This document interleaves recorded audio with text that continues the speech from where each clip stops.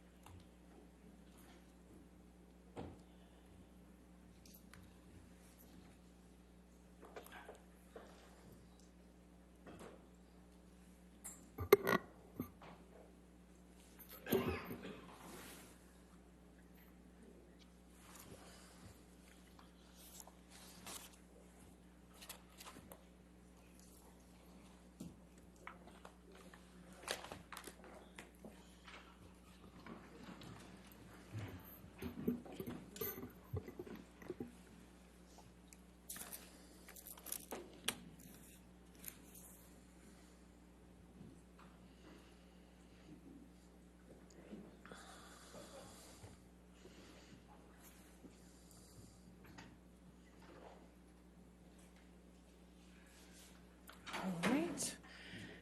I hope lunch went okay. All right, good. All right. Your next witness? Your Honor, we call Mr. John C. Depp. All right. If you could stand, sir. Do you solemnly swear or affirm to testify truthfully in this case in the penalty of law?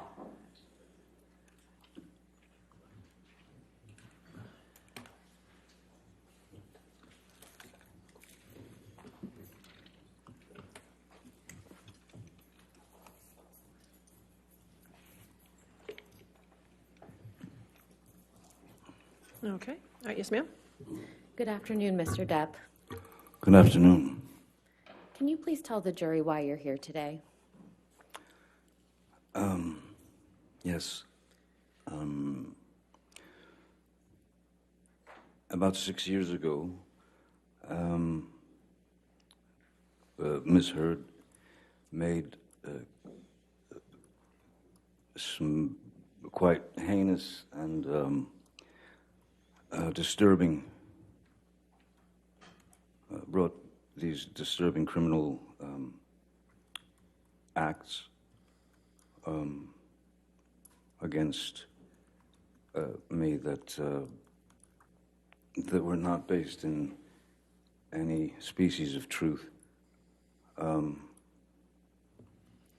It was a complete shock that it just didn't need to go in that direction, as nothing of the kind had ever happened, though the relationship, there were arguments and things of that nature, but never did I myself reach the point of striking Ms. Heard in any way, nor have I ever struck any woman in my life. And so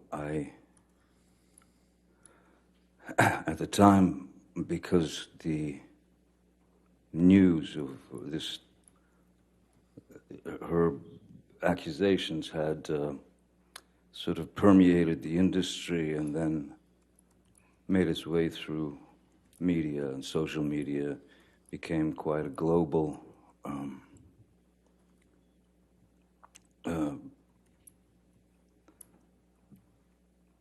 let's say, quote-unquote, fact, if you will. And since I knew that there was no truth to it whatsoever, I felt it my responsibility to stand up not only for myself in that instance, but stand up for my children, who at the time were 14 and 16, and so they were in high school, and I thought it was diabolical that my children would have to go to school and have their friends or people in the school approach them with the infamous People magazine cover with Miss Heard with a dark bruise on her face. And then it just kept,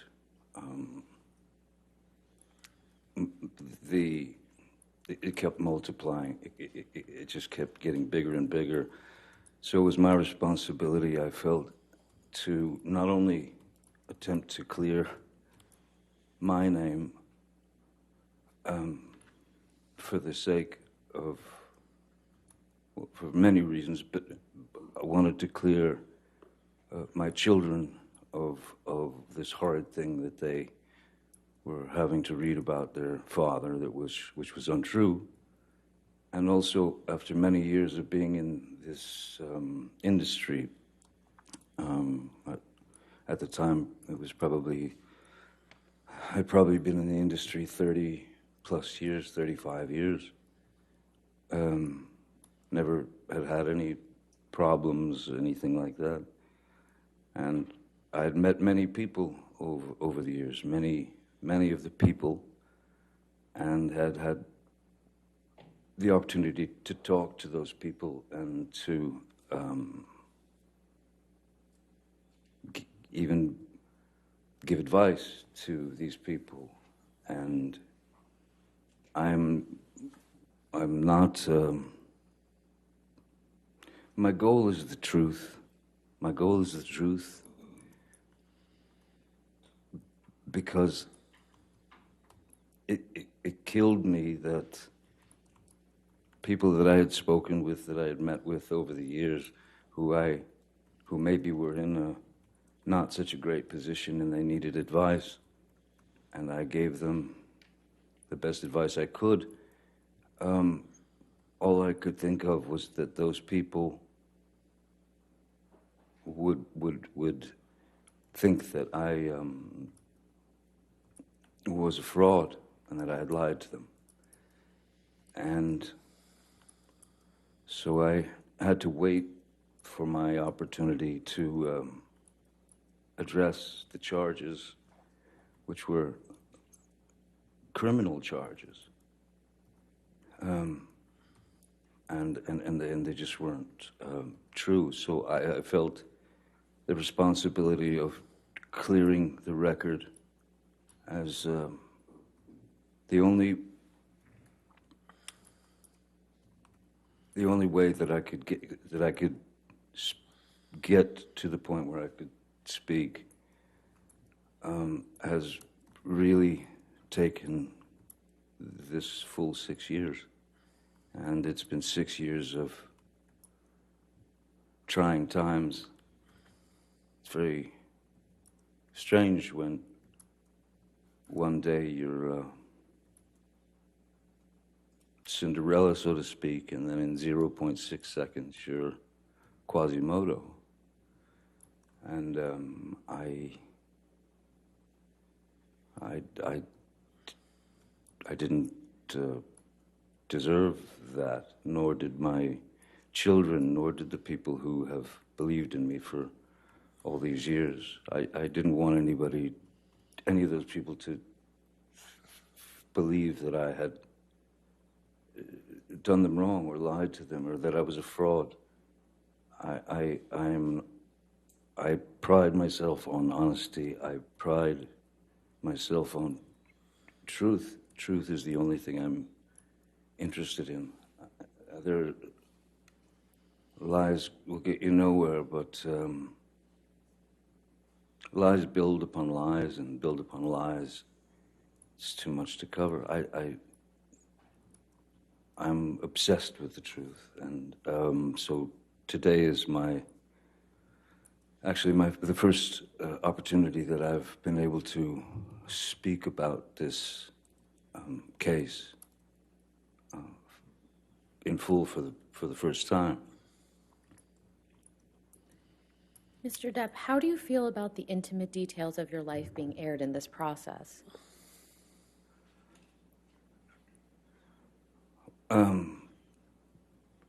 As a father, raising kids, when they were very, very little, it was important to me, very important to me, to try to shield my children as much as possible from looking at their father or their mom, for that matter, as novelties. I didn't want my children to experience hordes of paparazzis. So I was always a very private person. So for me to come up here and stand before you, or sit before you all, and spill the truth is quite exposing. And it's unfortunate that it's not only exposing for myself, it's exposing for my family, it's exposing for Miss Heard, it's exposing for, it never had to go in this direction. And so I can't say that I'm embarrassed, because I know that I'm doing the right thing. Now, Mr. Depp, I'd like to turn a bit to your upbringing. We heard a bit from your sister Christy last week, but can you please tell the jury in your own words about your childhood upbringing? I had a very interesting childhood, one that I thought was normal until a certain age. My mother, I was born in Kentucky, and then we moved, in which we moved around quite a lot when I was a kid. So you were always just, my mom had this, her feet were on fire and she had to move, so we moved constantly.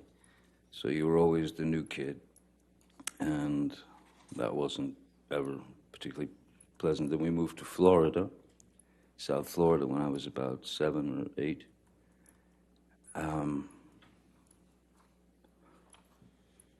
And again, moved several times. But my mother was quite unpredictable. She was very unpredictable. She was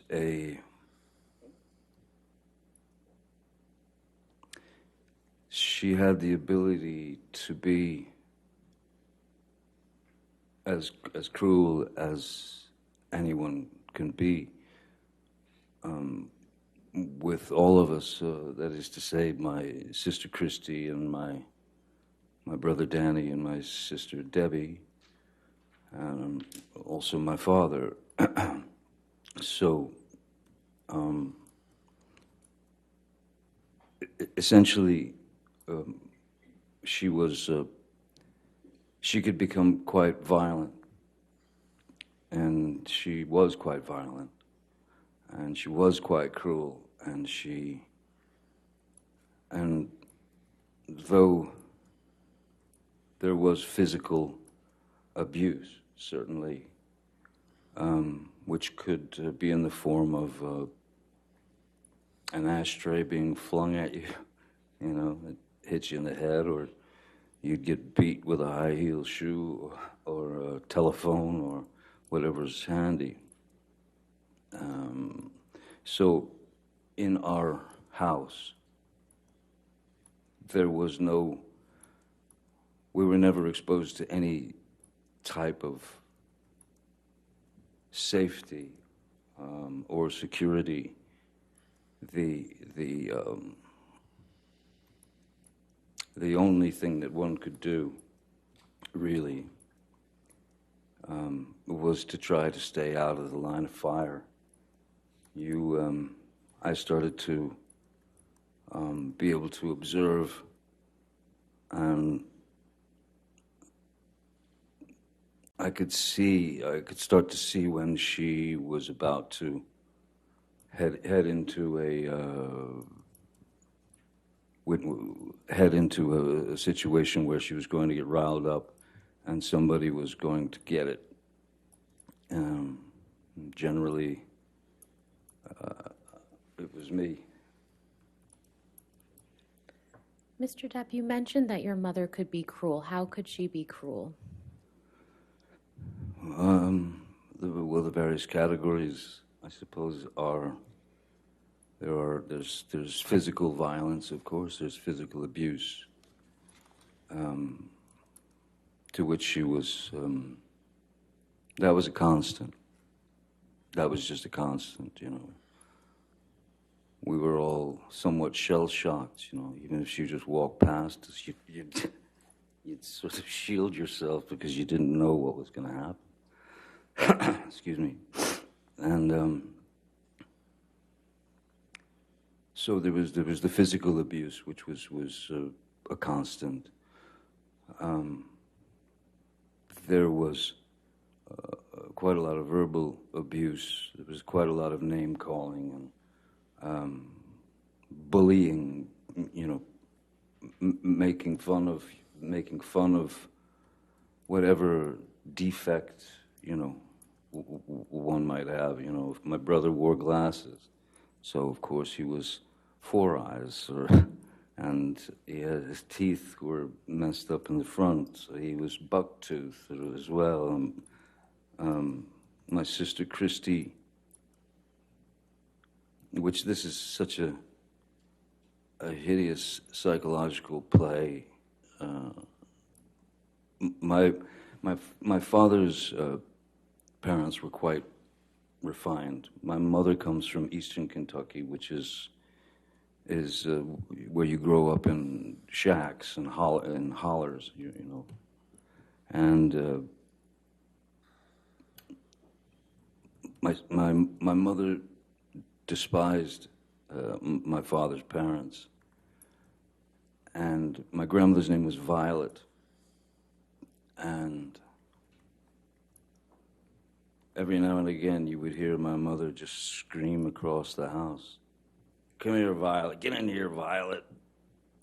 And Christy, my sister, knew very well that that was a deep cut, psychologically, emotionally. But we had to take it. I mean, you just had to take the pain. I was born with a very strange, it was a very rare thing in my eye, as the back of the lens is spherical. Normally is spherical, so in this eye isn't normal. This eye, I was born with a more conical lens, so my brain never learned to see out of my left eye, and they noticed when I was about 3, 4, that I had a lazy eye, a wandering eye, and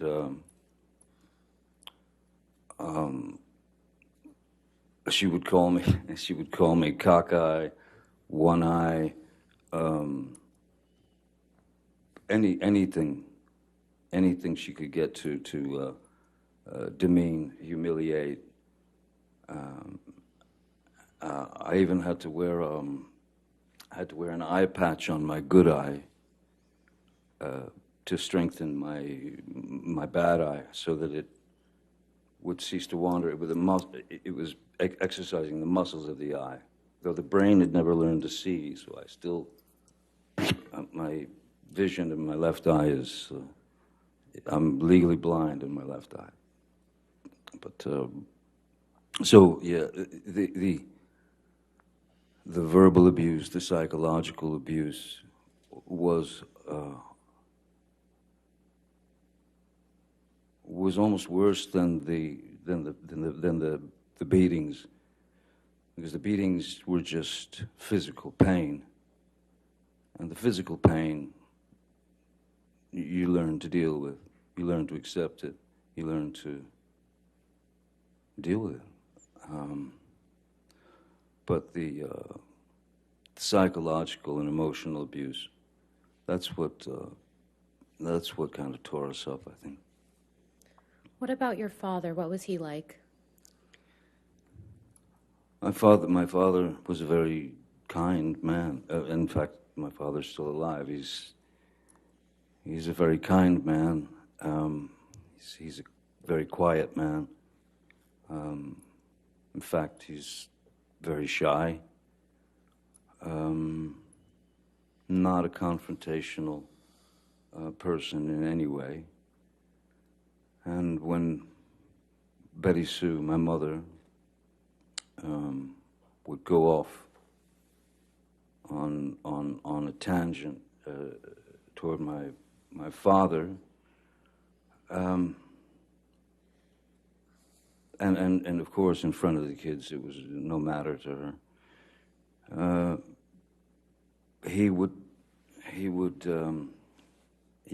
amazingly remained very, very stoic, and never, as she was rationing him with horrible things, he stood there and just looked at her while she delivered the pain, and he swallowed it. He took it. There was never one moment, never a moment when my father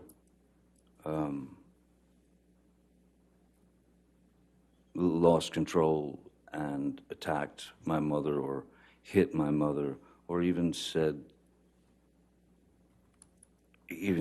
a bad thing to my mother. The things that I witnessed were, there were a couple of times when it got too far, that I could see his eyes welling up as he was staring at her, saying nothing. And then the most that he would do is he would punch a wall. I once saw him punch a wall and shatter his hand because it wasn't drywall. It was proper concrete and steel wire and rebar and things of that nature. And but still, never touched her, never argued with her. He remained a gentleman. And to me, as a 5-year-old boy, I kept thinking to myself, I kept wondering why does he take it? How does he take this? And why doesn't he leave her? But he didn't, you know. He was able to maintain his calm and his composure. He was able to maintain his relationship with his children. He was a good man. He is a good man. You mentioned that you saw your father punch a wall. How many times did you witness that? I mean, out of, I couldn't count the amount of fights that they had, but I know that I've seen my father strike a wall 2 or 3 times tops. Once when he broke his hand, but yeah, 2-3 times at tops, you know. Was your father ever abusive to you or any of your siblings? No, my father was not an abusive man. At the same time, my father was also to some degree at the mercy of Betty Sue, because if he argued with what she wanted done, that would just turn into another barrage of hatred towards him. So I can remember my father coming home from work, and maybe I'd gotten a bad report card, or maybe I'd gotten in trouble at school, or something like that. And my father would arrive home from work, and the first thing she would say was, "John, take him out there. He gets the belt. Give him the belt." And he wanted to know what it was about, so he'd take me out to the garage, and I'll never forget this white, thick leather 1970s era, thick leather white belt that he would take off, and then he would commence to inflict the punishment on me. But interestingly, there was one time when my father, I kept telling him I didn't do this. It was another incident. I kept swearing to him that I did not do what Betty Sue, what my mom had said that I'd done. But he went through with the punishment anyway. And then, not long after, he found out that I had been telling the truth and that I hadn't done what my mom had said that I'd done. And he came to me and apologized to me for having gone through with the whipping, with the belt. And I have to say, my mom never did that. She couldn't. She knew what she knew. She was raised how she was raised. And I had no power to change what was inside of her, How did your parents' relationship ultimately come to an end, to your understanding? When my father left, I didn't realize that he had left. He left for, I was 15. I had already left school, and I was a musician. I was playing in clubs and such. And he left for work one morning, just like every day, and was packing his car, and then he left. And then hours later, my mom, Betty Sue, came home from work. It was about 3:30 in the afternoon. And she walked in the door and stopped and just looked around like she felt something. And I said, "What's wrong?" She said, "Your daddy's gone." I said, "Well, yeah, I seen him leave for work this morning." She said, No, he's gone. And she ran into their bedroom and into their closet, and I followed her, and she opened the door, and there was his rack of clothing and all his belongings were gone. And she was quite upset, and I took her car and drove to my father's work, and I sat down in front of him at 15, and I said, "Listen, seems as though somebody stole all your clothes out of the closet." And he said, "Yeah. He said, "I'm done. I can't do it anymore. I can't live it anymore. You're the man. You're the man now." And those words didn't quite sit well with me. I didn't feel like I was ready to hear those words. But that's what I got. Then my mom went into a very, very dark place, a very deep, dark depression, as you can imagine. And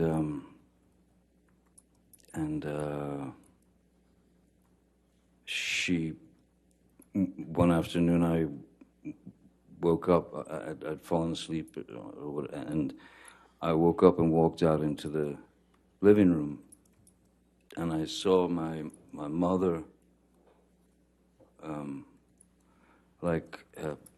very feebly, and it was like a slow motion crawl.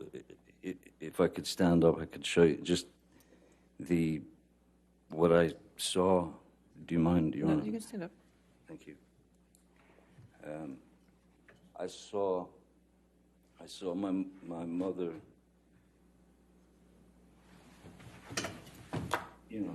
in that mode.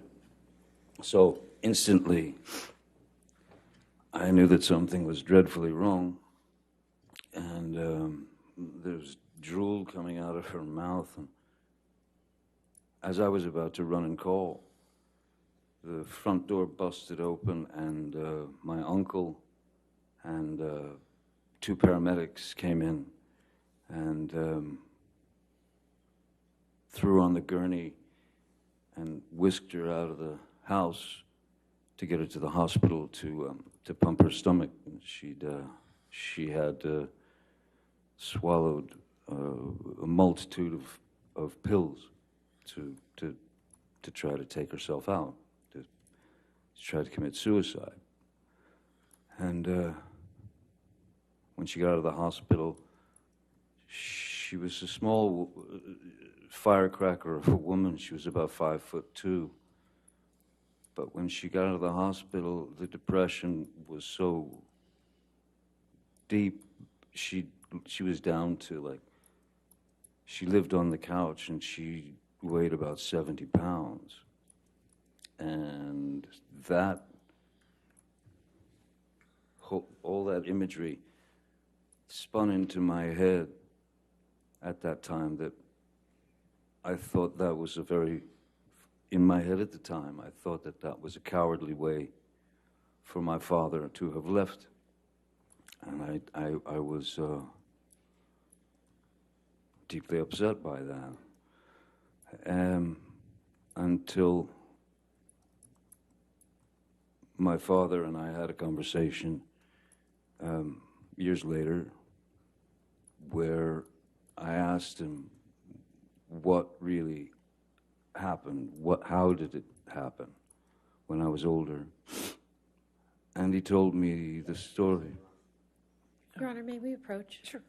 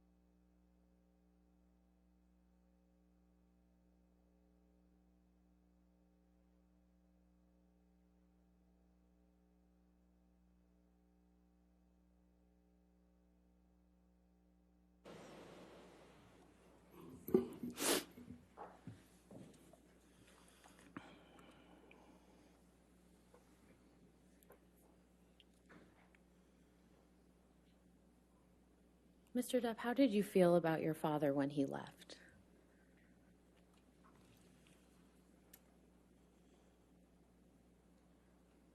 I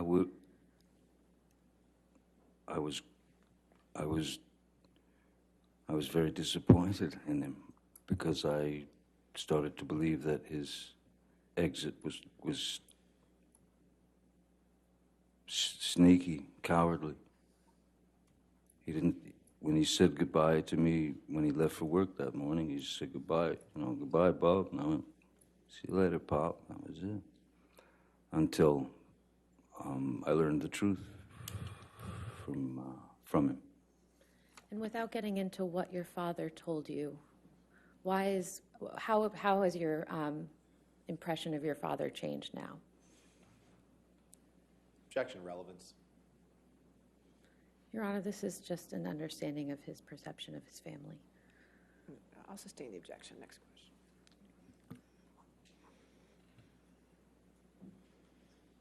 question. Mr. Depp, what have you learned from your experience in your childhood and observing your father in your childhood?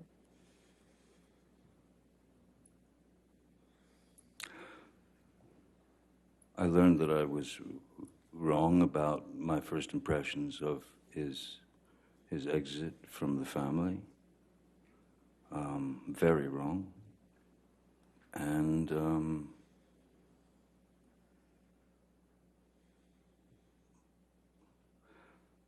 I'll tell you one thing that I learned that was one of the best lessons I believe I've ever learned in my life, ever could learn in my life, was based on my experiences as a child and what I'd seen and experienced. I knew exactly how to raise children when my girl Vanessa got pregnant. I knew exactly how to raise children, which was to do the opposite of what they did, of what Betty Sue did. Never raise your voice in front of the children, never.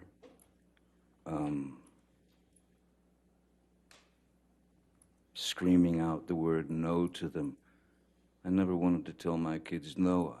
I wanted to tell them that, I wanted to show them that there were options. You don't have to stick the coat hanger in the electrical socket. You know, saying no is an abrupt thing, but to talk to them and say, if you understand the repercussions of something, then you won't go there. So maybe think about this as opposed to this. Give this some thought, you know. But that will clearly, that could kill you. So I would ease them away from things of that nature with a more of a conversation as opposed to a flat out, don't you ever do that again, and threats and things of that nature. I did not raise my children that way. Nor did Vanessa. We never raised our voices in front of our children, ever. How do you think your experiences with your parents in your childhood affected your approach to your relationship with Miss Heard? I'm sorry, one more time. How did your experiences observing your parents as a child affect your approach to your relationship with Miss Heard? Well, in the beginning of my relationship with Miss Heard, there was, from what I recall and what I remember, she was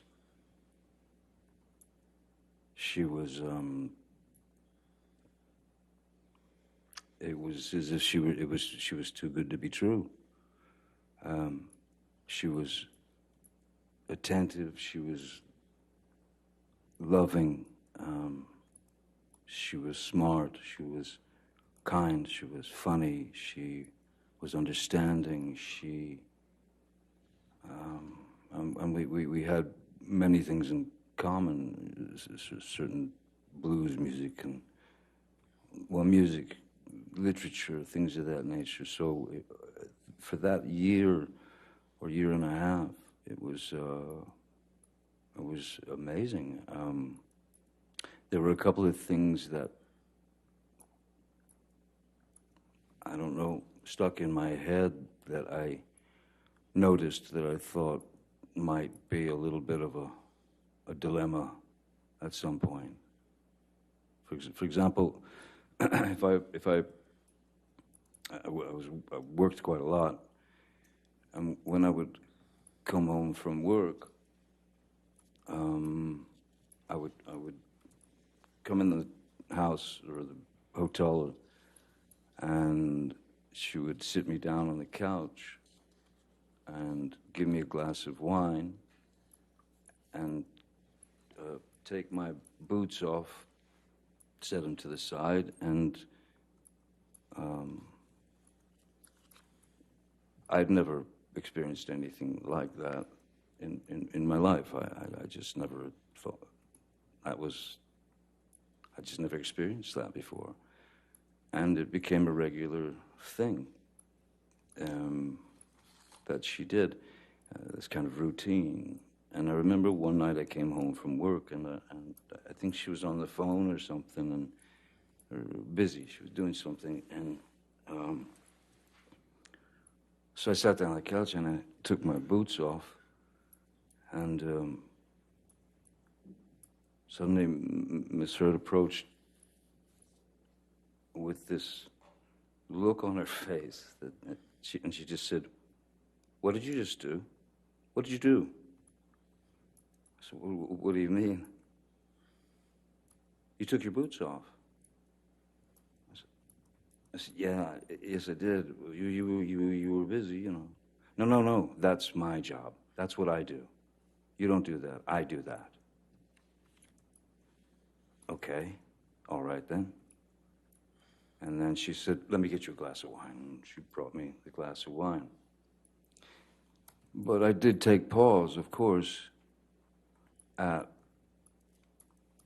the fact that she was visibly shaken or upset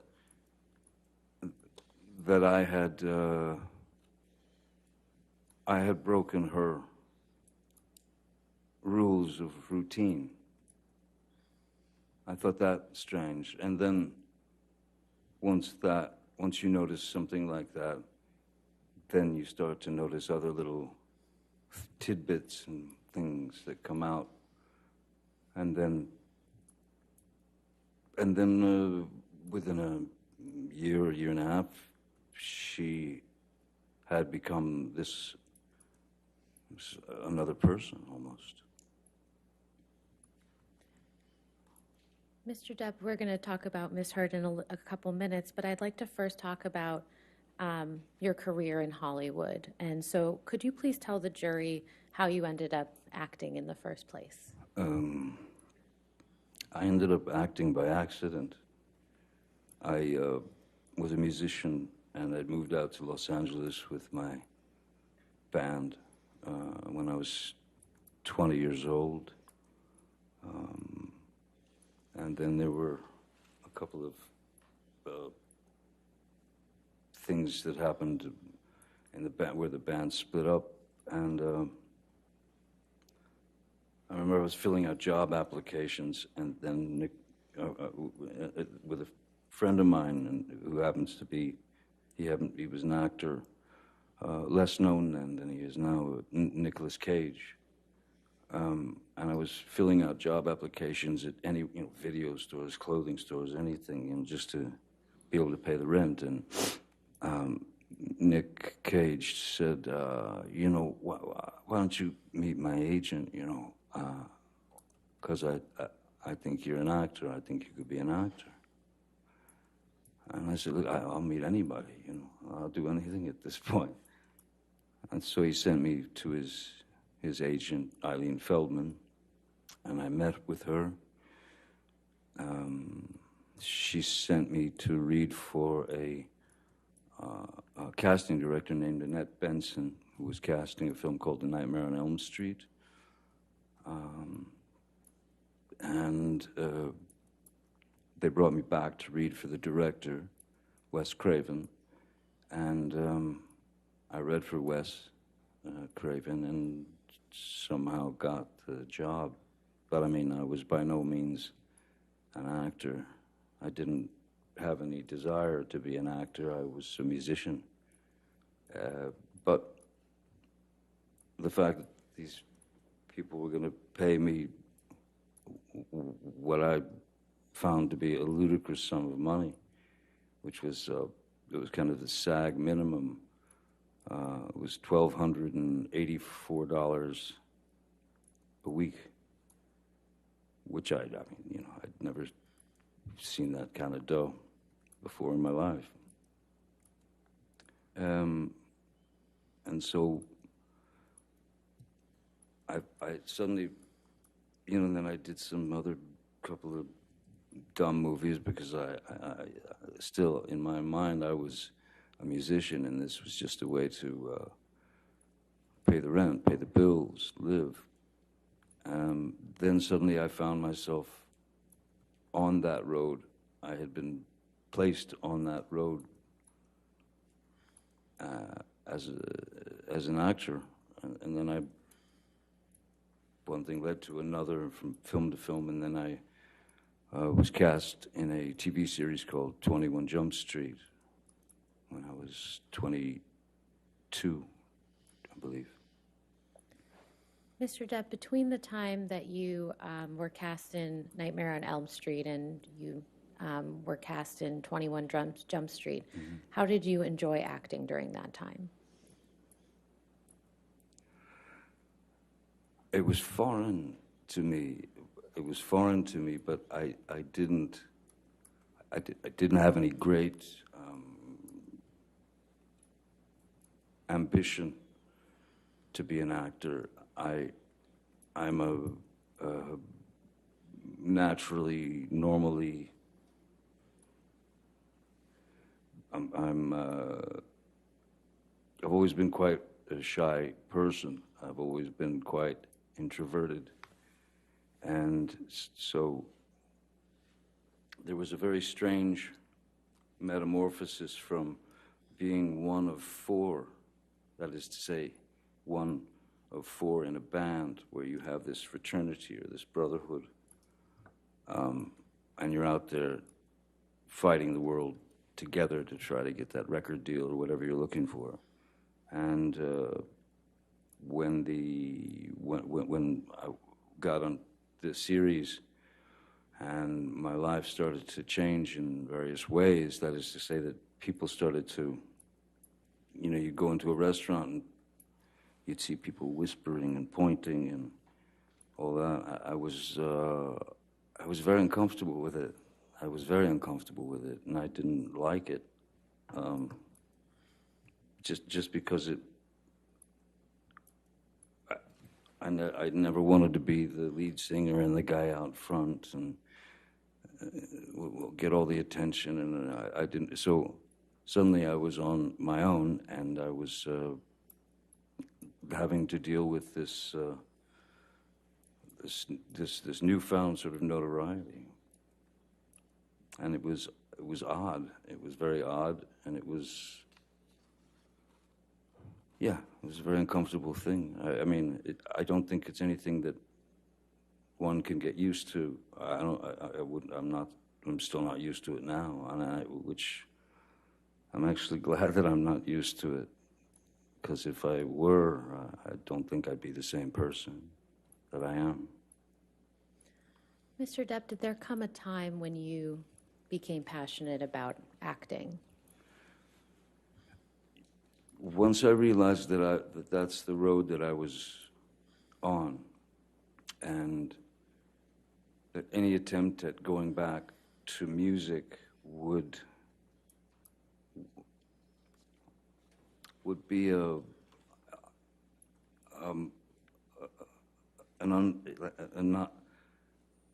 would have been.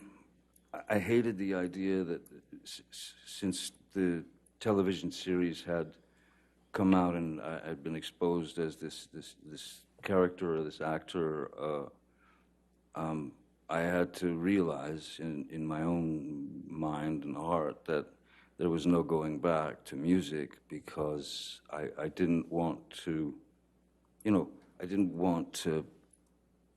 I didn't want to use whatever amount of success that I had attained from the TV series and that sort of thing. I didn't want to use that to influence, some career in music. I had far too much respect for music than to just become what they wanted me to become, which was a teen idol or a teeny that sort of thing. I fought that with everything in my being. So once I realized that music was no longer an option, then I began to study at various places. The Loft Studio, which is now long gone, in Los Angeles. I studied with some other teachers, Saunders Seacat. I read all the books that you could read, and all that was great, but you realize that the only way to learn, or the only way to learn how to, it's not act necessarily, the only way to learn how to react and behave, because it's just behavior and it's reaction, was to do it. It's on-the-job training. It's trial by fire. So I did my best to work up my own approach towards a character and such. And what were a couple of the first few projects that you worked on where you were really able to implement that approach? I would say I would say that the first film that I had done that I really took, where I really felt, okay, I've done the work, I know what I need to do. I would say that where I considered myself an actor, I suppose, was when Oliver Stone cast me in Platoon in 1986. How did you come to be cast in Pirates of the Caribbean? Well, that's many years later, but I had been, Disney had offered me a film called Hidalgo, when it was about a man and his horse in the desert and stuff, and I read the screenplay, and I just didn't think it was for me. But I wanted to have a meeting with them because at that point I had a 2-year-old, 2.5-year-old daughter, and so, or 3, and for 3 years I watched nothing but animated films, cartoons from Tex Avery to Bugs Bunny to that was all I watched with my little girl, and I received the screenplay for Pirates, and it was I somehow in my mind I saw this opportunity, like a way to mesh characters like cartoon characters. For example, Wile E. Coyote gets a boulder dropped on his head, and he's completely crushed. But they cut to the next scene, and he's just got a little bandage on his head. So I started thinking about the parameters that were available to cartoon characters, and if they were available to cartoon characters, and nobody ever asked a question, whether you were 5 or 95, you didn't ask a question. Oh, Wile E. Coyote, of course he's still alive. So I tried to incorporate these kind of ideas into the character of Captain Jack Sparrow, so that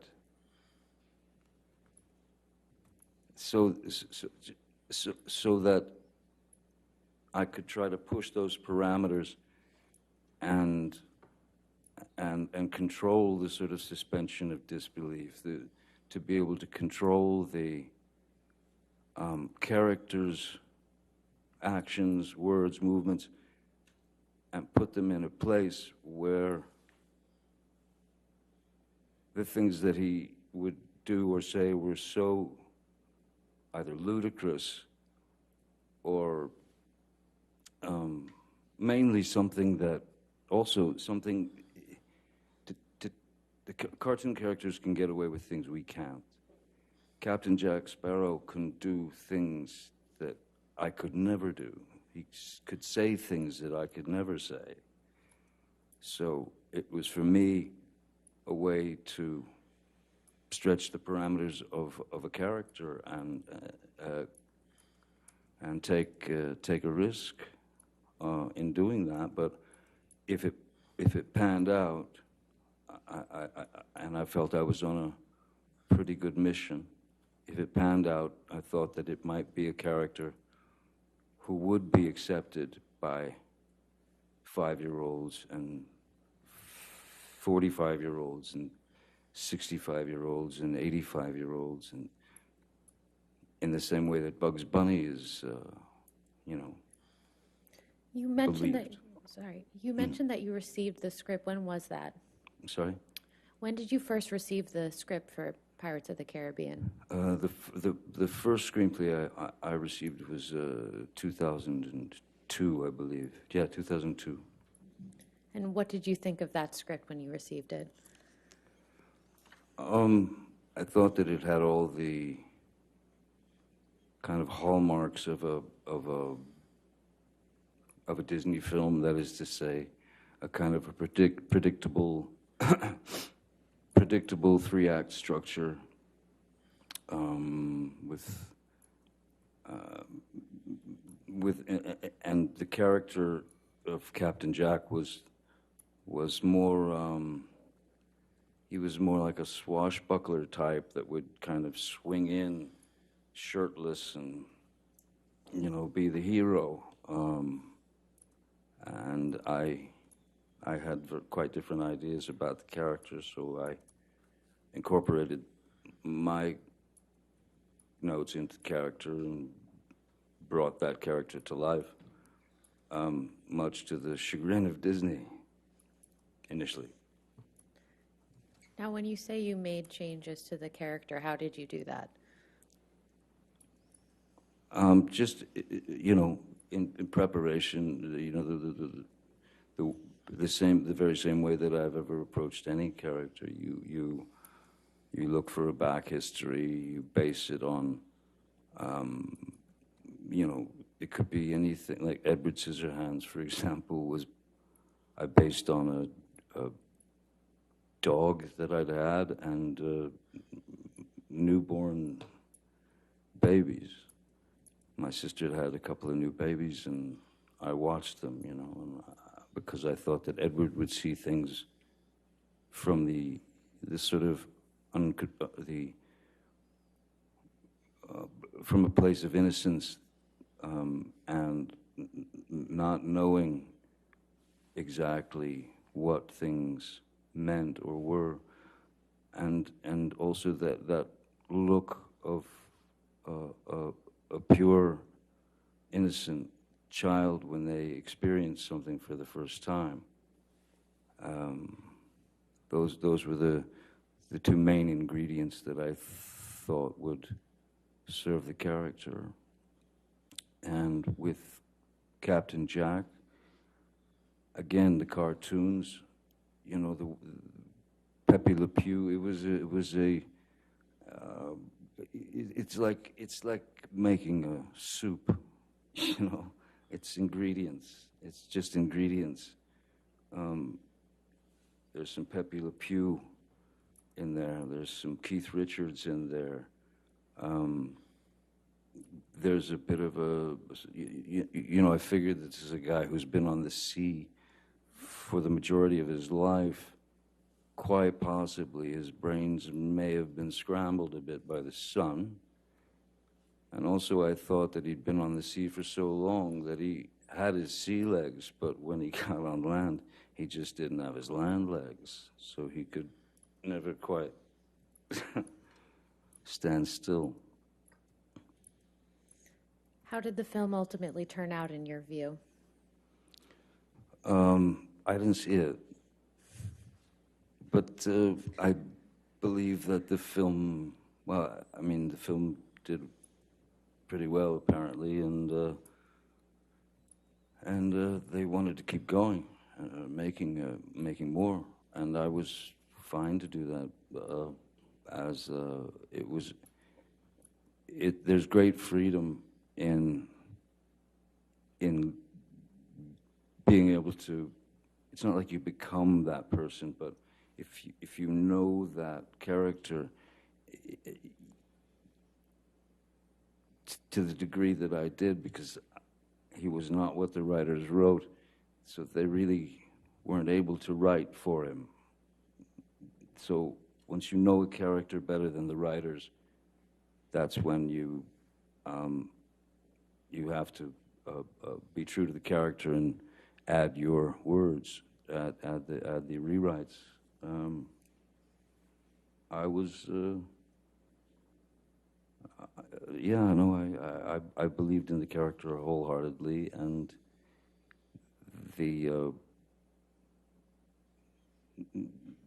initially the Disney folks were somewhat upset. Now, you mentioned that the film was, to your understanding, a great success. How did your life change after the first Pirates of the Caribbean movie came out? Though I'd been around for many years already, and people knew who I was and all that. After Pirates 1 came out, there was a completely different. It was a completely different way of life was being sort of, you know, my family and I were being plunged into. That is to say, you know, at our house in Los Angeles, you would have people trying to climb the gates to get in to see Captain Jack Sparrow.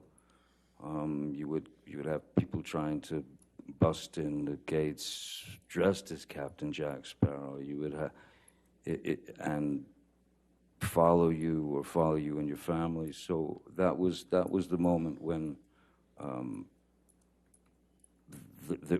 there was no other way but to we had to hire more security guards, and I was certainly worried for my kids' safety. And so then that's when instead of just the one guy, there became several security people, because I wanted to make sure that my kids were safe when they went to school, or when they went to Disneyland, or when they went to the mall, or whatever. So yes, more security, and then just getting followed, by hordes of paparazzi and things like that. It's I've had worse jobs, certainly. I can't complain about it, but after a while you realize that anonymity has left the building a long time ago. Anonymity's gone, and that's an odd thing to deal with. when you just, I mean, you can't just drive down to the diner and get a cup of coffee or something. It's not possible. It turns into something else altogether. So it's, you know, it's acceptance, and of course there's a bit of sacrifice involved. I can't complain about the work that I've been given. I can't complain about any of that. I have no right to. But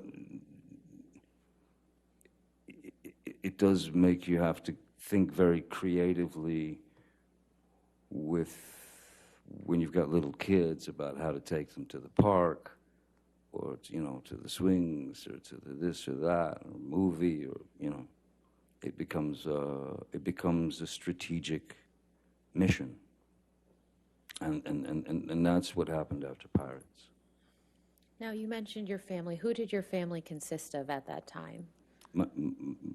Vanessa, Parody, the mother of my children, who we were together for 14, 15 years. Myself, our daughter Lily Rose, and our boy Jack. Now, you mentioned hiring more security. Did you already have a security team at the time that Pirates of the Caribbean came out? Yes, because there'd been more films prior to that. I mean, a number of films prior to that. So,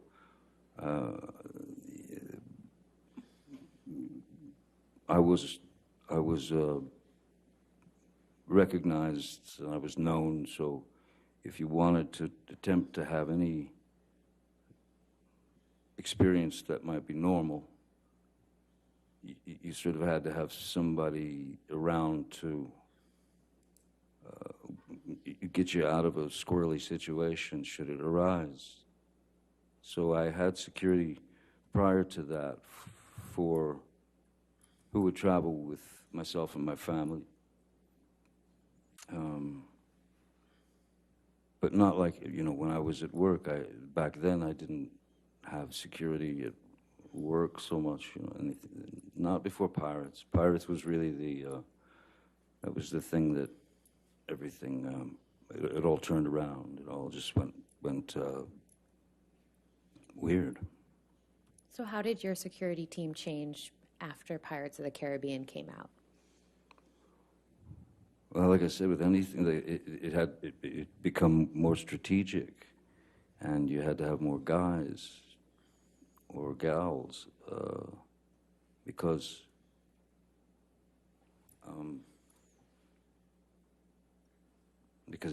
if Vanessa, for example, she worked in France quite a lot, and if she was in France, and I was in LA with the kiddies, then working, security would basically pick my kids up at school or whatever and bring them home. So that became the routine, driving them to school, bringing them home.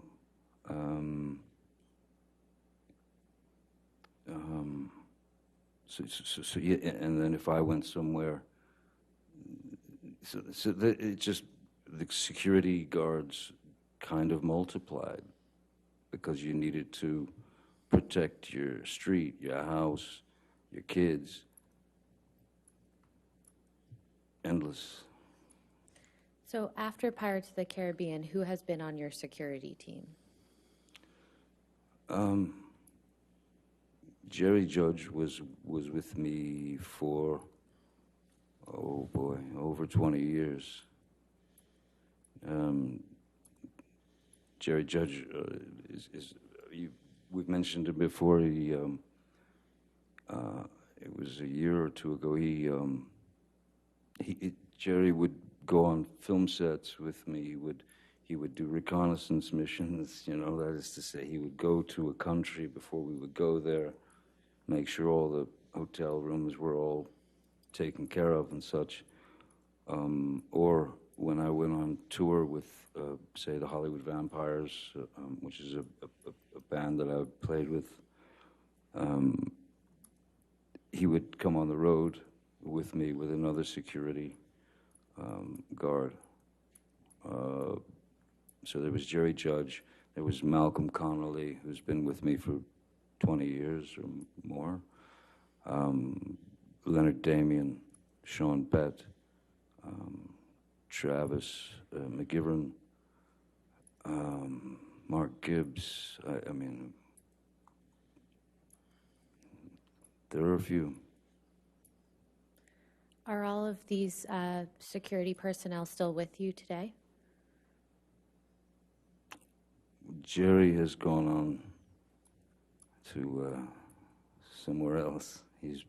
Jerry passed away from cancer, so Jerry made his exit. But the majority of I believe all of those fellows are still with me, yes. When did Mr. Judge pass away? I believe it was two years ago, roughly. Maybe a little less than 2 years ago. Now I'd like to go through a couple of the names that you just mentioned. What is Malcolm Conley's purview in the realm of your security team? What is his role? Exactly, yes. Well, now that Jerry is... Jerry and Malcolm had worked together for a very long time, so I'd met Malcolm through Jerry.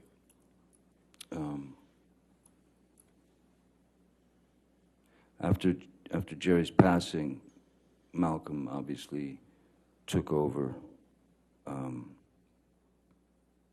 for Jerry, and so he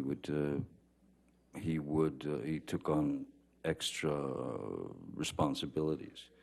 He would have to make sure that there was someone on the ground wherever we were going that had done their recon, the reconnaissance, and to make sure that everything was set up by the time we got there, and that it would be a straight shot into the hotel without a gaggle of paparazzi. You didn't have to walk through 50 screaming, hollering photographers. So, you'd go in through a garage door and through a slippery kitchen, and then you were taken to your room, where you stayed.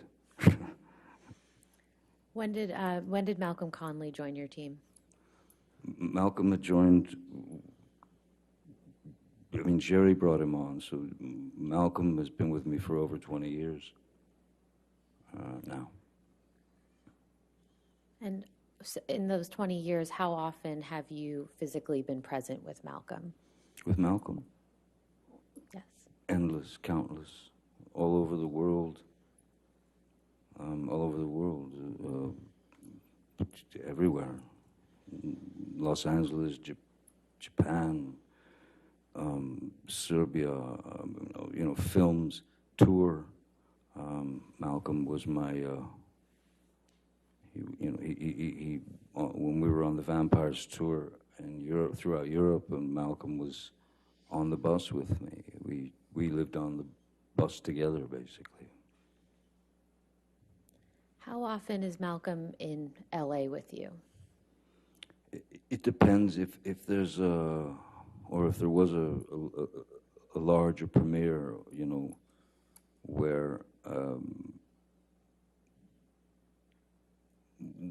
where it had to be worked out so that it didn't turn into a chaotic or dangerous event, because sometimes between you and the people there are these barriers, and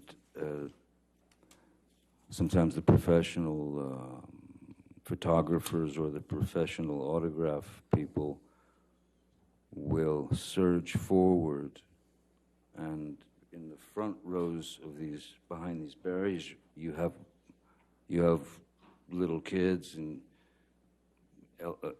older women and older men, and so when the professionals would surge forward, these people would start getting kind of crushed against this metal deterrent, and that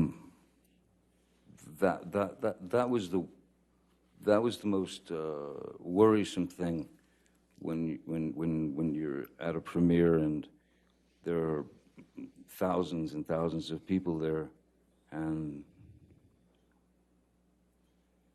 I've always called it running the gauntlet. Essentially what it is that people are there to say hi and to support the film or the cast or whatever. So I've always gone out and signed for those people. I've always gone out and signed for all or as many as I possibly could. I mean, to the point of sometimes Jerry Judge would literally pick me up off the ground to make me stop signing and take me away.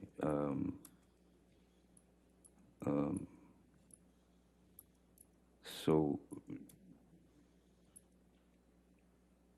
yeah,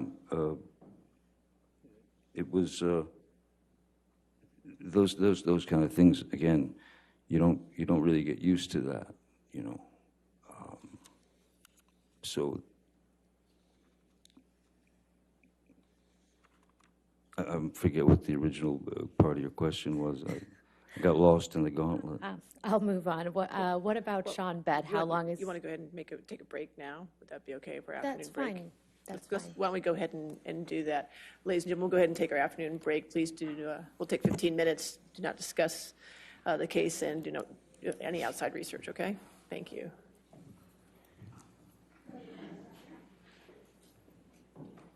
You stay there for a minute. Thank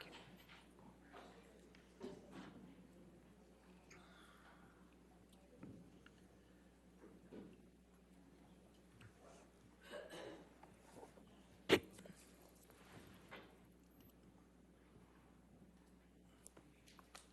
All right. So just a reminder, since you're on the witness stand now, you cannot discuss your testimony with anybody, to include your attorneys, okay? All right. And let's come back. I guess we can come back at 3:35. Is that okay for everybody? Okay, we'll take a recess. Thank you. Thank you.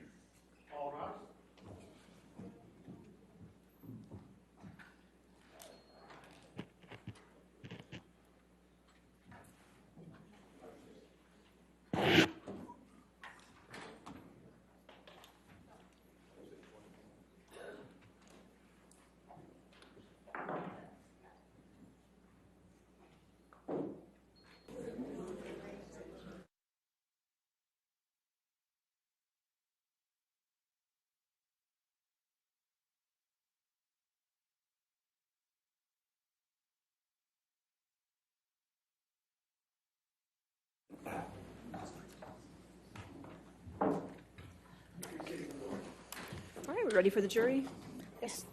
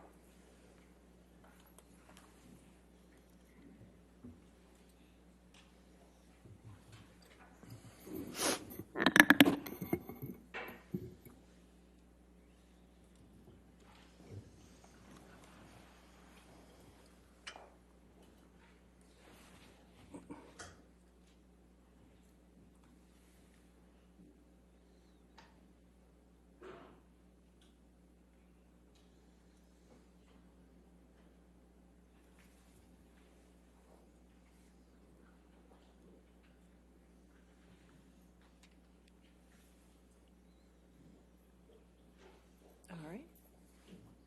Okay. You can have a seat, sir. All right, your next question. Mr. Depp, I'd like to just briefly go through the security personnel that you just listed out before we took a break. How long has Leonard Damien been with you?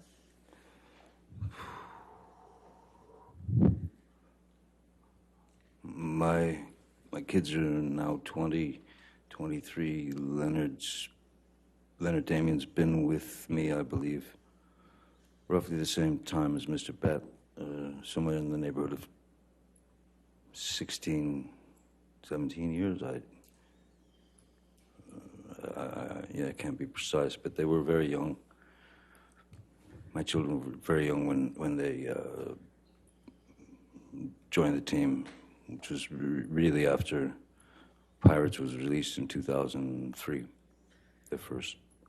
Now, you mentioned your children.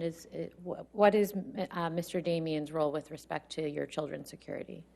Excuse me? You mentioned your children Yes. with respect to Leonard Damien. Is his role in connection with your children's security? Yes, very much so. Leonard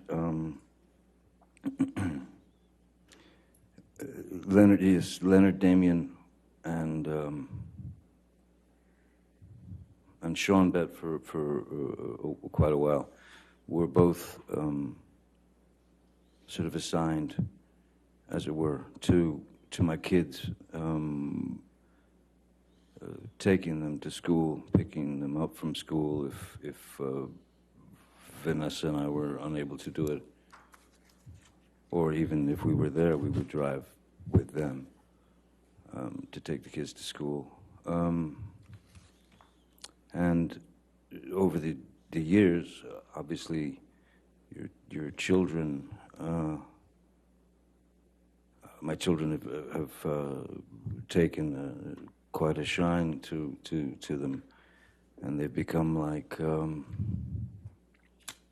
another set of parents in a way. And how long has Travis McGivern been with you? Travis, I believe, a little bit less than that. I believe.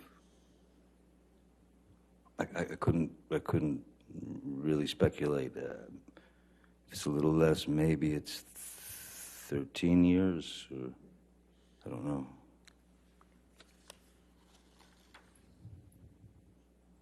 Now, you mentioned that you had to bring on additional security after Pirates of the Caribbean. Yes. How has the fame associated with that franchise affected your personal relationships?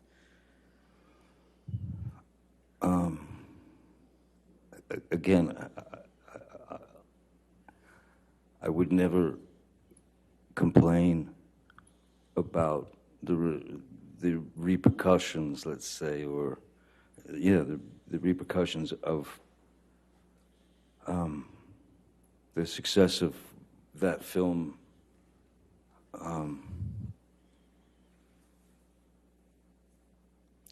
But of course, as I said, there are sacrifices that one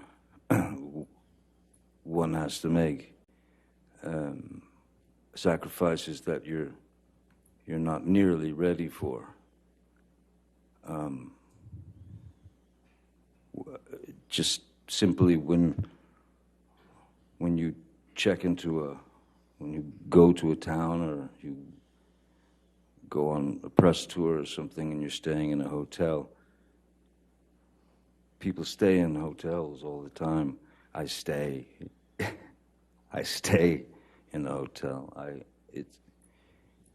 We've found that it's just a lot easier if I stay put in a hotel and not kind of,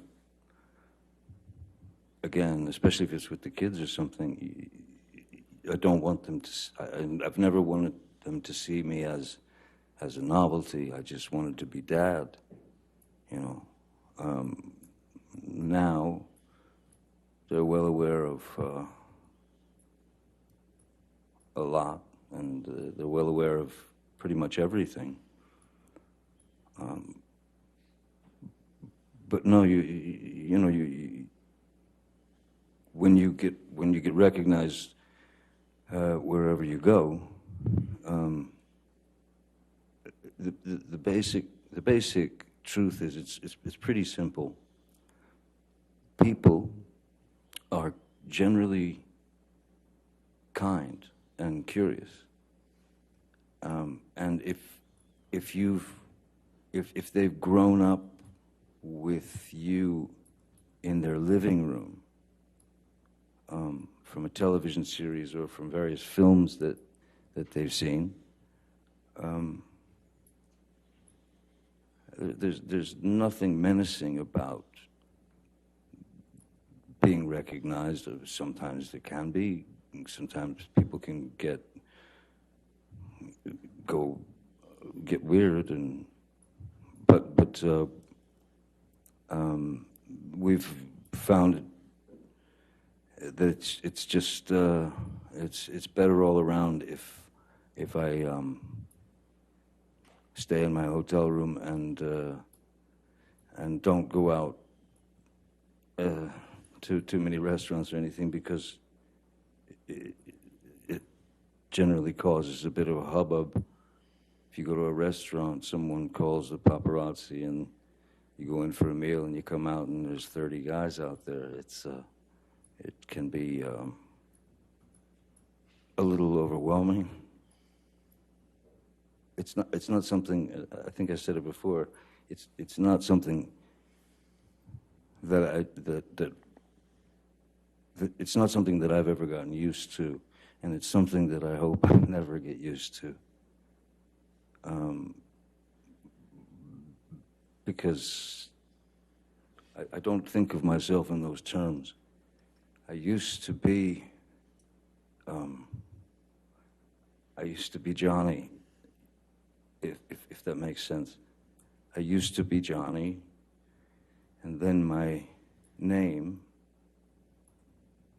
full name, which I honestly find still, it's difficult, it's uncomfortable to say my own name, because when I say it, I hear the commodity, I hear the product. So I went from Johnny to Johnny Depp, and then that name, with that name, Johnny Depp, and some image was cultivated. Certainly not by me, but the media, especially in those days, they must label you. They have to give you a label. And labels are one of the things that I've fought vigorously with regard to my work. I never wanted to be the poster boy. I never wanted to be the. I don't have, I'm not built with that kind of hubris. I don't have that kind of confidence. I can do virtually anything playing a character. I can become the character in my work, and that character may be able to spit out 100 words a minute, but me, myself, Johnny, I cannot. So therein lies the difference, Mr. Depp, other than acting, what other artistic pursuits do you have that may be a little less known to the general public? Well, I've remained a musician. I've been a musician. I started playing the guitar when I was 12 years old, and that saved my life, because I locked myself into in my bedroom at the age of 12, listening to records, moving the needle back, and then learning that piece, and then learning it again. So so much so that I don't remember. I have no memory of going through puberty. I was just playing the guitar. I was obsessed with my guitar. Any other artistic pursuits? Yeah,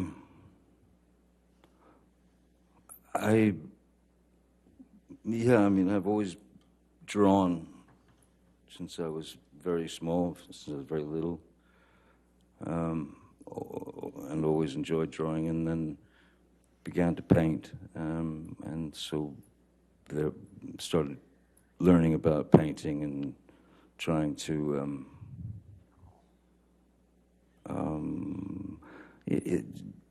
I suppose different ways of expressing oneself, different ways to release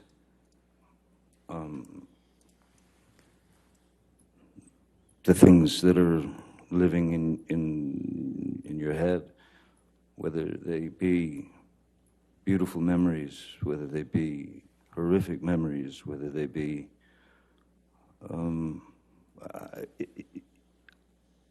I have I need to create. It's a need. It's a. Of course, I want to create as well, but I actually need to create because I need to summon whatever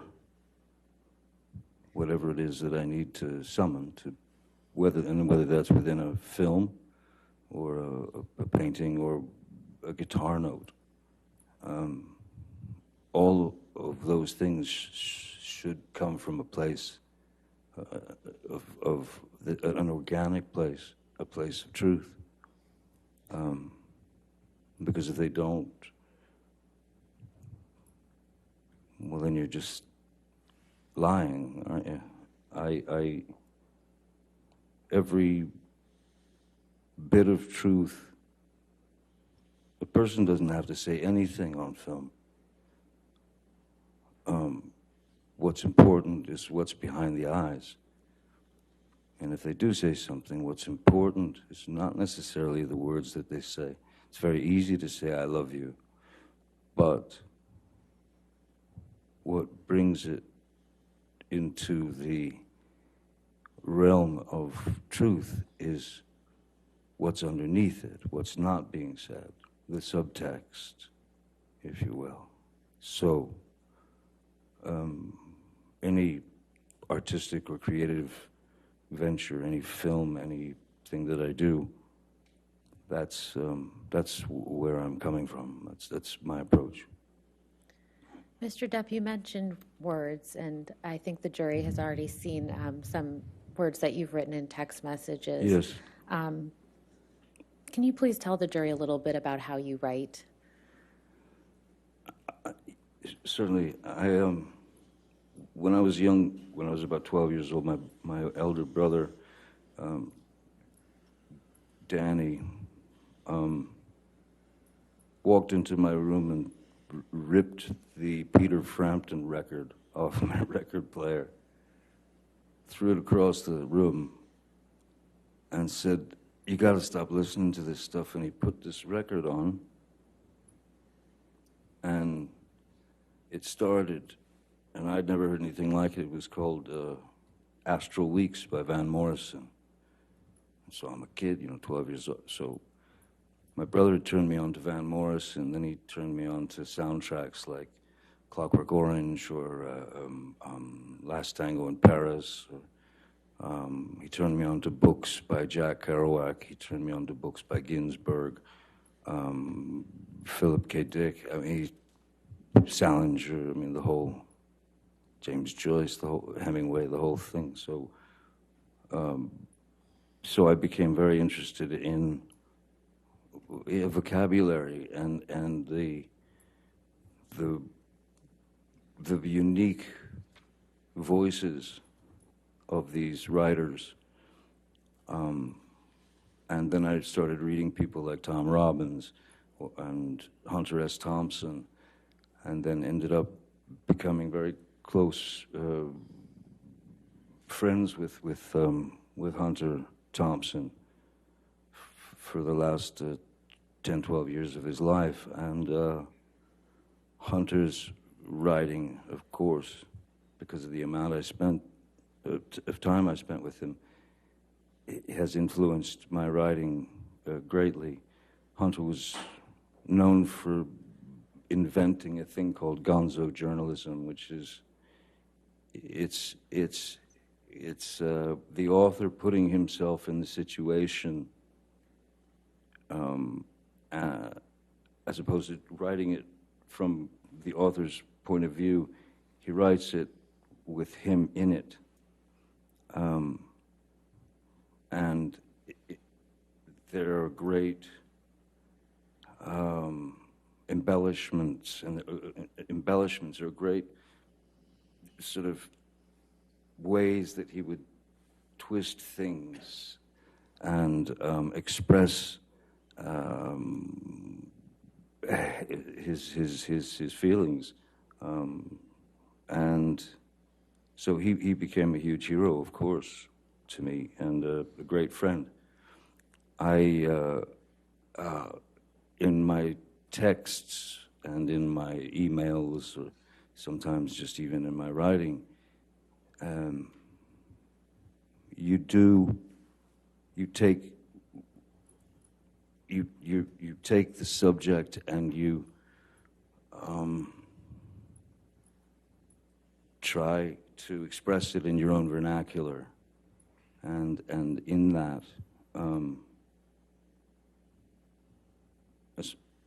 for example, with the text messages that I apologize that everyone's had to experience, I am ashamed of some of the references made. I'm embarrassed that at the time, the heat of the moment, the heat of the pain that I was feeling, went to dark places. There is no, if you're writing, there is no set place that you have to stay in. You can travel, and sometimes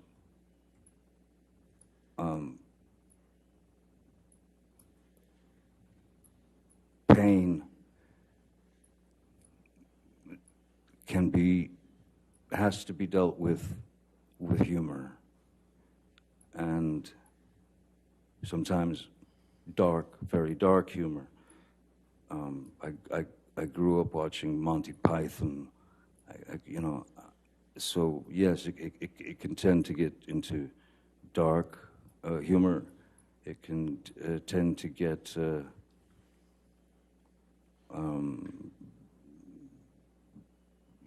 words are used that for emphasis, and words are used to express what you're feeling at the time, and it's just like growing up. You learn from those mistakes, you learn from those things, and you move forward, and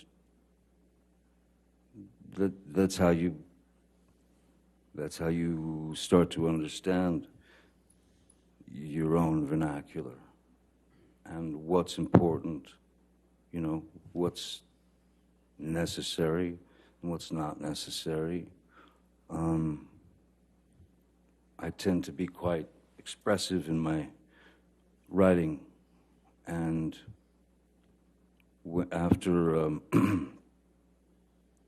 after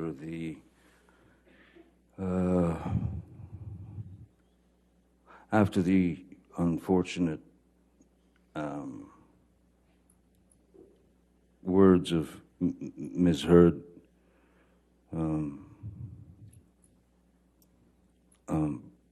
made their way into my heart and my head. Those are two very opposing things. So you're trying to find the best way to express something to a friend. Sometimes you're exaggerating, something that you've done, just to make him understand that, I'm on planet question mark here. I don't know what's going on, but I know I'm in this situation, and I know that it cannot continue.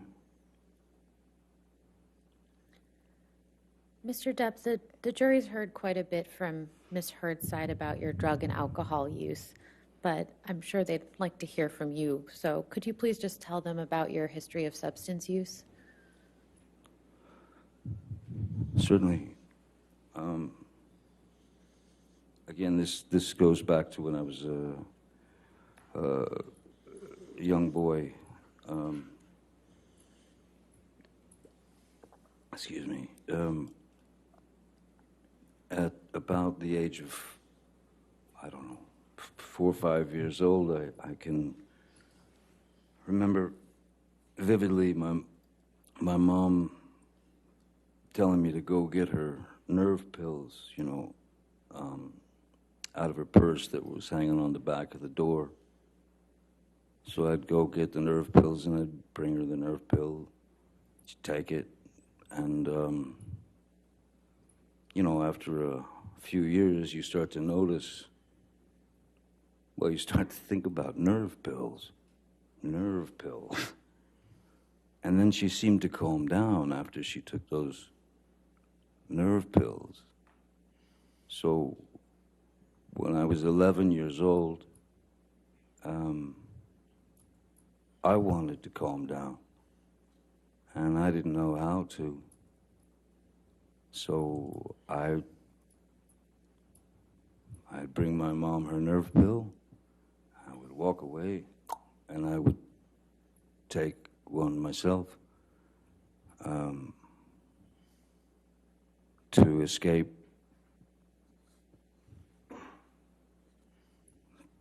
caring so much, feeling so much, to escape the chaotic nature of what we were living through. So that was the beginning when I realized that nerve pills calm the nerves. Pretty young age to do that. I can't say that I'm proud of admitting to that, but I have to say that I knew not what else to do. I knew nothing else that I could do. So as we were all growing up, there was always those kids who would say, "Let's party. Let's go party. I want to party." I've never used the word party in my life. I've never taken any substance for a party. I have taken these substances over the years, on and off, to numb myself of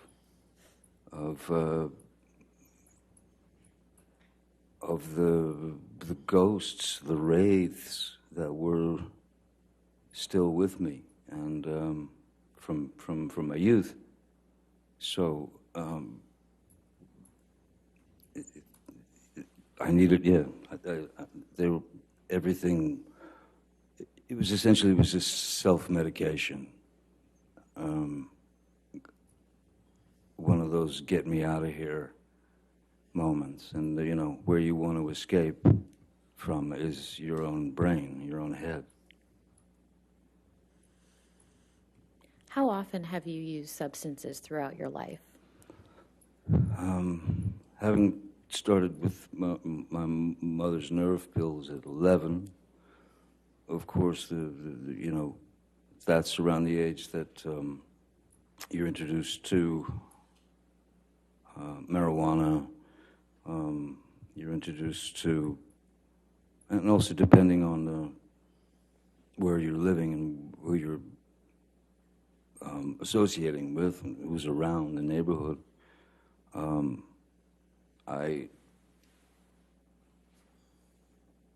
I wasn't shy to try a substance to see if the effect of it would maybe even take a bit more of the edge off. So I started at 11, and I mean, I even mentioned this in an interview in TV Guide, if anyone remembers TV Guide, in 1989, where I was asked by the journalist why I believed that kids who were watching the show, 21 Jump Street, about police officers in school as undercover cops, but as students, I was asked why these kids or whoever should believe me or trust me or listen to me, and I said, look, I could, because I've experienced it, and I can tell them that there is no future in it, that there's nothing but a kind of a postponing of the inevitable. That one day you're going to have to face those feelings. One day you will meet those, let's call them demons from your youth. So I was straight up, open and honest at that time in a very, I mean, TV Guide was it was right at the register when you checked out at the grocery store. It was like the most popular thing, and it was a very straight little magazine. But I told them I'd pretty much done all the drugs that I was aware of by the time I was 15 years old, and which was true. Now, that doesn't mean to say that I continued into that, you know, forest of possibilities with regard to substances. I wasn't dropping acid every 5 minutes. I wasn't. There were many years that I didn't touch a substance and no drugs. There were many years that I didn't have a drink. So it's, as I said, it's never been for the sort of party effect. It's been for trying to numb the things inside that have that can plague someone's who's experienced trauma. But the characterization of the characterization of my substance, quote unquote, substance abuse that's been delivered by Ms. Heard is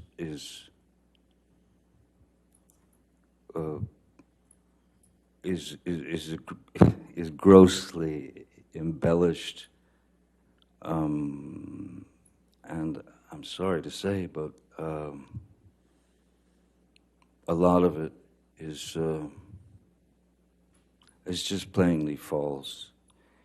I think that it was easy. It was an easy. I think it was an easy target for her to hit, because once you've trusted somebody for a certain amount of years and you've told them all the secrets of your life, that information then, of course, can be used against you, especially if it's taken to a point that is teetering on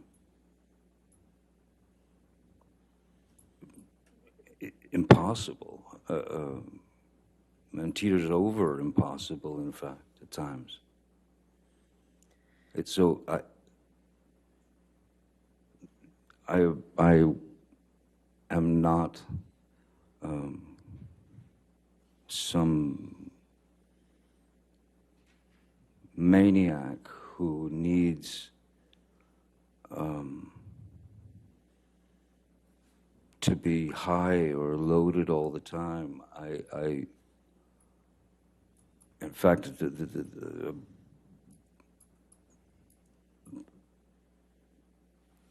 in Australia, from before Australia and in Australia, I had been off of alcohol for, I believe it was about 18 months. Mr. Depp, you've mentioned some periods of sobriety throughout your life. How many would you estimate you've had? Quite a number. You know, on various films, you see. I guess maybe by example, if anyone's, well, if you're familiar with Hunter Thompson's book Fear and Loathing in Las Vegas, which I was lucky enough to make into a film and with Terry Gilliam. The film calls for myself and my attorney to be absolutely blotto out of our heads constantly throughout the film. And most people just assume that, well, they just got wasted and they filmed them.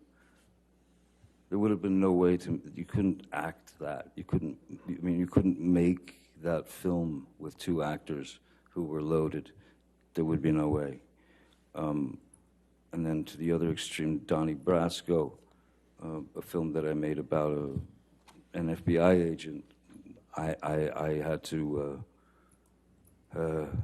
to go into a training regime where I had to eat 5 meals a day, drink 5 shakes a day, you know, these protein shakes per day, work out 3 to 4 hours a day because I had to gain 20 to 30 pounds of muscle.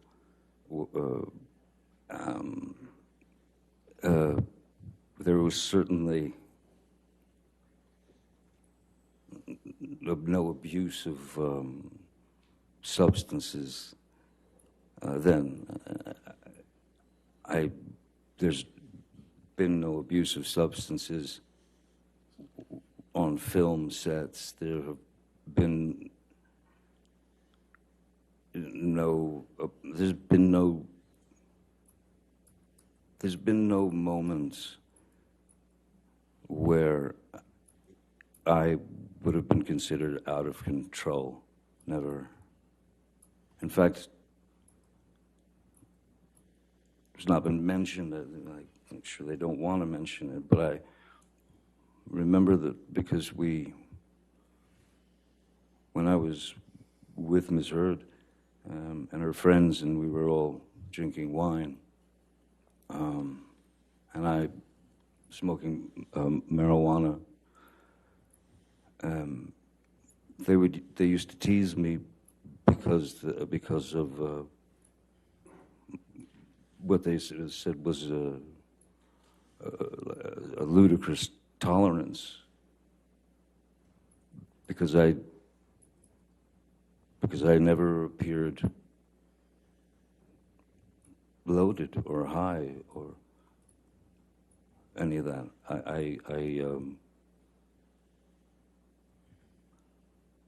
even if I felt a little spinny, no one would have ever known. Mr. Depp, is there any substance that you've ever been addicted to? Yes. And what is that? Roxicodone, or Roxicodone, which is it's an opiate. It's I think oxycodone has the opiate and then some pain, like paracetamol or something, and then the Roxys are just the opiate, as far as I remember. And when I was working on Pirates 4, and there was a scene in which I had to grab this large gold and red, stately gilt chair, pick it up and throw it, chuck it out this big giant window. And so I did it, and as I swung around to throw the chair out the window, I felt this immediate electricity from the bottom of my spine down my left leg, and it was like an electricity that burned. So I had obviously done, it was sciatica, so I had obviously pinched something, done something. So I saw a chiropractor or a kine or whatever. I saw chiropractors, and to no avail. Then I saw a doctor, and the only pain medication that she recommended and prescribed to me was Roxicodone. And there was a part of me that was a little bit worried, just in the sense that I know I've witnessed friends and people over the years who've had problems with heroin, and I didn't want to get bit by that snake. And I started taking the Roxys, and I was bit by the snake. And then before you know it, that monkey is on your back to stay. And it's not like you take those pills to get high. You take them to, once the addiction has grabbed hold of you, you're not taking those pills to get high. You're taking those pills to get well, or to get better.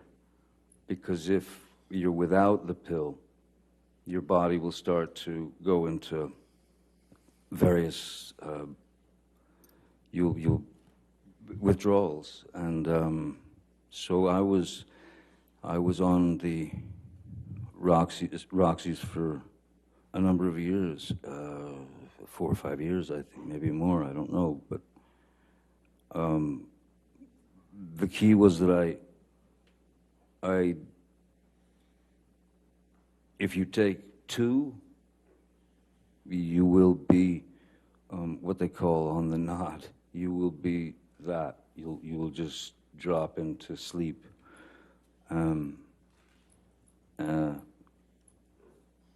So yes, I didn't like being dependent on these pills. I didn't like being dependent on a drug that you'd take only so you wouldn't get withdrawals. that's what it becomes. It's like a junkie. The reason why so many, well, now there's a huge fentanyl problem, but the reason why junkies generally, why they end up overdosing is because they're looking for the first high again. And you don't get that. You don't get your first high again. So what do? You up the stakes and you put more, you take more. And that's what makes that's what makes things go dark for them. Because they overestimated the amount that their body could tolerate, and they go blue and they die. So, yeah, didn't want that. Mr. Depp, do you have an estimate as to what year you started taking the opiates that you just described? When 2000, or excuse me, it was Pirates. Bless you. 4, I believe. Pirates 4. No, it was Pirates 4. Rob Marshall directed it. I don't know what year that was. Maybe. I actually don't. I have no idea what year that was. Was it before you were in a relationship with Miss Heard? Yes. I believe so. And you didn't detox, and you detoxed from those opiates during your relationship with Miss Heard. Is that right? Yes. Yeah, so of course, yes. So they must have, yeah, they did come around prior to my meeting Miss Heard. After you detoxed from the opiates, have you ever taken any opiates ever again? No, I can't. That's no. Once you've been bit, you'll be bit again. So no, even with my finger, I think that it was like Motrin 800, but no opiates.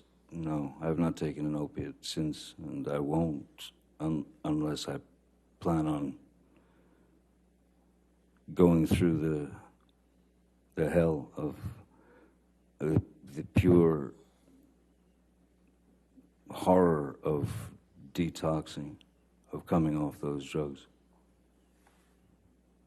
No. Mr. Depp, I'd like to now turn to your relationship with Miss Heard. Can you please tell the jury how you met Miss Heard?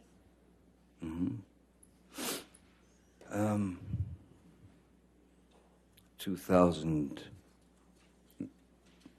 in around 2008, Hunter Thompson and I were going through some of his manuscripts of his books that have been published, and then I found this manuscript in one of his boxes, and it was called The Rum Diary, and I had heard about it, and I knew it was what they called his long-lost novel, in fact, the only novel he ever wrote.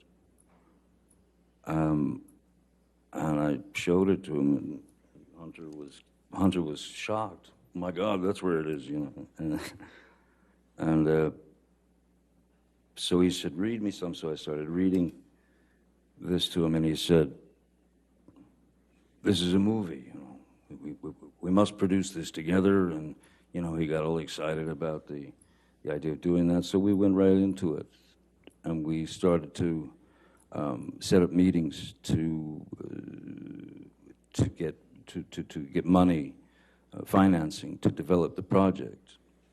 And we finally ended up getting the money to develop the project and to make the film. Hunter, from his own dilemmas in his life, committed suicide, but having had long talks with him, I knew every angle of the book, but I knew every angle of the film that he wanted, which was going to be a bit different than the book. And Bruce Robinson, who was a great writer-director, directed a film called With Nail and I and How to Get Ahead in Advertising, was the one director that Hunter and I talked about. And so I went to Bruce, who was a friend of mine, and I ripped him out of retirement because he never wanted to direct another film again. I pulled him out of retirement after 27 years, and he agreed to write the screenplay and direct the film. And we proceeded. During the auditioning process, Bruce was, before that, Hunter had very specific ideas of what these characters should be. Bruce had been auditioning girls or women for the role of Chenault in the film, and there were the starlets that were up and coming, or there were some that were well known and things of that nature. But you know, one of the things that Hunter was very against was stunt casting. That is to say, put a bunch of very famous people in a movie and we'll let them go, and then hope for the money in the end. So Bruce had asked me. He said he had been auditioning this one particular actress named Amber Heard. He said that he'd auditioned her 5 times, and he was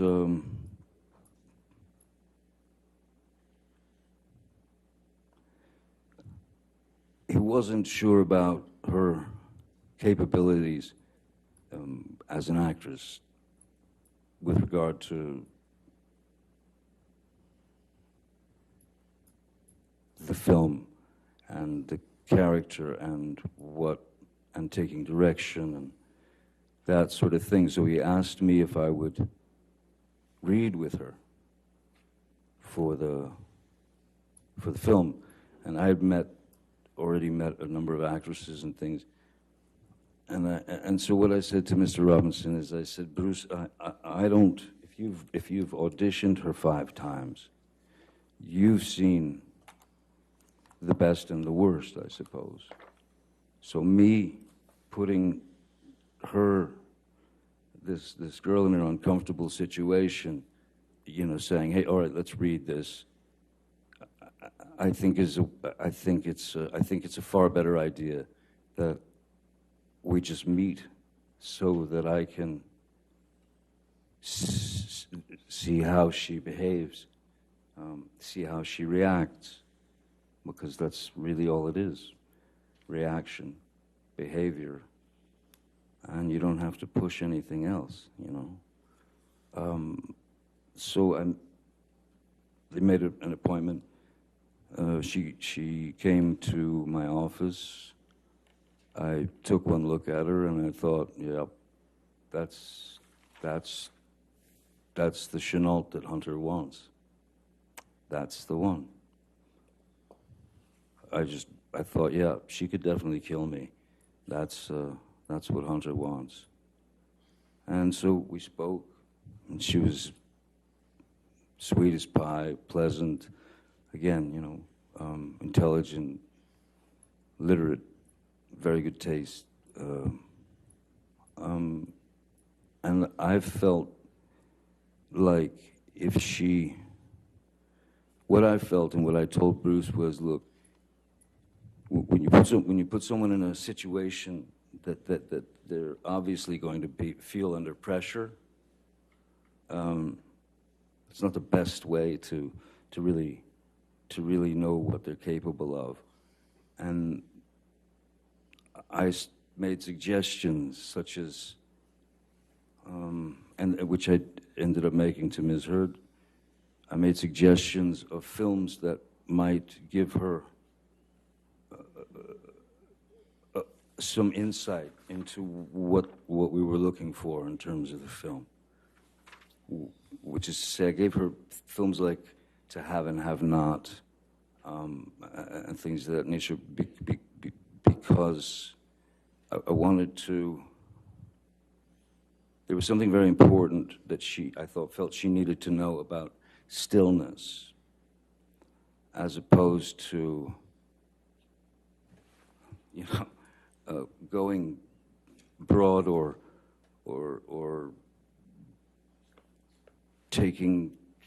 acting a little too much.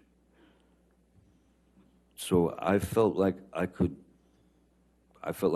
be a bit of a traffic cop in that sense, so that, because if we could connect, then it could work, as long as there was truth in her eyes, and as long as there was truth coming out of her dialogue, then it's all in the editing. So I felt that I could help her with that idea of stillness, and so that's when I first met Ms. Heard. How would you describe your interactions with Ms. Heard when you worked together on the Rum Diary? Initially, mostly very, very, very few interactions. I remember there was a time, I wasn't working that day, but I was producing, one of the producers of the film, and it was a scene from the book that was a scene where Ms. Heard's character was in a nightclub, and we're amongst the locals, and she's very drunk, and everybody's very drunk, and she ends up dancing with a few of the local, like one of the local guys and stuff, and then the other local guys start to sort of close in on her.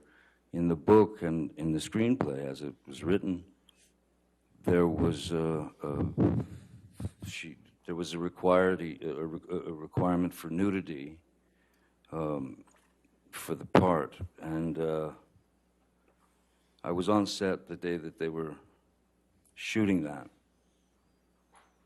and as I was watching the crowd coming in on her, I realized, you know what? Because I would check on Ms. Heard and say, "Are you all right? Are you sure you're okay? Because this is, She was like, "No, I'm fine, fine, fine." But I realized that with the crowd surging in towards her, that we wouldn't have to do the nudity, because if she took her shirt off and she had a red bra on and a skirt, then if she had a red bra in her hand, when the crowd surged in on her, all she had to do was lift the red bra up out of the crowd, and there's no nudity, but it's certainly implied, because then the character disappears for a few days, and she's quite a wreck when she comes back, because bad things have happened to her. So I remember telling Ms. Heard, "Hey, you don't have to take your clothes off. You don't have to take your top off. You don't have to. Everything's cool." And she was appreciative.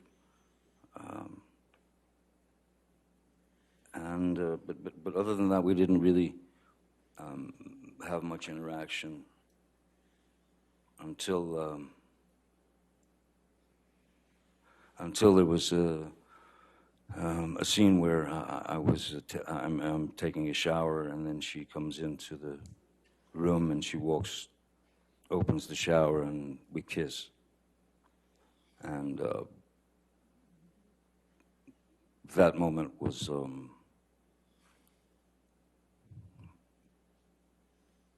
it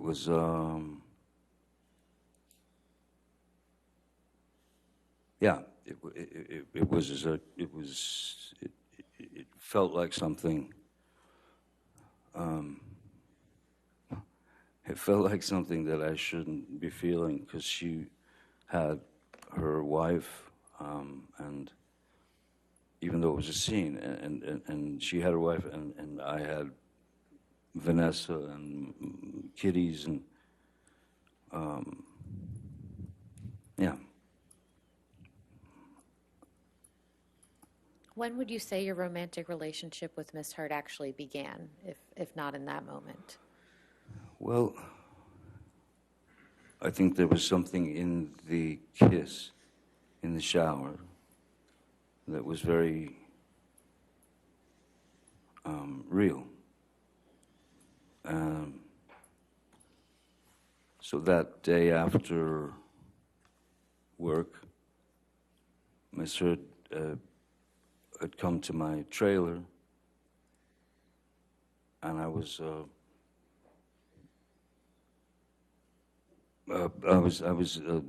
just sitting there listening to actually old blues stuff, and we had a glass of wine, and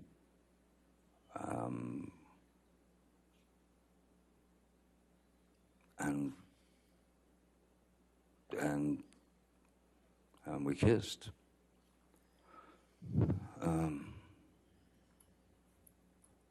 And at that point, my trailer was the only trailer in the parking lot. She had a mind to stay in the trailer there for a while with me, and I didn't think that was a very good idea on any level, especially since there were about 9 Teamsters waiting to move the trailer. And then that was that until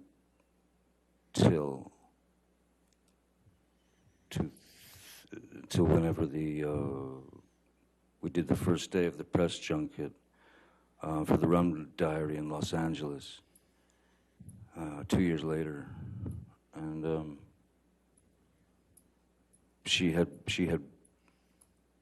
broken up, I believe, with her wife, and my for lack of my wife, we weren't married, but she was, of course, my wife, Vanessa. We had some not so great situations, you know. She was stuck in America. She wanted to go back to France. She wanted to have her life back. She's a well-known singer there. She's a well-known actress there. And, you know, she wasn't fulfilled in her creative world, and that's a frustration that I wouldn't wish upon anybody.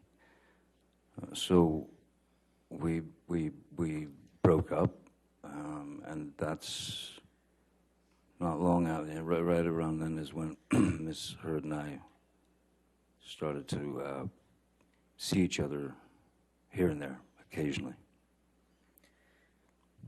Between the end of the filming of the Rum Diary and the press junket, did you and Miss Heard communicate at any time in between?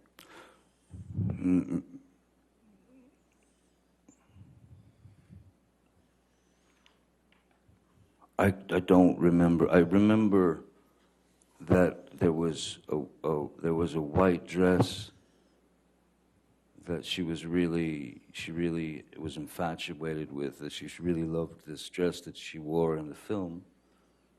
And so I went to Colleen Atwood, the costume designer, and to Bruce, and I said, do you think we can snag this white dress and send it to Amber, you know, after she'd wrapped, because she loved the thing.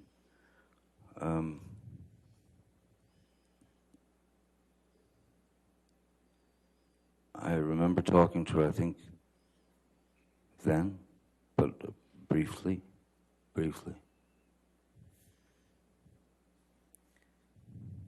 What did you like about Miss Heard when you first started your romantic relationship? She seemed to be the she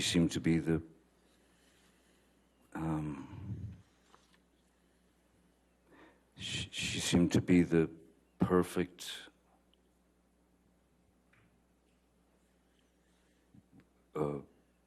partner, in a sense, in my head, for me, because she, as I said, she seemed to be very knowledgeable about old obscure blues music that I listened to and really liked. She was literate. She was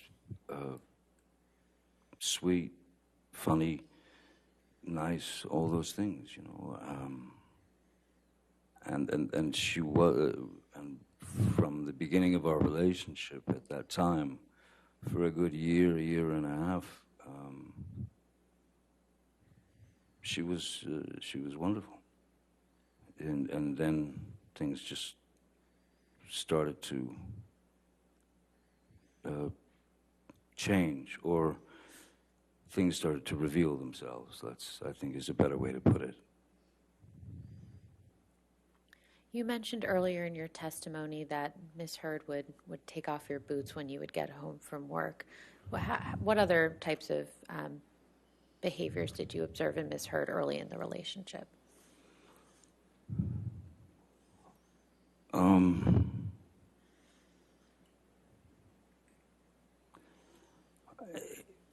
Little things that you would kind of, that it would just, you'd question in the back of your mind, you know, if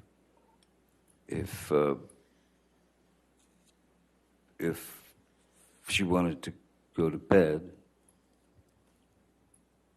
I'd say, oh, well, I can't sleep, you know, right now. And rather than go and just lay in a bed and stare at the ceiling, I would say, I'll just watch, I'll be out here watching TV or hanging out. And that was just not acceptable. Just not acceptable. It would stir up some rather unusual reactions from her. I didn't understand why I, as a 50-something-year-old man, was not allowed to go to sleep when I wanted to, as opposed to when she wanted to. It started out with little things like that. And again, they just, they eventually, I suppose like anything, if they're allowed to continue, then they are allowed to grow. They're allowed to blossom into whatever they're going to become. What were you and Miss Heard's nicknames for each other? I called her Slim. Why is that? I called her Slim because of the film that I had given her to watch, in terms of stillness, was Lauren Bacall and Humphrey Bogart. And I called her Slim, and she called me Steve, which was Lauren Bacall's and Humphrey Bogart's nicknames for each other in the film. That was their names in the film. And it wasn't lost on me, the fact that there was an age difference, and that my God, when Humphrey Bogart and Lauren Bacall, that's when they met on that film, he was 45 years old and she was 19. And they stayed together until, well, for many years until Bogart passed away. So, yeah, there was a kind of a joke, not joke, but just, yeah, I acknowledge the fact that I was the old craggy bogey and she was this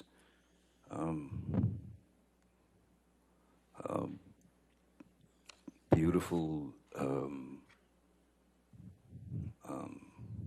creature, just this stunning creature. When did you first meet Miss Heard's parents? I first met Miss Heard's parents when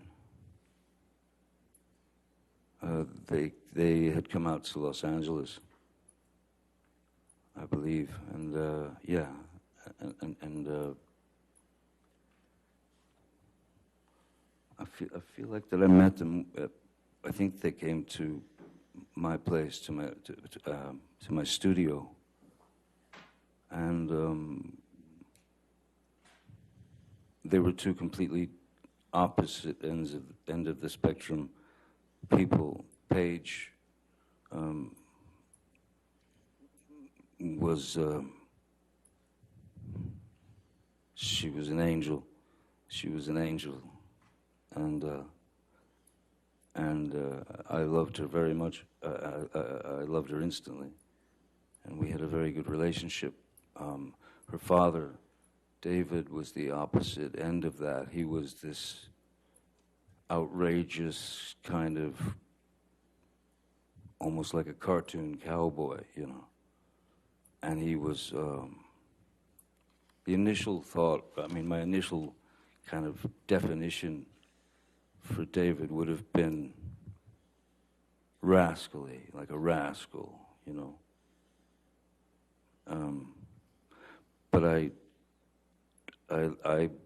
loved, I mean, I grew to love them both very much, as well as her sister Whitney.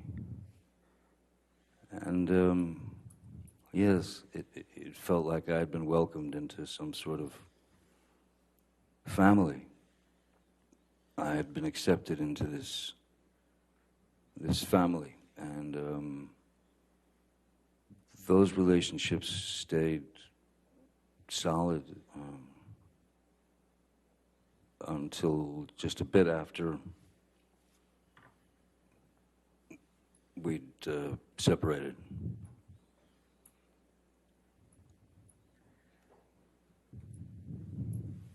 How often did you spend time with Miss Heard's parents during your relationship with Miss Heard? Quite a lot. Whether I used to have a boat, and we would take her parents, her family, and we'd go sail the boat and, you know, drop anchor at the island, and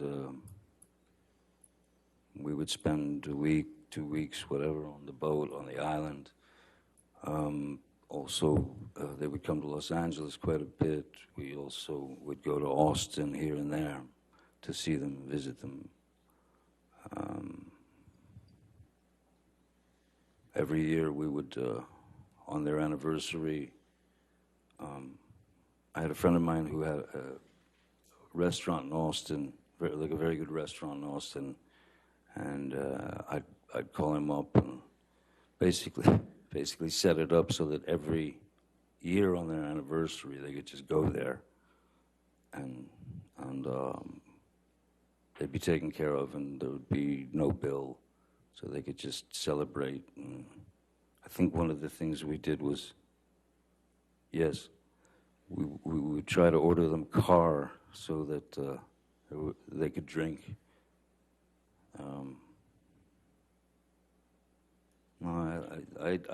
I was very fond of them, very fond of them. Now, you mentioned Miss Heard's sister, Whitney. When did you first meet Whitney?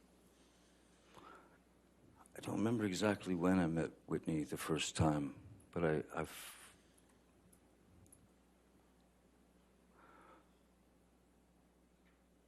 but I felt when I first met Whitney, there was something in what I saw of Whitney that was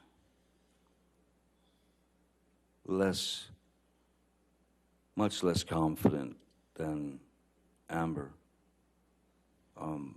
much more revealing of insecurities. Objection, Your Honor, just foundation. What he All right. saw in Whitney. I think if you could answer the question. Okay. You want to ask the question again? That's fine. We can move on. Okay, that's fine. How would you describe your relationship with Whitney?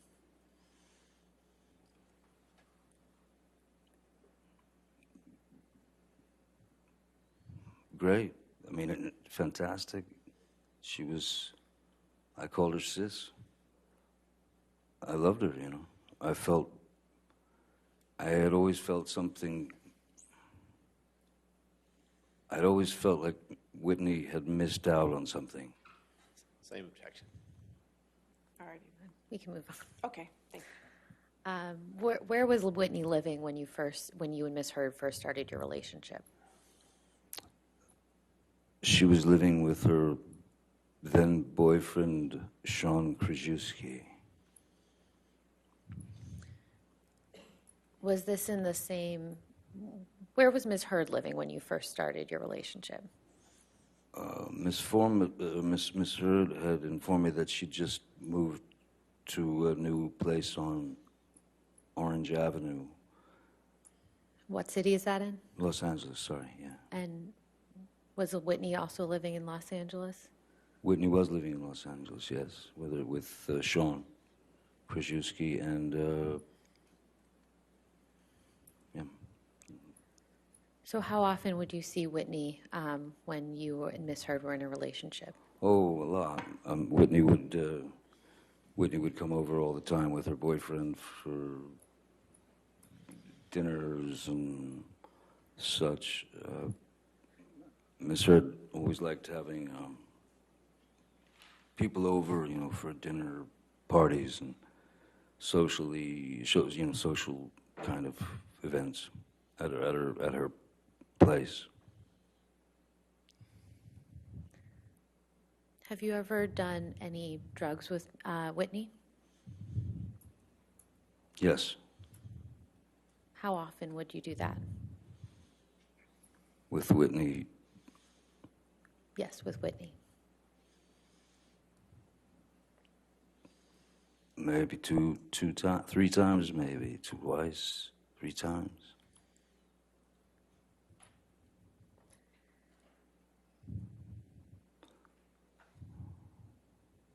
Did there come a time when Whitney moved into the penthouses that you owned at the Eastern Columbia building? Yes. And when was that? I don't remember exactly when it was, but I do remember that it was after Rocky Pennington and yes, I believe Josh Drew was there already as well. Whitney, I can't remember why she needed a place, but she needed a place, so we gave her penthouse 4 to live in. And how long did she live there for? Oh boy, on and off for, I suppose, a couple of years. And how much rent did you charge her? Nothing. Now, you said you did drugs a couple times with Whitney. What drugs were you doing with Whitney? Whitney and I had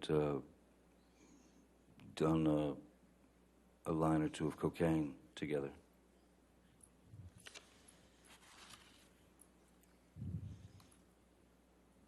When did you start getting introduced to Miss Heard's friends after you started your relationship with her? Almost immediately. Well, in fact, immediately, yeah. Immediately. I was introduced to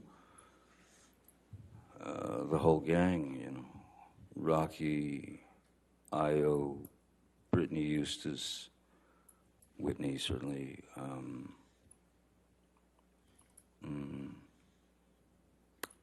Who else? That's all that comes to mind at the moment. No, you mentioned Rocky. Who is that specifically?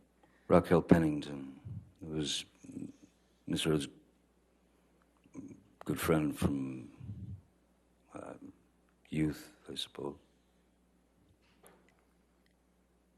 And I think you mentioned Brittany Eustace as well. Who was that? Brittany Eustace was just one of the gals, you know. She was one of the gals, and she was quite bubbly and funny and real sweet girl, southern girl. I haven't seen her in. I think that something went sideways between Brittany Eustace and the girls because she suddenly just disappeared from the group. And when was that? We were probably a year and a half, or maybe 2 years into the relationship, 3 years maybe. And I believe you mentioned someone named Io. Who is that? Io Tillett Wright was a friend of Ms. Heard's from New York City, who was who had identified as she was born a female, if that's the right terminology these days, born a female, but she was she had chosen she at a very young age she had decided that she was a male, and she identified as a male. And Io seemed to be, again, she was very intelligent, very literate, kind of a go-get-em kind of activist type. And she was writing a book, I remember. She was writing a book, Io, or he was writing a book, rather. And I had a house on one of my, on Sweetser, one of the houses there was empty. And it was in fact a house that I'd set up to write in. And when she had no place to stay or go, whatever, I called her over and I showed her the house, you know, where the desk was and all the things. And so I said, write your book, you know, write your book here. So she did. Did Io end up living in that house or just working there? No, Io ended up, no, she ended up living in the house for somewhere in the neighborhood of a year, I guess. Somewhere about a year. And how much rent did you charge to Io? Nothing. And did there also come a time when Rocky moved into the penthouses at the Eastern Columbia building? Rocky moved into penthouse 2. And do you recall when that was? Oh no, penthouse 1. Sorry, penthouse 1. That was not long after Ms. Heard and I started to begin to dress that place up as our residence. So it wasn't very long after that at all that Rocky came. I had already had my friend Isaac, who you've met, Isaac Baruch, painter. I had already given him a penthouse to stay in and live in and paint in, because he'd just come back from Florida, and his mom had passed away, and I think he had about $3 in his pocket. So I gave him the penthouse and asked him if he had enough paint, and so he lived there. Why did Rocky move into the penthouses? Objection, foundation, I'll overrule foundation. and hearsay. The question potentially calls for hearsay. I'll overrule that for the moment. Go ahead. Go ahead, Mr. Depp. Why did, sorry, what was it again? Why did Rocky end up moving into the penthouses? Well, she ended up moving into the penthouses.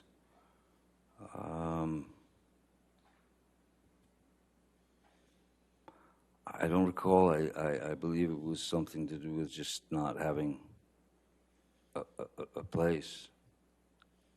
And Amber had asked if I would be okay with, Rocky moving in. And I said, of course. The penthouse is empty. I wasn't in the, I wasn't going to be renting them out necessarily anyway. They were for friends to come and stay.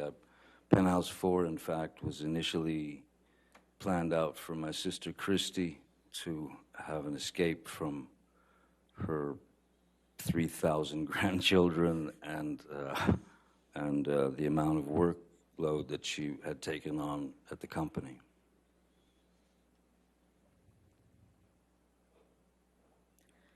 How long did Miss Pennington end up staying in the penthouses? Longer than I did. And how much rent did you charge to Miss Pennington? Nothing. Did anyone live with Miss Pennington in the penthouses? Yes, her fiance or boyfriend and fiance Josh Drew. And then at a certain point, I learned that there was another female living there who I wasn't sure who that was. I didn't know who that was. It was because there were 2 bedrooms, and so she had invited a friend to move in. But I met that person very briefly a while after they'd already been living there. All right, a good breaking point. I think just wanna this is a make sure. good Okay, stopping point. That's fine. All right, ladies and gentlemen, it is 5 o'clock, so we'll go ahead and break for the evening.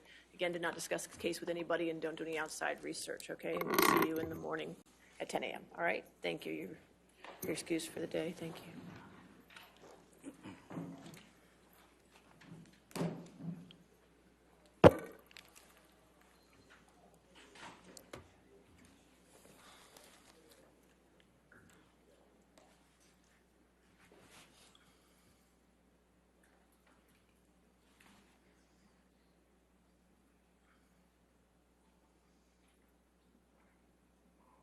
All right. And again, sir, since you're in the middle of your testimony, do not discuss your testimony with anybody to include your attorneys this evening, okay? All right, you can stand down if you'd like. Okay, thank you. All right, is there any other matters for this evening? Sure.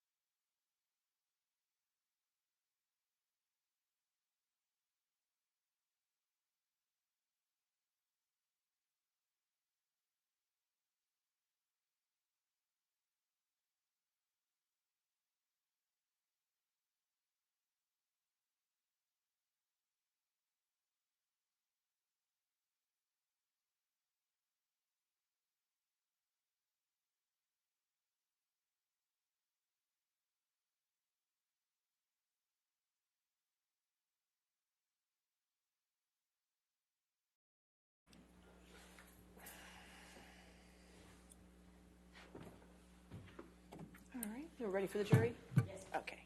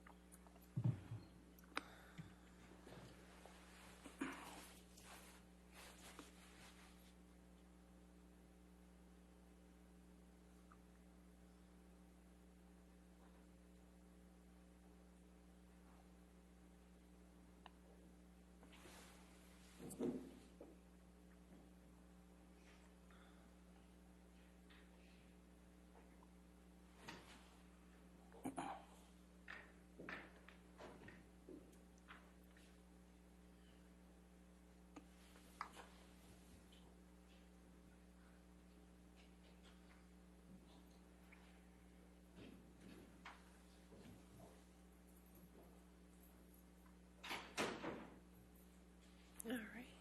Good morning, ladies and gentlemen. All right, you can have a seat. And so just a reminder that you're still under oath, Mr. Depp, okay? All right. Yes, ma'am. Thank you. Thank you, Your Honor. All right.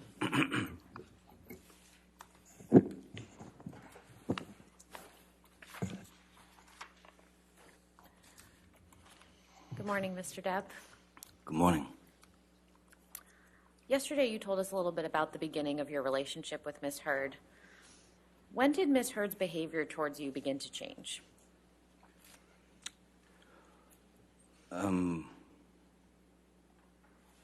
believe, as I said yesterday, there was a hint of something with the having to do with the boots coming off and breaking routine.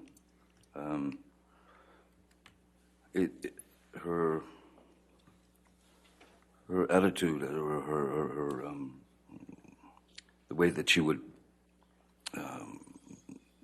begin to speak to me, first things started coming up, and I was suddenly just wrong about everything. If I made a statement about something that I had been familiar with, for example, in my work that I'd been chopping away at for a good 30-something years, I was suddenly wrong.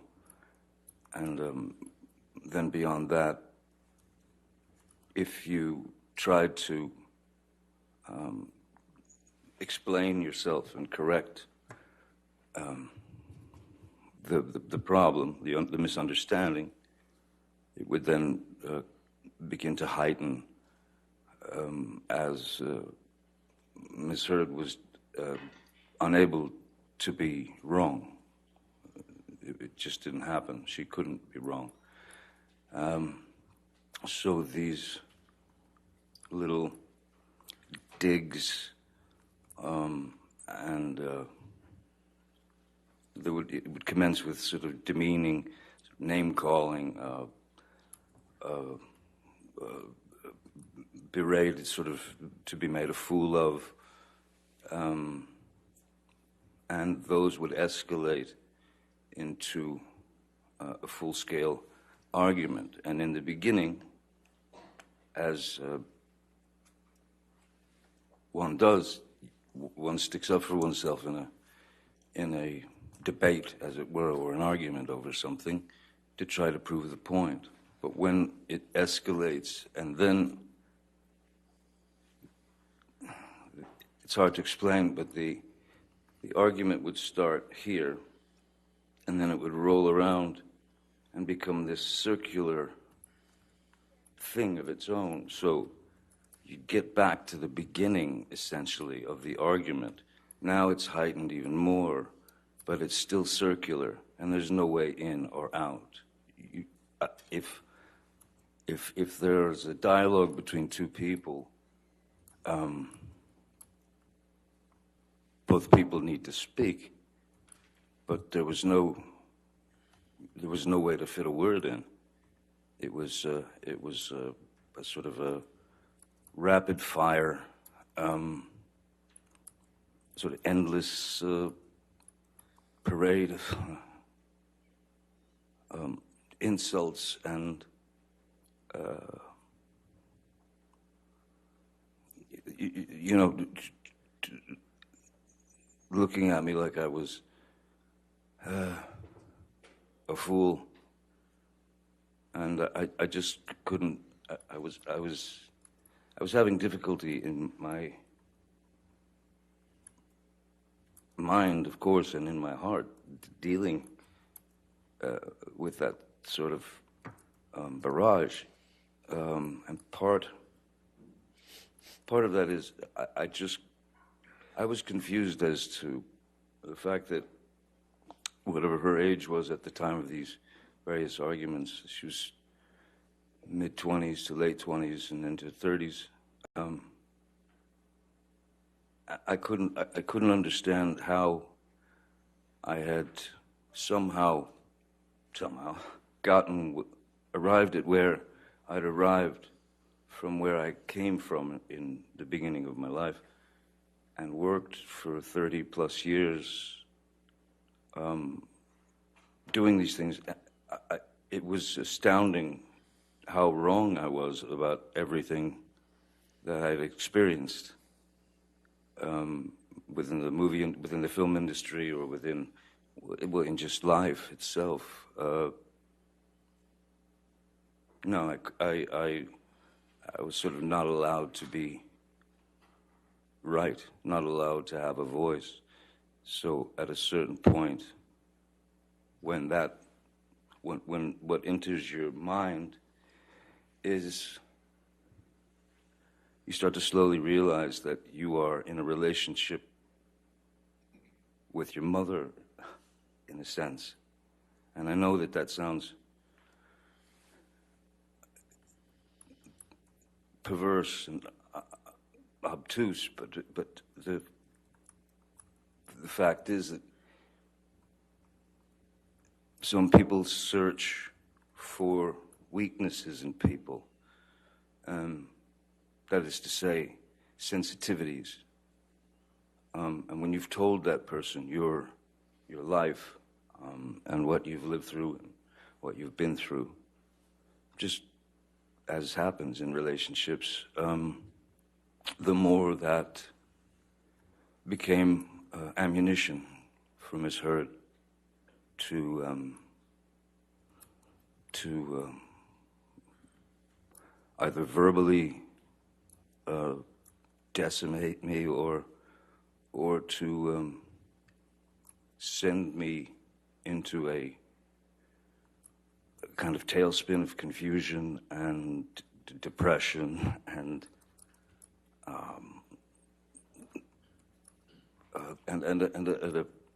well, it's not a happy day.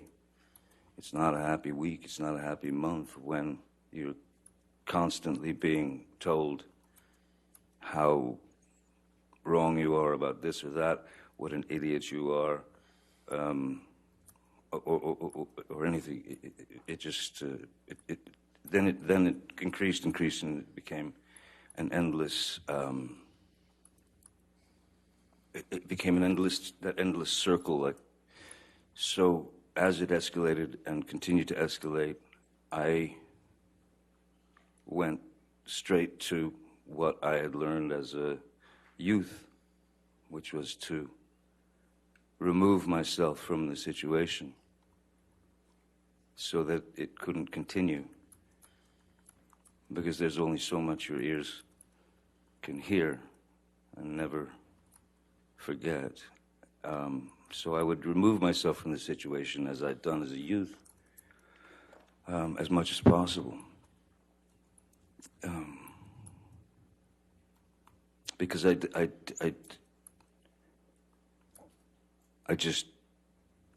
certainly didn't believe that there was any need for these various subjects or arguments to come up and travel the distance that they did so very quickly. to ramp up so fast. It was like you were pinned to a wall and had to just listen to it and take it. So I found the only way to find any sort of peace was to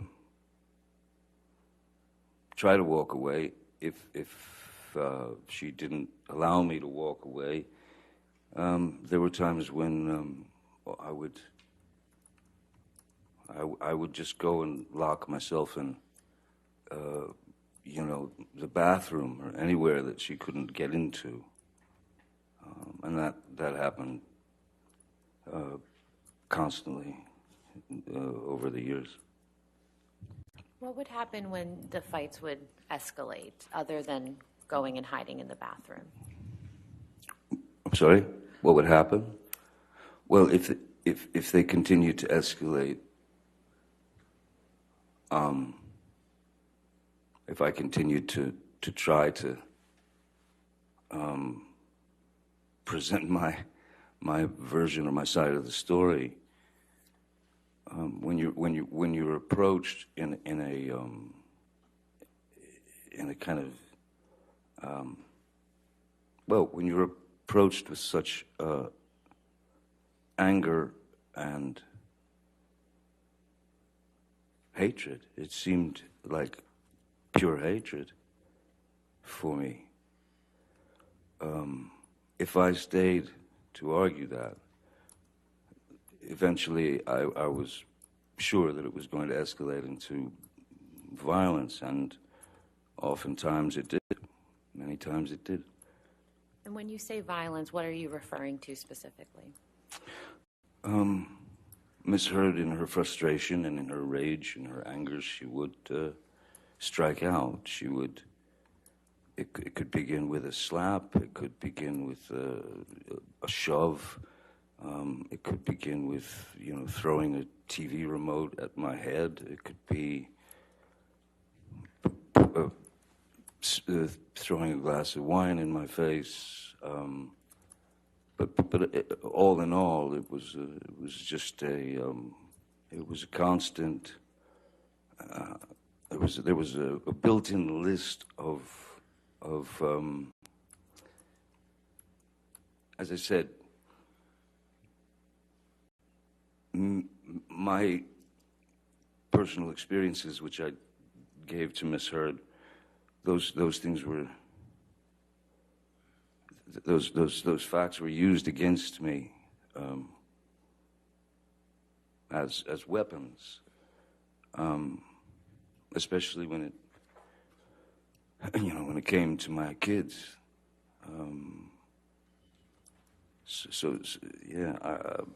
I did. There was no need for it. There was no need for it. Too many lines were crossed. You couldn't see the lines anymore.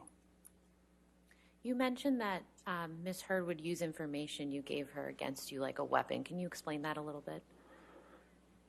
I mean, I've said this before in various interviews, but certainly in life.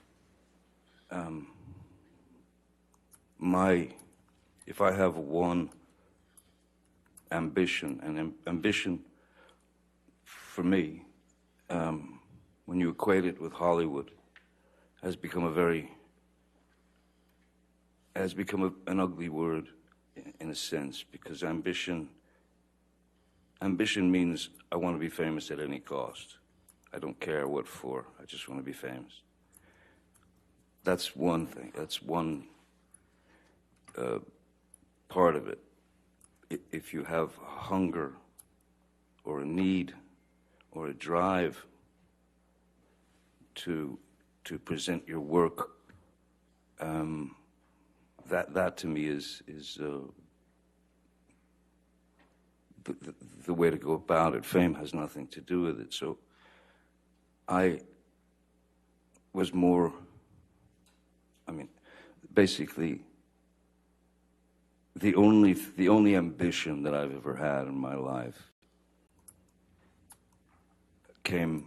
arrived the second that my first child arrived, which was to be a good parent, to be a great father, to be the best father I could. And there were several occasions where Miss Heard would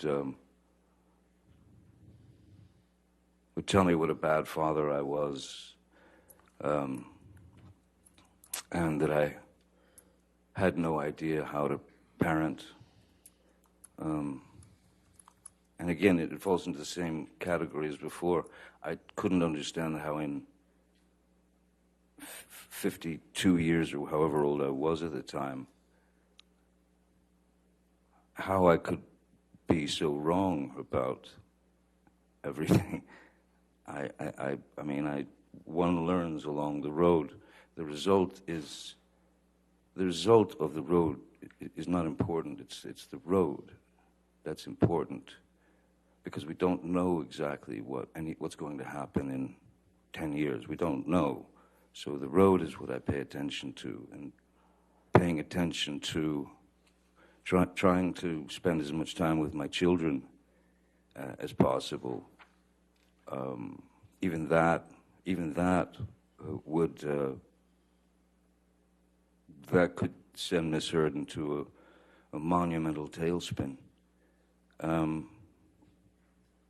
where I could hardly ever go and see my kids and spend time with my kids, because she had to have me there at all times for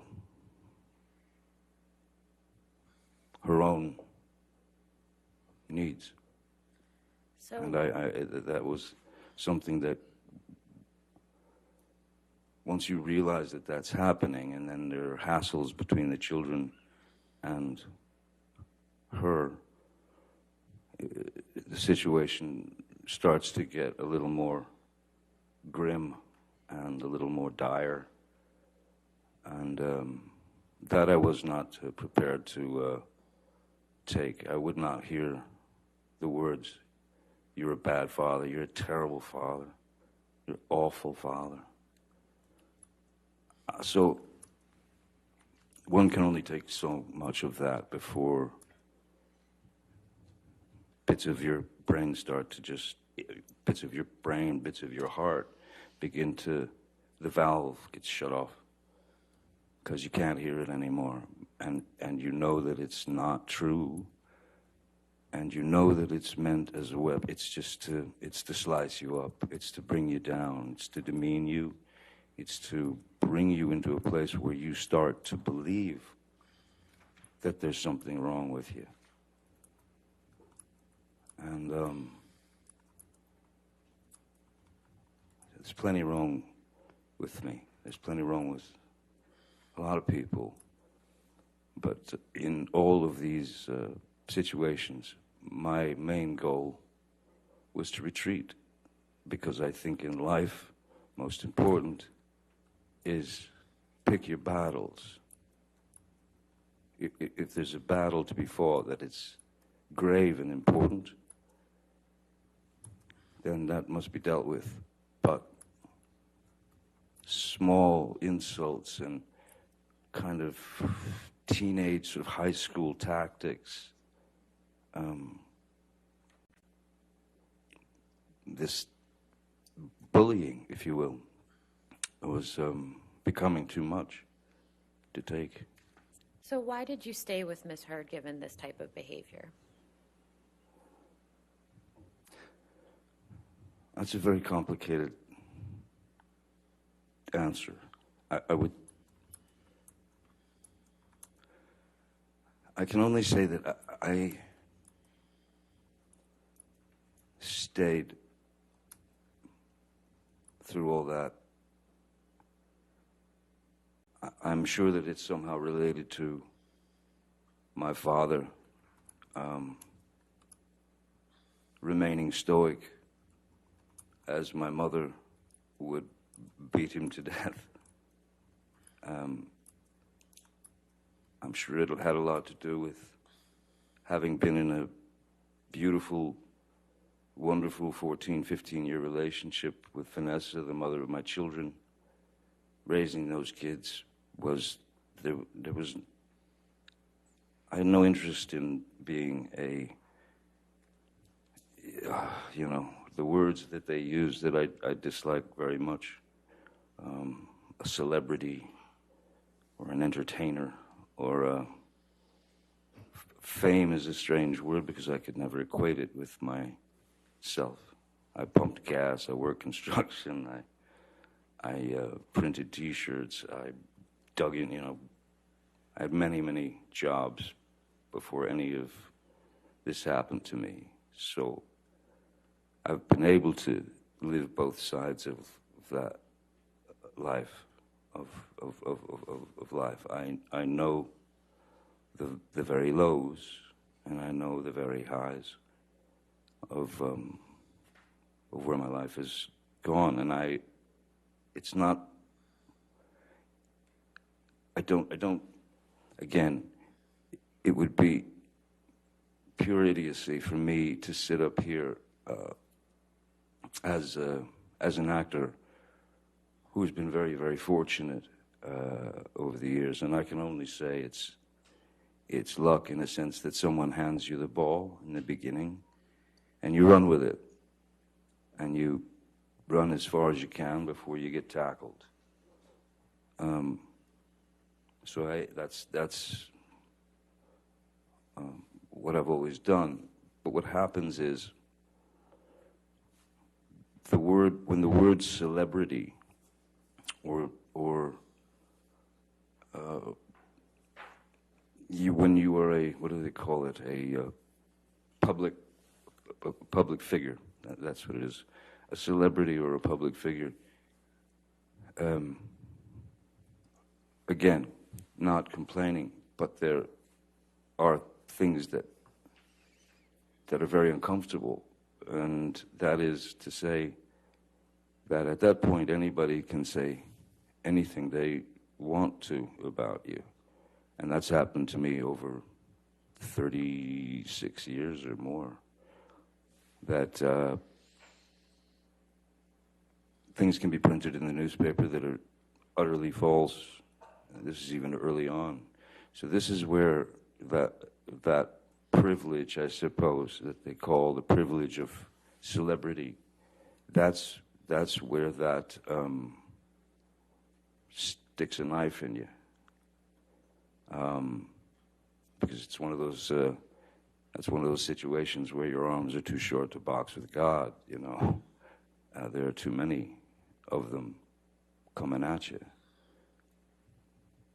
So yes, I don't know what her motivations were, if there was some species of jealousy, or there was some species of maybe just hatred. I don't know.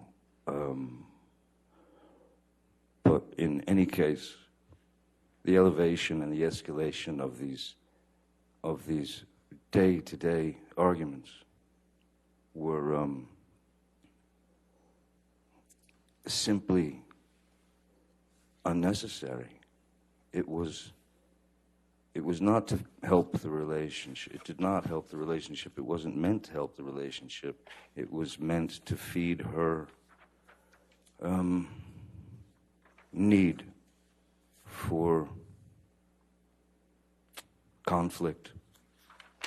She has a need for conflict. She has a need for violence. It erupts out of nowhere, and what I learned, the only thing I learned to do with it is exactly what I did as a child. Retreat. Just take a step back, which I told her, we need to remove ourselves from each other, even for an hour, a day, anything. Because this can't go on. No one can live like this, But why did I stay? I stayed, I suppose, because my father stayed. I suppose because I had been in that relationship with Vanessa, and that was lost, and I didn't want to I didn't want to fail. I wanted to try to make it work. I thought maybe I could help her. I thought maybe I could bring her around, because the Amber Heard that I knew for the first year, year and a half, was not this suddenly this opponent. It wasn't my girl. It was she had become my opponent, and everything that I did just didn't fit her. It wasn't. She didn't accept it. So I stayed because, of course, I didn't want to fail. I didn't want to hurt anyone, especially Miss Heard. I didn't want to break her heart. I remember very well that when my father left and my mother, Betty Sue, had that first attempt at suicide that I woke up to, and that visual in my head, and that was a direct result of my father's leaving. Ms. Heard had spoken of suicide on a couple of occasions, so that also becomes a factor. That's also something that always lives in the back of your brain, and that you fear. Because when I would leave sometimes, many times when I would try to leave, she would,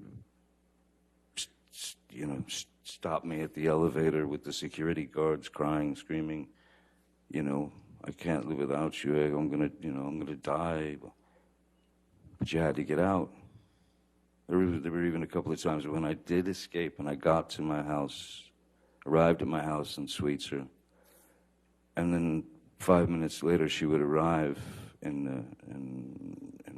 the I don't know what car she was driving at the time, but she would arrive in her nightgown, screaming in the parking lot in front of my house, screaming to high heavens. It'd be 4 in the morning, 3 in the morning.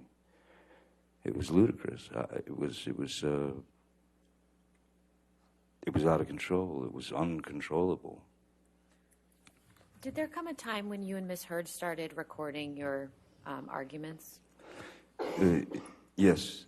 In fact, I was the first person of the two of us to record conversations, and it was for this reason.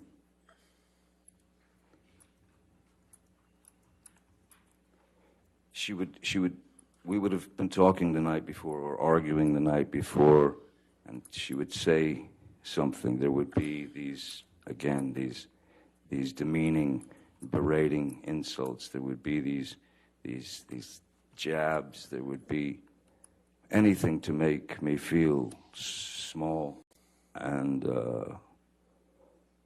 like nothing.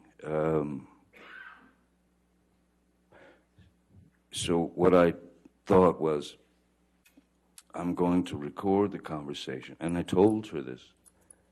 I'm going to record. I'm going to get my phone and I'm going to record our conversation, because I want you to hear what you've said to me tomorrow. So that because she would deny having said those things. What are you talking about? It was surreal. She had completely denied things she'd said directly to my face in a heated and volatile way.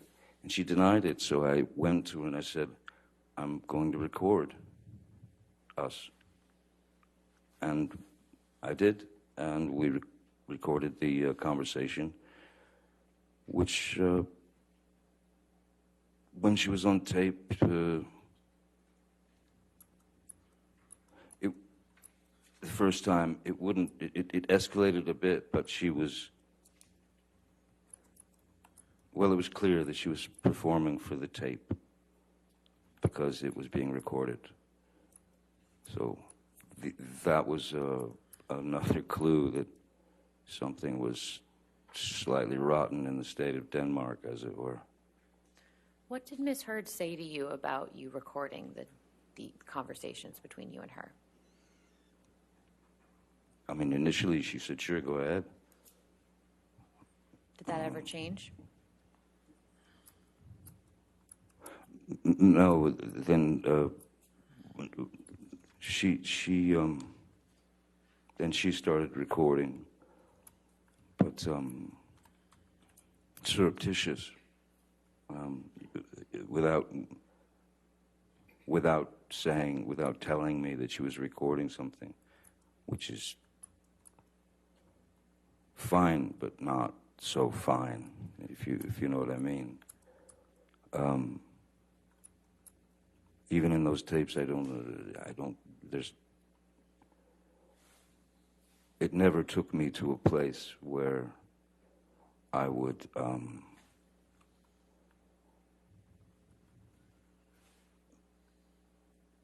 go switch into some other entity, which is, as she has used the term, monster. Never switched to violence. Violence was unnecessary.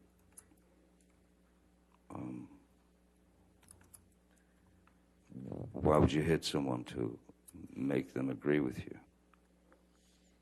I don't think it works. Mr. Depp, you mentioned the term monster, and I think we heard about that in the opening statements. What does the term monster mean to you? Well, the term monster means to me, in the beginning, she had used a different word to explain the same thing, and she would use the word demons, that my demons were coming out, that she had noticed that there was a great change in my attitude or my aggressive nature, or she would say that the demons had come out and they had control of me and that sort of thing. I don't remember exactly how monster came out, but that word stuck and it stayed, well, until this day. What I believe the monster was in Ms. Heard's mind was her intense, Objection, Your Honor. intense. His belief about what monster meant in Miss Heard's mind is All not right. relevant. There's no foundation. Let me ask a All right, different question. All right, I'll sustain the objection. Go ahead. When you used the term monster, what were you referring to in your conversations with Ms. Heard? When I used the term monster with Ms. Heard, I was placating. If she had referred to me as being a monster,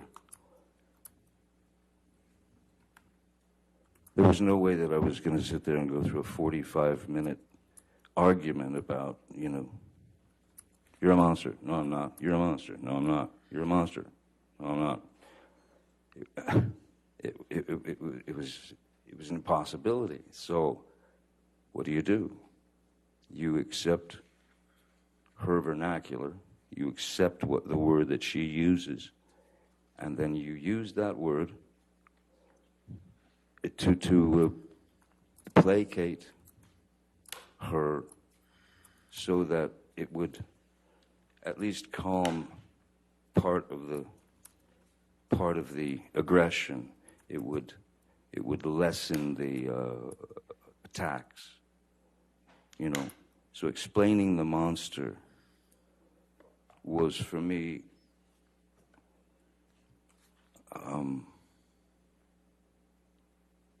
I mean, she had told me many times that the monster was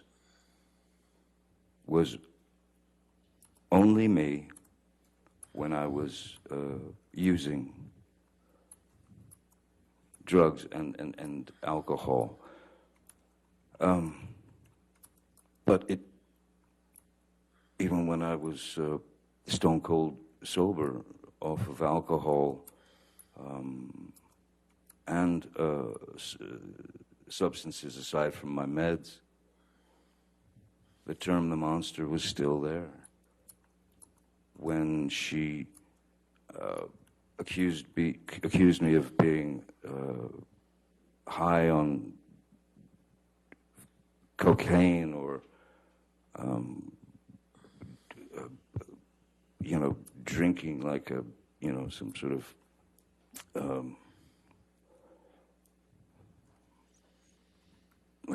drinking like I was some kind of 19th century sailor. It's that was the word she clung to describe, but it was in her mind, not mine. How did your relationship with Miss Heard affect your substance use?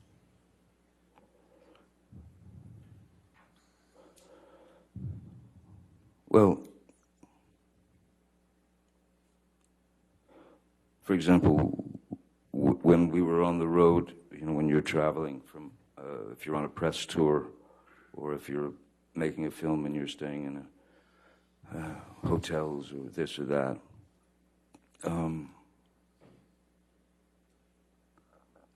I would always have to get a different, or we would always have to book an extra room that I was able to escape to, so I didn't have to lock myself in another bathroom.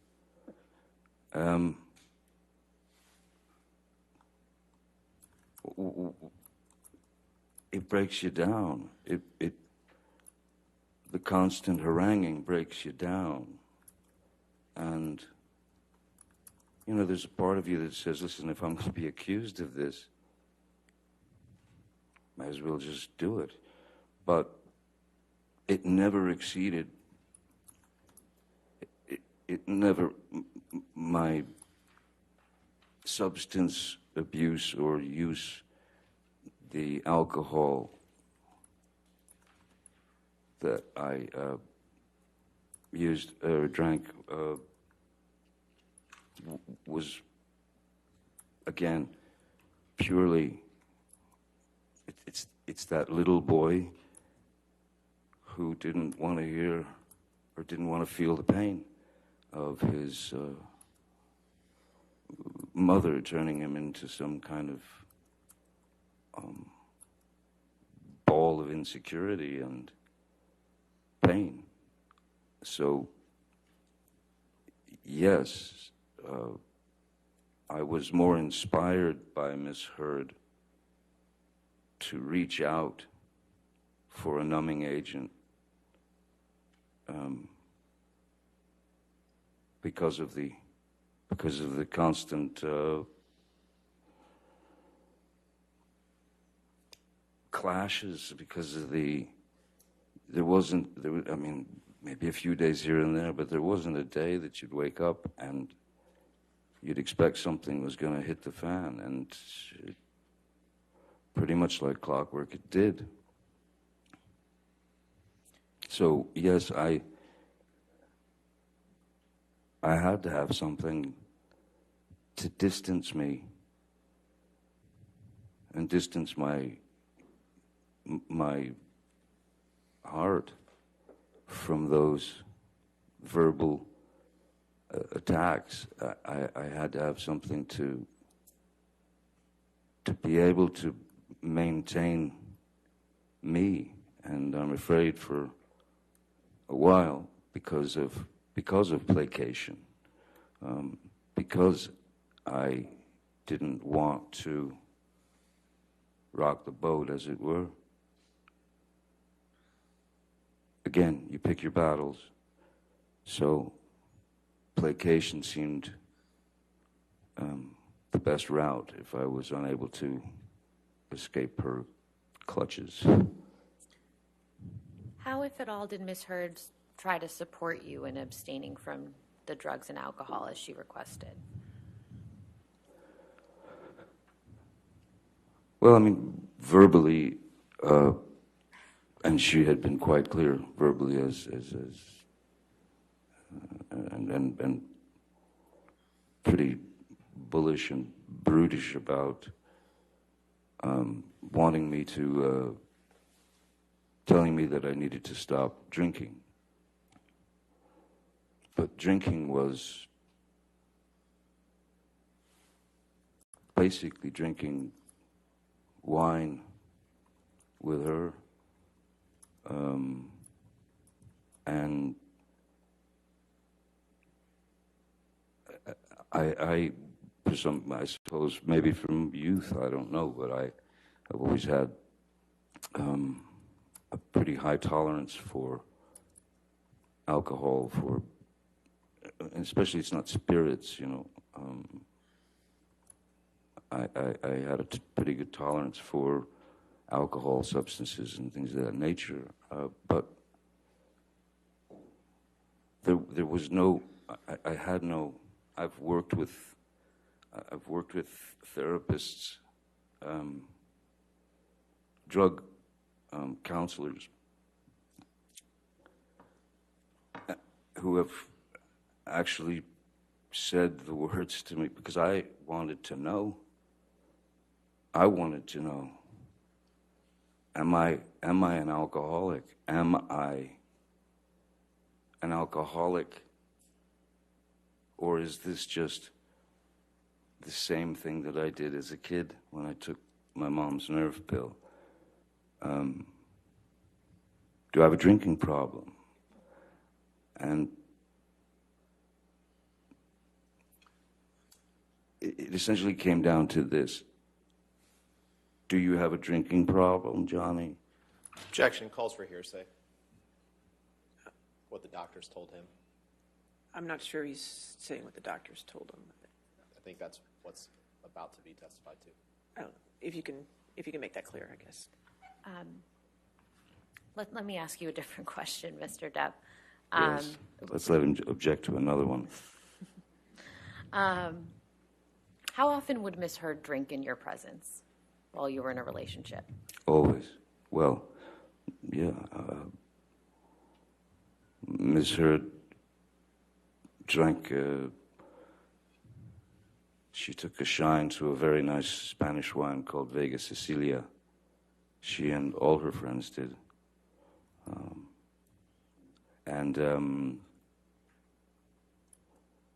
Yeah, the wine would come out, and Ms. Heard could very easily drink 2 bottles of wine per night. Well, not a problem. What I found strange was when I did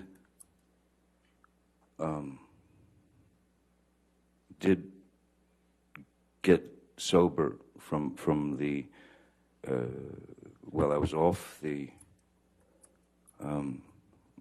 opiates that I had been addicted to prior to a year or so before, a couple of years before. She asked me if I would stop drinking to save the relationship, of course. And I stopped drinking. And I always found it odd that in support of me not drinking, that she might stop drinking. But she did not. She continued. And I didn't make a big deal about it. In fact, I would open her wine, I would pour her a glass, and that went on for many, many months, you know, in my sobriety. Like I said, I think I was sober for around 18 months. Then there was a time when I was asked to, and I'd been off of alcohol, I'd been off of drugs, everything, except for the medication that I'm prescribed. I had to go to London to give a Lifetime Achievement Award to a dear old friend who was an elderly man, great actor called, his name's Christopher Lee, and he was a dear friend. And I was surprised, he was being surprised by my showing up on stage. I'd just flown in from the States, and he was surprised by me arriving to give him this award. And Christopher came up and accepted the award. We walked, they brought us backstage to this beautiful library where I was with Christopher and his wife, and a waiter came up and had 3 glasses of champagne. And Christopher handed one to his wife, he handed one to me, and then he had the other. And there was a photographer there. And the glass came up to toast. And I just, in my head, I thought, it's just champagne, you know, a little bit tink to toast Christopher and his Lifetime Achievement Award. And so I'd had half a glass of champagne with Christopher Lee and his wife. After that, immediately after that award ceremony, I went to pick up Miss Heard and take her to dinner at a restaurant. And I told her that I'd had a half a glass of champagne with Christopher. And I thought, listen, it's not like, you know, you're sitting in a pub guzzling pints of snake bites or Guinness or doing shots of Jägermeister, or it wasn't even, at that point, it wasn't even for need to bury feelings or emotions. It was literally a joyous occasion for Christopher, and I said to her, I enjoyed it, you know. It gave me the opportunity to enjoy the actual champagne, the drink, and my appreciation for wine and winemaking, and that I've been fascinated with for years and years. And I saw nothing wrong in it, and I said I'd like to have a glass of champagne. As she was sitting there with a glass of wine, and we were in the restaurant, and she absolutely lost it and got up and stormed to the ladies' room. And I told my security and driver, I said, I think we have to go. I think we're going to have to leave. So we left the restaurant and went home. And the mere suggestion of me sipping a glass of champagne or having 1 glass or 2 glasses of wine, she went apoplectic. It was, I was weak. I was a complete mess. I was an alcoholic. I was, you know, I was going to ruin everything. Your kids are not proud of you. They can't stand what you're doing to yourself. So at that point, I said to her, okay, listen, how about this? You want to support me not drinking? I've never asked you this before. How about you stop drinking? How about you get sobriety and share this sobriety with me to support me and help me through this? What did she say to that? No. No. She said no. She said she didn't have a problem. But I've never had a physical addiction to alcohol. I don't. How often have you seen Ms. Heard use other illicit drugs in your presence? Several times. And what drugs were those? Well, she was always quite fond of MDMA, which is ecstasy, and mushrooms, and she had some medications that she was on already that were, well, one in particular was quite a high velocity speed, if you will, called, I don't know if I can say the name. Am I allowed to say the name? It doesn't matter. That's not necessary. How often did you see Ms. Heard take MDMA?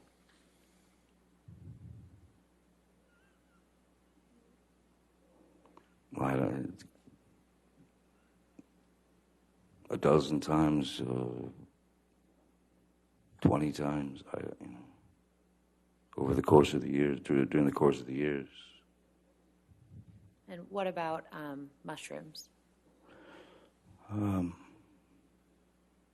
Mushrooms a little less. Mushrooms probably 6, 7 times.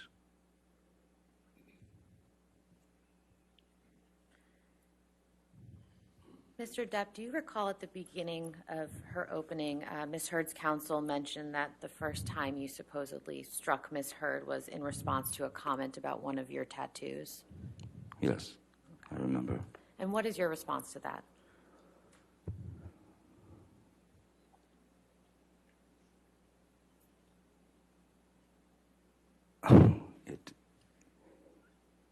It didn't happen. I've never struck Miss Heard. As I said yesterday, I've never struck Miss Heard. I've never struck a woman in my life. I'm certainly not going to strike a woman if she decides to make fun of a tattoo that I have on my body. That's like going into someone's journal and picking out things you don't like. She had made mention. There was no incident of argument when the tattoo thing had been brought up many times, and I mean, there's really nothing I can do. I've always thought of my body as a journal, if you will, to mark experiences, to mark life experiences. For example, when my first child was born, I had her name tattooed over my heart, which is where her little head used to be when I rock her to sleep. I marked my boy's birth by tattooing myself for him. So no one can go back, or no one should go back and rewrite their journals. Why would I take such great offense to someone making fun of a tattoo on my body? That allegation never made any sense to me whatsoever. Are there any tattoos that you had that Ms. Heard had an issue with, to your understanding? Well, a tattoo that I believe is up here, which used to say Winona Forever, who was a former girlfriend, and we'd been together for a few years. Winona Ryder, and when we broke up,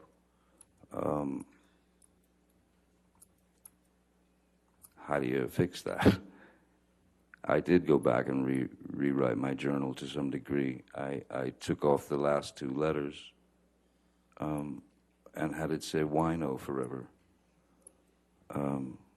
just because I thought it was,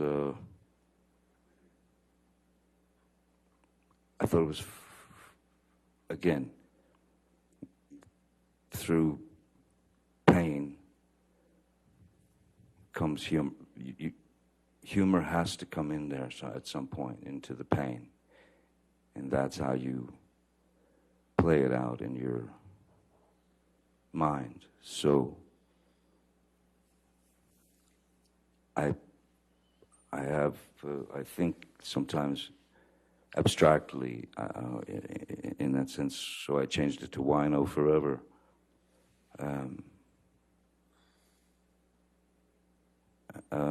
Any other tattoos? Well, she was very encouraging in me getting a tattoo of her name, or whatever, and I waited a while, and then I did it. I got a full tattoo of her, and it ironically wasn't long after that that everything started going sideways. I was doing anything I could to bring a smile to her face, as opposed to the frown and then the onslaught of whatever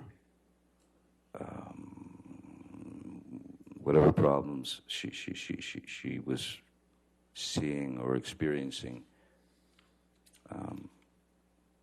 I would try to wake her up with laughter. You know, singing stupid songs in her ear while she, you know, I generally just tried to keep bringing her mood up. Sometimes it worked, many times it didn't. But I tried, and I wanted to try, because, as I said, I didn't want to fail. And at the time, not knowing fully, not understanding fully what I was, if you'll excuse the term, up against, I kept trying. I kept trying, but to no avail whatsoever. Okay, it just got worse. Mr. Depp, I'd like to fast forward a little bit to May of 2014. Could you please tell the jury what project you were working on in May of 2014? May of 2014. May of 2014. There were a number of films that I made in succession. I can't remember if that might have been Pirates.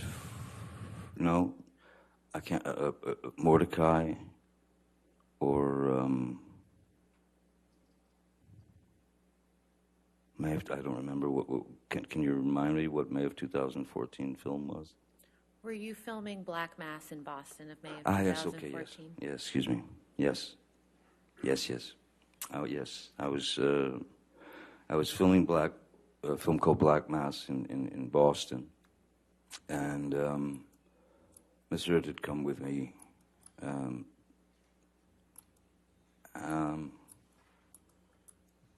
I had to, for the film, I had to,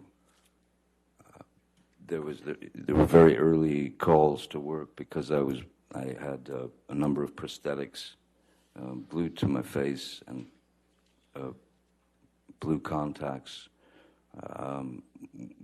so that I could resemble the actual. It's based on the true story of James Whitey Bulger, and so I had to go in quite early to get the prosthetics glued to my face. And all that, and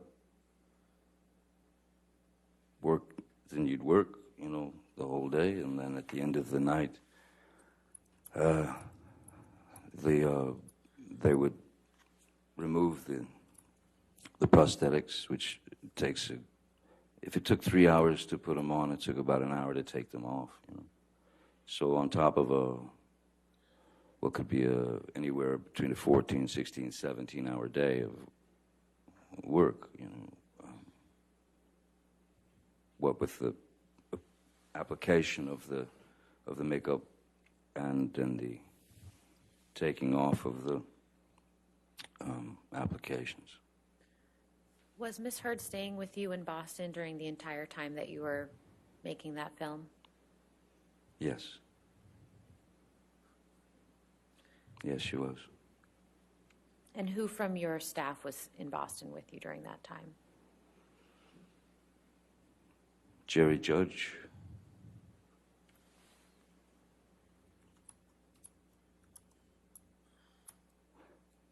Keenan Wyatt, Stephen Duders,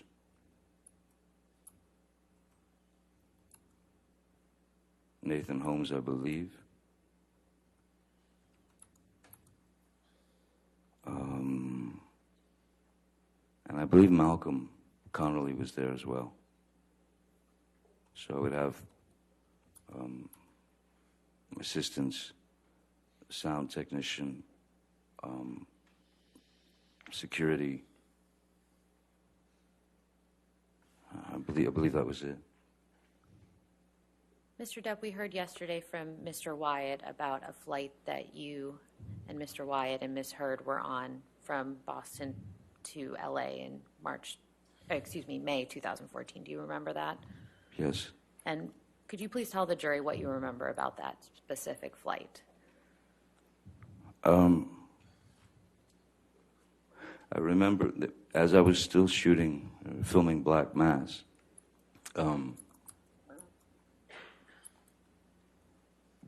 before I did Black Mass, the film, my sister Christy and I were talking about the Roxycodones that I had been. Again, you know, that was the monkey on my back. That she came to me.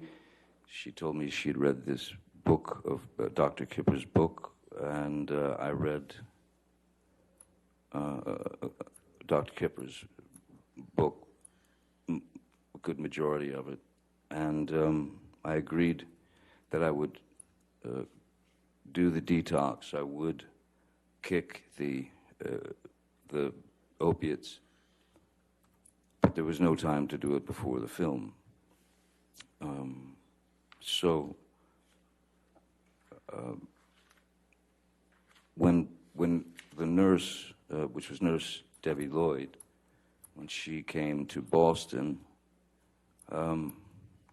she had asked me,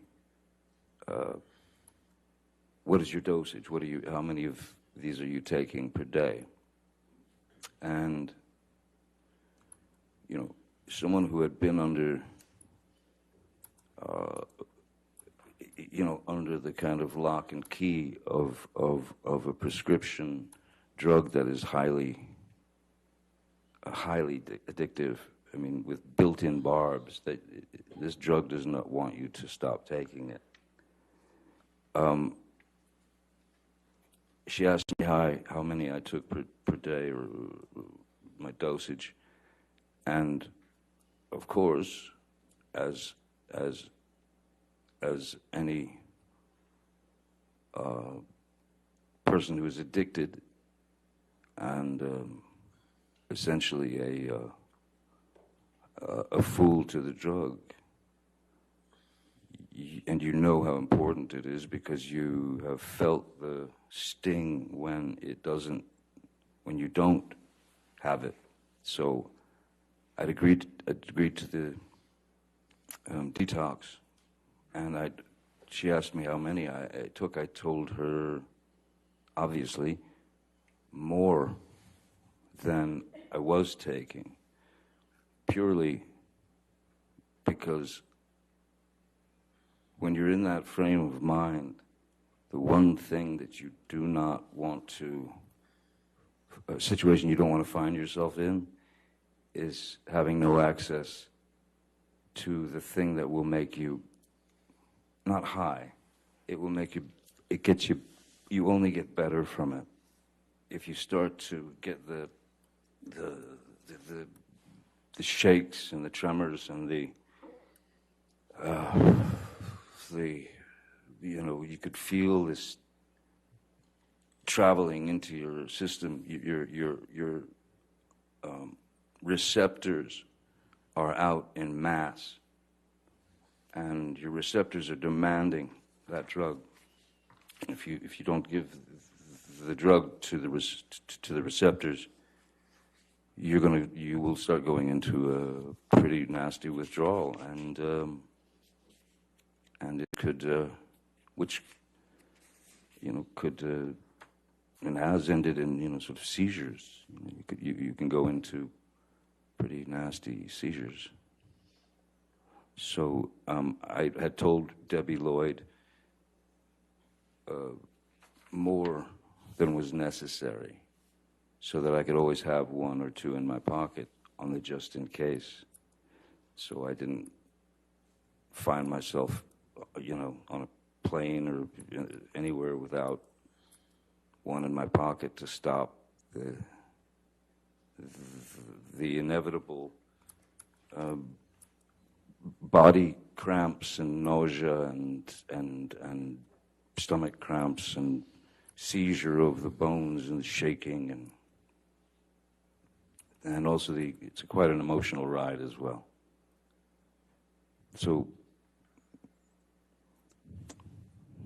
yes, before the flight, Amber and her assistant, Savannah McMillan, wanted to be picked up in New York and then have the plane fly to Boston to pick me up, to bring us back to Los Angeles.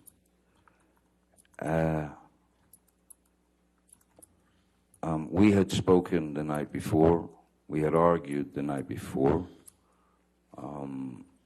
She was most definitely looking for a fight, actively searching for a way to instigate a fight with me. And I had taken 2 of these opiates, these Roxicodones, and I can tell you now, some of you may be very, very well aware of this, opiates are extreme downers. So if you have enough opiates in you, you will essentially go on what's called the nod. You'll just drop into sleep. So I've heard the words blackout used, and there's a grave difference between a blackout from alcohol abuse, because that is a person who has ingested enough alcohol to render them, they can still behave and they can still stand and talk and scream and yell and cry and do whatever they do, and never remember a thing. And generally they're always embarrassed by it. A blackout is a very, very different animal to the opiate taking you into dreamland. So when I arrived on the plane, I was not feeling any pain, and I knew that she was ready for some kind of brawl, and I sat on the plane drawing. I was drawing in my notebook, she would verbally heckle, hassle, accuse, poke, prod physically, you know, poke and prod psychologically, emotionally, and finally, you know, as was my, the one thing I learned, if you're gonna hide someplace from somebody, go straight into the bathroom. So I walked back into the back of the plane. I grabbed a pillow and I went into the bathroom, locked the door, and lay down on the bathroom floor and went to sleep. And that's where I remained for the rest of the flight. How much, if any, alcohol had you had before you got on the flight? I honestly don't recall having any alcohol. I mean, maybe there was the sort of glass of champagne when you got on the plane or something like that, the initial thing. You know, people order glasses of wine. People also tend to have a few drinks before a plane takes off because some people don't like the turbulence and the this and the that, so it's a little bit of a liquid courage, you know. But I certainly, after ingesting 2 of the Roxicodones, alcohol was not necessary. So I can tell you now that I was not drinking to excess, certainly not. And if I had, I'd probably been in the bathroom hugging porcelain as opposed to sleeping on a pillow. Who else was on that flight that you can recall? I remember Jerry Judge was on the flight. Savannah was on the flight. Ms. Heard. Keenan, Wyatt, Stephen Duders.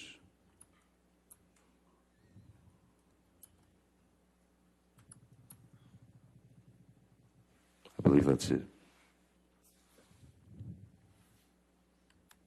What do you recall happening after you arrived back in LA?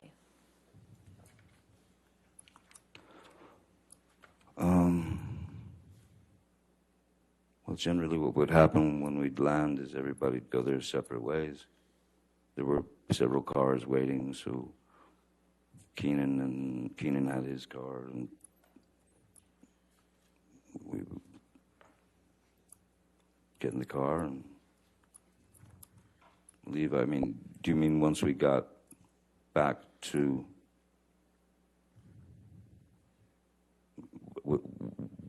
downtown, or? Did you and Miss Heard go back to the same home together after that flight? No, I don't believe, no, we didn't. I don't believe we did. I think she had decided if this is the time. Pretty sure. I believe she had decided to check herself into the Chateau Marmont. There's so many of these, it's hard to sort of keep them all straight. Who would have paid for Miss Heard to stay at the Chateau Marmont?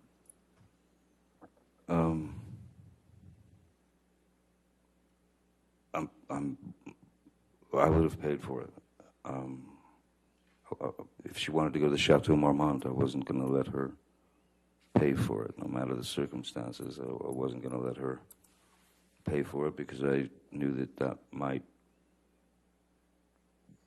get expensive for her. So generally, I would take care of things of that nature. And why did Miss Heard tell you why she was staying at the Chateau Marmont? No. Well, I mean, she was clearly upset, and she was irate. And I can't say that it was a bad idea for her to stay at the Chateau Marmont at that time. I don't know why she went to the Chateau, since she still had her apartment on Orange, I believe. The penthouse. Because I could have gone to Sweetser, but she went to the Chateau Marmont. Mr. Depp, do you recall why you were flying from Boston to LA in May 2014?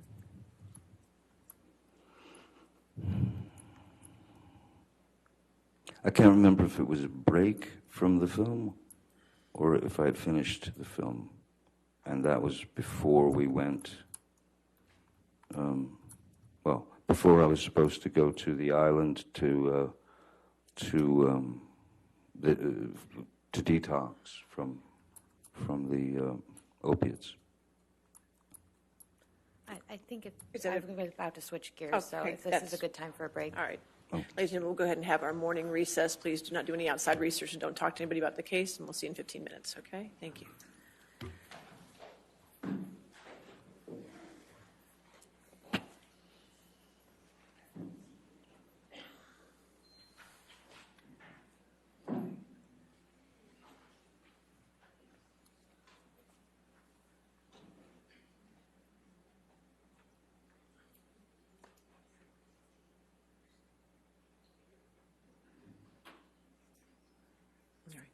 And sir, again, since you're still on the stand, do not discuss your testimony with anybody, including your attorneys, okay? All right, we'll come back at 11:35, all right? Thank you.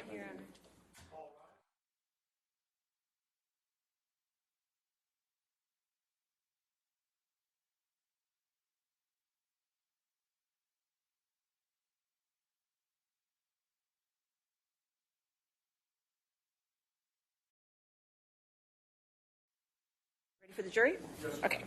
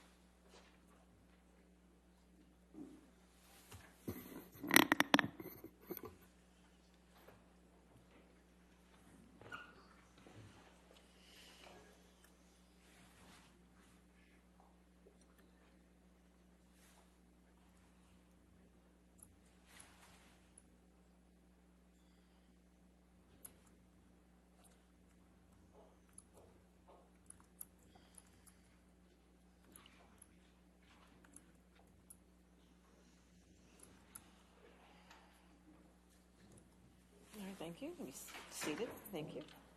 All right, your next question. Thank you. Mr. Depp, who's Dr. Kipper? Dr. Kipper is he's been my doctor ever since I'd met him in, I believe it was that May of 2014, or around there in Boston. And why were you connected with Dr. Kipper? My sister Christy knew, of course, that I had been addicted to the opiates, and she was concerned, and she brought me his book and talked to me heart to heart and asked me if I would be willing to go through the detox. And what was your answer? Yes, of course. And you mentioned Debbie Lloyd. Can you please explain to the jury who she is? Oh, Debbie Lloyd is a nurse who my doctor, Dr. Kipper, had assigned to my case to be the to oversee the detox and deliver the meds, the medications to me that would help with my with the effects of withdrawal that one goes through. To essentially try and knock you out, so that you don't go through the nastiness of the affair. Did Miss Lloyd stay on after the detox process as your nurse? Yes, she did. And when you were under Dr. Kipper's care, how often did you see Miss Lloyd? On location every day. Yes, on location every day. Even when, after a year or two, I was still seeing her at least on a bi-weekly basis, 2 to 3 times a week. When did you start the detox process that you mentioned?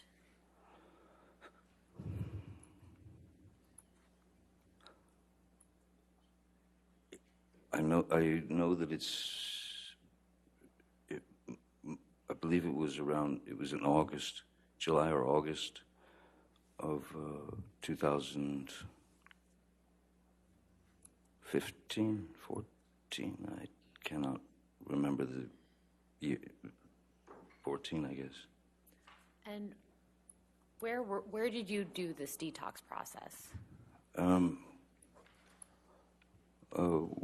We did the detox process happened on. I have a place in the Bahamas. I'm never comfortable saying this, but it's an island. It's a very strange thing to say, but I thought that would be the best place, the most private place where there were no worries of paparazzi or any of that.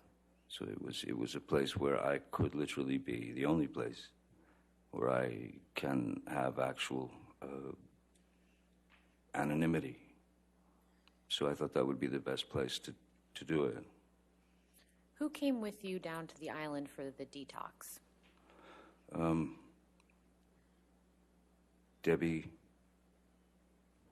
Nurse Debbie Lloyd traveled with me on the plane. Ms. Heard.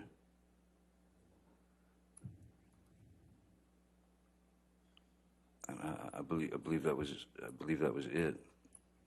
On the plane to go to the island for the detox.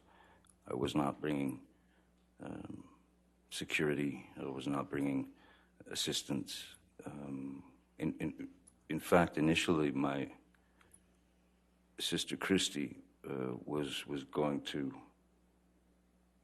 go there to help Ms. Lloyd and the doctor through the detox, which made perfect sense since that the whole thing had been born out of her desire for me to get clean. So initially it was supposed to be Christy coming in place of Ms. Heard.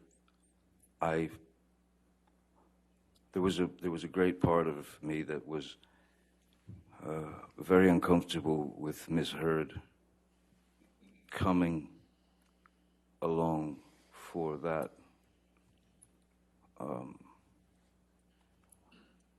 detox, because as things could fluctuate very rapidly in our relationship,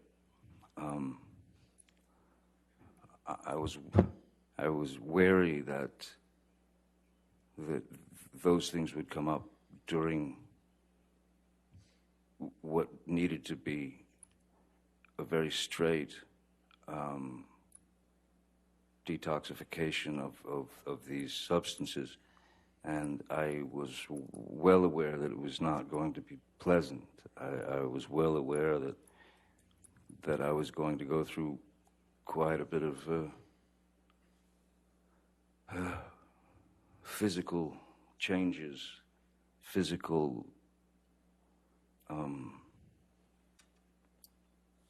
yes, I was afraid that it would be too much for her, and I also felt that she might be too much for me at the time. So then why did Ms. Heard come down to the island with you during the detox process? She insisted. She switched places with Christy. Could you please describe for the jury, Mr. Depp, what it feels like to go through a detox from opioids? I would say the best way to describe it is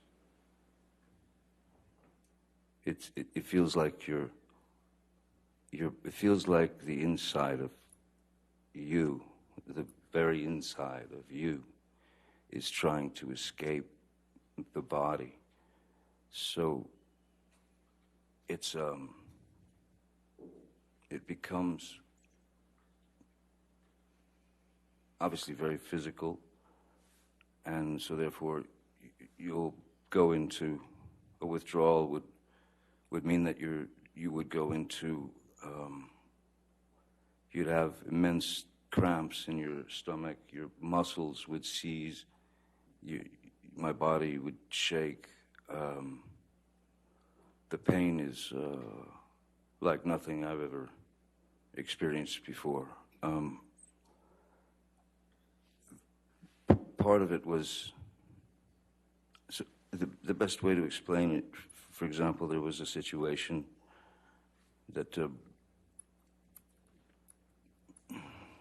when we were on the island and I was going through the detox, and it was hitting pretty hard at that point. And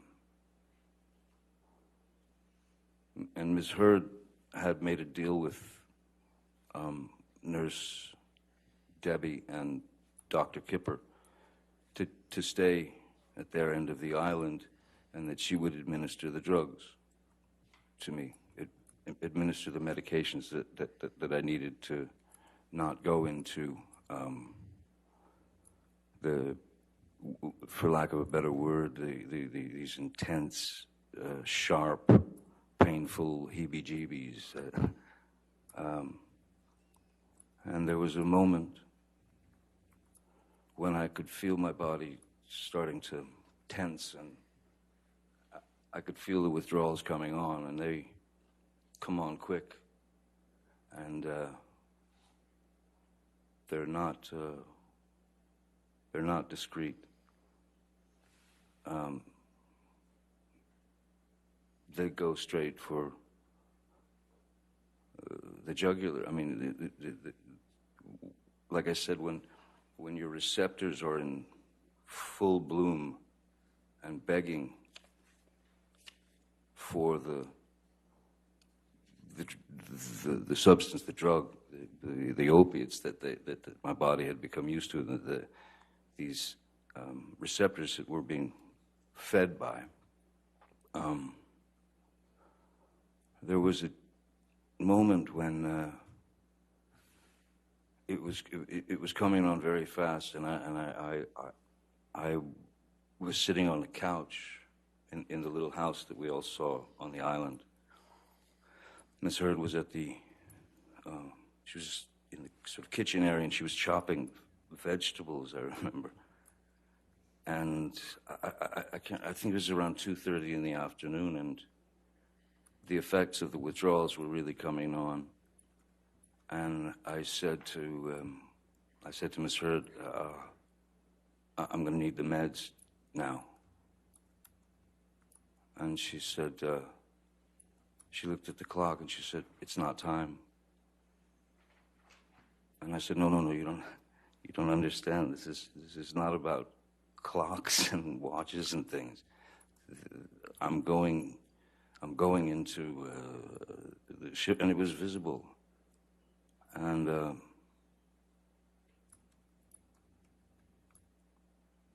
I hate saying this, and I hate to have to admit this. But that was, I believe that was about the lowest point in my life. That was the lowest I'd ever felt as a human being. Because I had to say, please, may I have the meds? Because it's really kicking in. And she was adamant, no, it's not time, it's not time. So in explaining how these withdrawals start to take over your body, when I was begging at that point for the meds, I found that I had sort of rolled off the couch and I was sitting on the floor crying.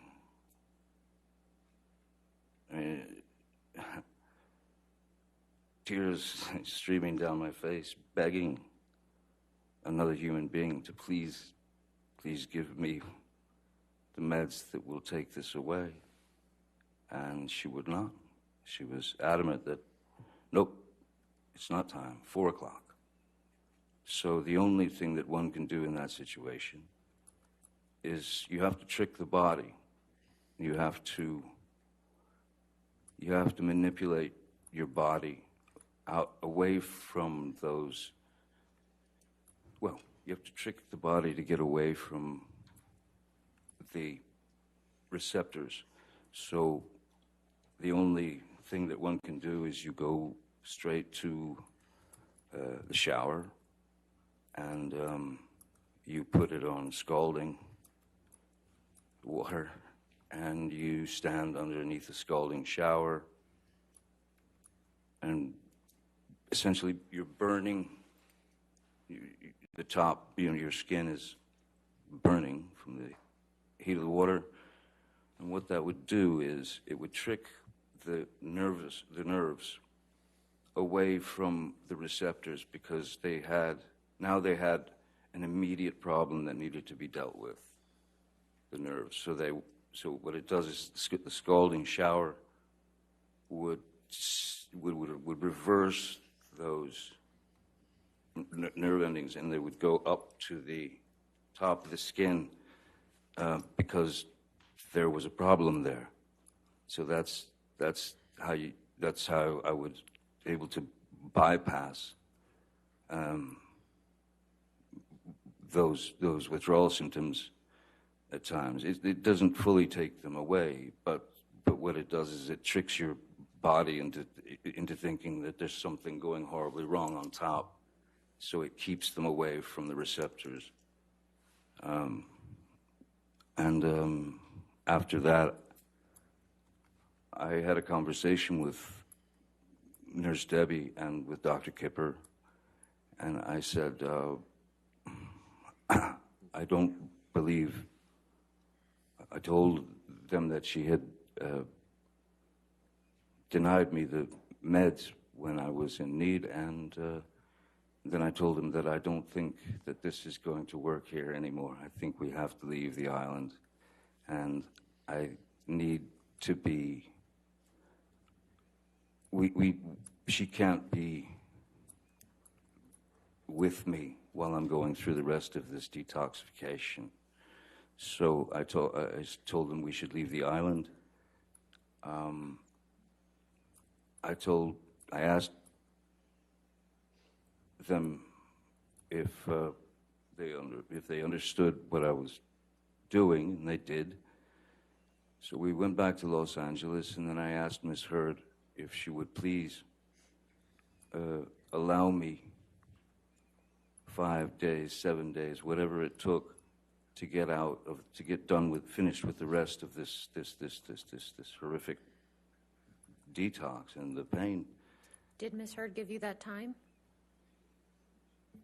She did, reluctantly, yes. I was immediately accused of throwing her out. I was accused of abandoning her. I was accused of not appreciating all that she had done to get me to this point where I was, which was kind of an interesting argument for me. I begged her, please, can I get a place at the Beverly Hills Hotel? I'll get you and your friends a bungalow at the Beverly Hills Hotel where you can all stay together and have a grand old flag. You can have fun, you can do whatever you want, and you don't have to sit around Mr. Shaky. And she wasn't happy about it, but it was very necessary. So she did eventually leave for about five days or so, and I sat in for a few days I sat in just a metal chair with one song on a loop that I could focus on the lyrics and the power of the song to help me get through it. And even once the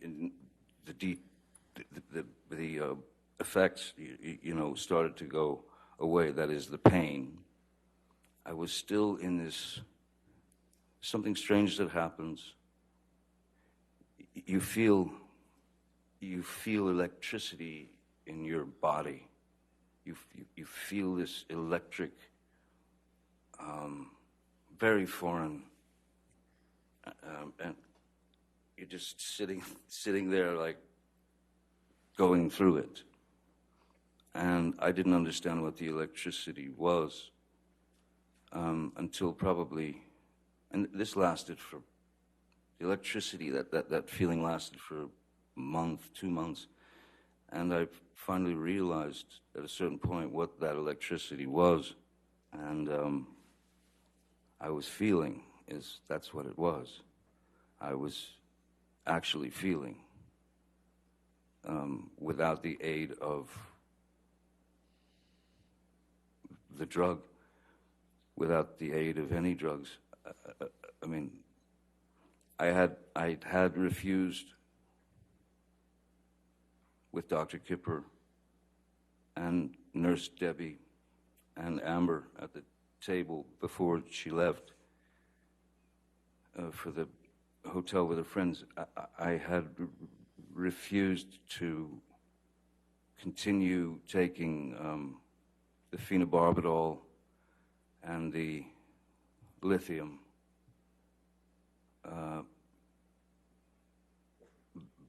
because to me it was just another drug in the way. It seemed like it was just another hurdle to get over, and I would rather just get it out of my system now and move forward. Maybe I wouldn't have had the electricity. Maybe I wouldn't have felt as quickly, but I didn't want to take phenobarbital and lithium and Seroquel and Neurontin and all these other things. And the worst of the two, I believed, were the phenobarbital and the lithium. So I went through that end of the kick without those two drugs. And as difficult as that process was it successful? It was indeed successful, yes. It was indeed successful. And as I said, this newfound, this electricity was kind of jarring, and I suddenly felt this energy. And like I said, I realized what was actually happening was I was simply feeling things without being provided anything to really numb it. So I was feeling for the first time in many years. There was nothing to cover or to hide or to suppress the feelings. It was just me and that electricity that I got to know as what actually feeling was like in many, many years. Mr. Depp, how long were you with Miss Heard before the two of you got married?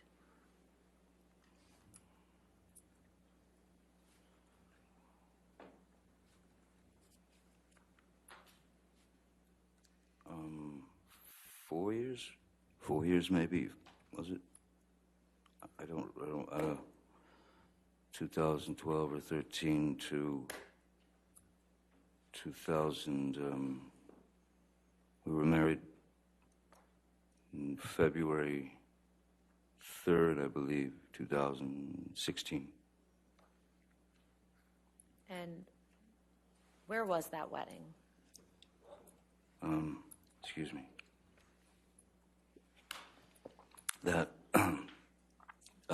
since my mother, my mom, Betty Sue, who by this time in her life had mellowed quite a bit, and she'd been through a number of illnesses. Since my mom was ill, and one doctor had told me that she had no more than 3 months. I went to Ms. Heard, and we knew we were going to do something on the island, but I decided, or asked her, and we both agreed that her parents would come to my mom's house so that my mom could witness the wedding and be there and all that.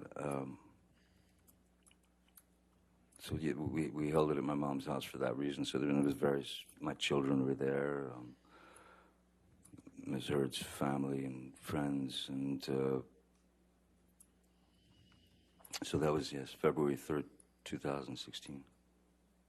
And is that the ceremony that you mentioned, or the celebration on the island? Was it 15? I don't know. Sorry. I'm sorry, what was your question? I said, is the date that you just mentioned, is that the actual ceremony, or is that the date that you celebrated on the island?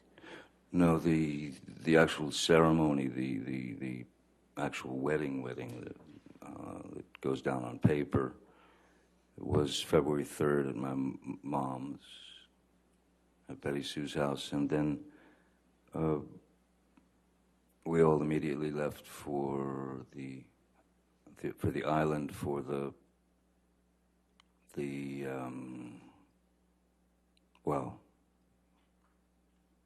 dream wedding, I guess. Whose idea was it to get married at that time? Well, I had proposed to Ms. Heard a couple of years before, I believe, and so we talked occasionally about when would be the right time in terms of between schedules, and how could we make this so that we could actually have a wedding and a honeymoon, and then go on to do the work. At first, my sister Christy was handling all of the details and things that, for example, that Miss Heard wanted for the wedding, and what she and Raquel had decided that they were going to design, or what the wedding was going to be like. at a certain point, Miss Heard was getting very, very. She started to get very upset with Christy, my sister, and accused me and Christy of trying to slow the process. Were you trying to slow the process? No, I wasn't trying to slow the process, but what I couldn't understand was when Miss Heard and her friend Raquel Pennington had decided to take all that away from my sister, and then they jumped in and made Objection, sure Your that. Honor. Testimony about what Ms. Pennington had decided is hearsay. We can move on from All that. right, I'll sustain the objection. Next question. Good one. Directing you to the celebration on the island. Who was invited to that celebration? Close friends, family, obviously. My father, my dad came. My son was there. He was my best friend. My daughter,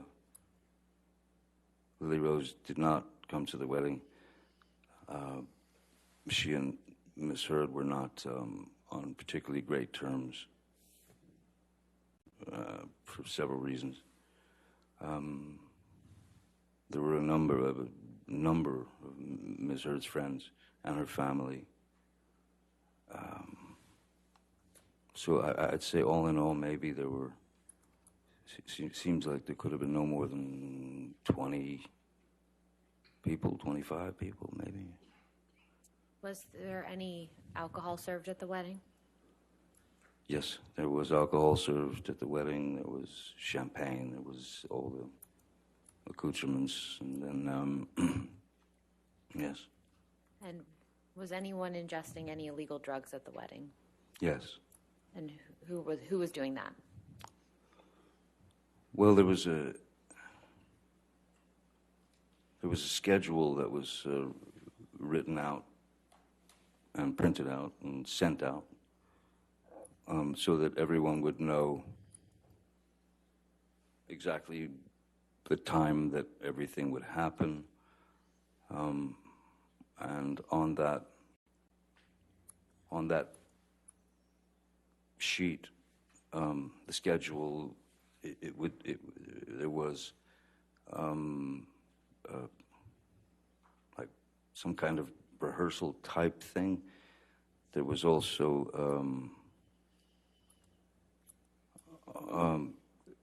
there was a great dilemma in who was going to be who. That's where the argument between Ms. Pennington and Wowcelebrities Wright. Mr. Depp, who did you observe taking drugs at the wedding? A number of people were taking MDMA. As I said, the list, there was after the wedding, there was it was like dinner, dancing, and drugs on the schedule that came from Ms. Heard and Ms. Pennington. So Amber,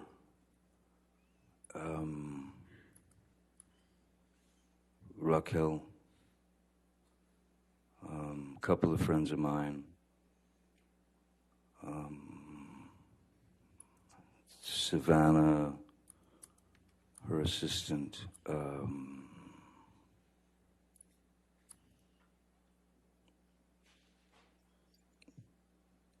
Tillett Wright,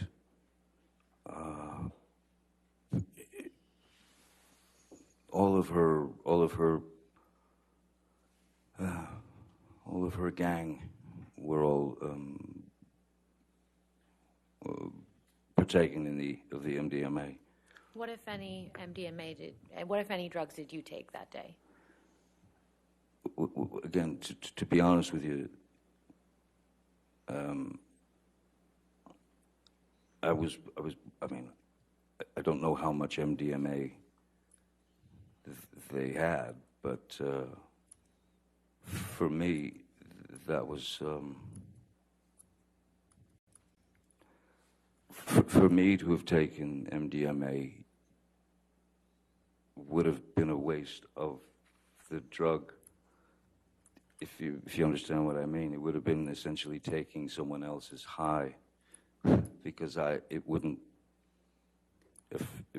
have an effect on me. So how many drugs did you actually take that day? The day of our wedding, Yes. I smoked marijuana, and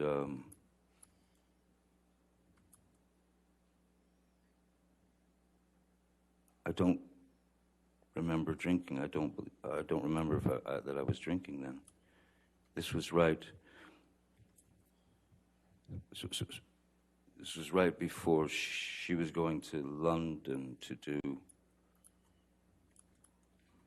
I believe, London Fields, and I was going off to Australia to do Pirates 5. I'm pretty positive at that point I wasn't partaking of alcohol. My drug of choice is, or was, and it is marijuana.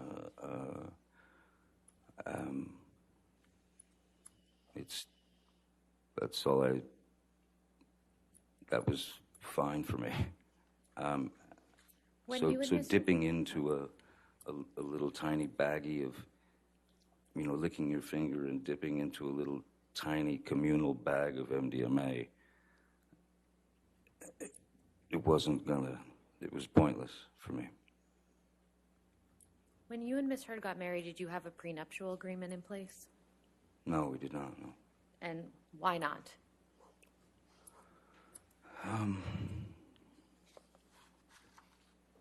There always seemed to be some reason or another why she wouldn't discuss it, or if we did discuss it, it became an issue that would turn into it would springboard into unpleasantness and then arguments. And then it was also too late. At a certain point, it was just too late. So then the idea of a post-nup agreement was brought up to Miss Heard, and that was in Australia. That was the beginning of the Australian Well, let's fight. talk about Australia then. But first of all, why were you in Australia? I was working on Pirates of the Caribbean 5. And who from your team was with you in Australia?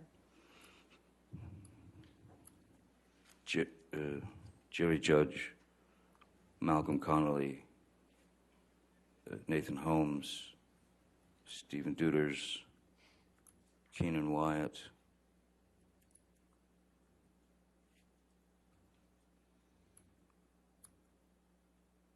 I believe that was it. Oh, and yeah, no, that's it. Was Miss Lloyd in Australia with you as well? Oh, yes, sorry, yes. Miss Lloyd traveled to Australia with us. And did Dr. Kipper come down to Australia at any point? Yeah, Dr. Kipper came down a bit later.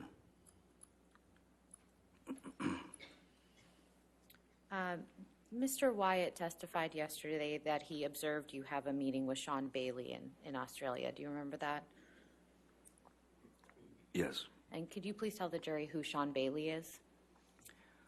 Sean Bailey at that time was, I believe he was the number three man at Disney in terms of hierarchy. He was upper echelon Disney, so he was under Bob Iger, and initially under Dick Cook, who was removed from Disney for some reason.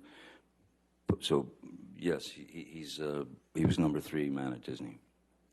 And why were you having a discussion with Mr. Bailey? The discussions that I was having with Mr. Bailey, with Sean Bailey, were they had to do with, well, as I think we've established, I have always, from the beginning of that series of films, I had always rewritten my characters' words and jokes, if you will, and situational comedy and things that I would add. And Mr. Bailey was very complimentary about some of the things that I'd done. He'd come over to me laughing after Objection. a take. Calls for hearsay. Your Honor, this is just discussing generally what they were talking about. He was getting specific. I'll sustain that if you want to continue. That's fine. Mr. Depp, was Ms. Heard in Australia with you? She came a little later, yes. Do you recall when she came down? I don't recall. Oh, well. No, I do recall. It was March. It was March. And what happened when Ms. Heard came to visit you in Australia?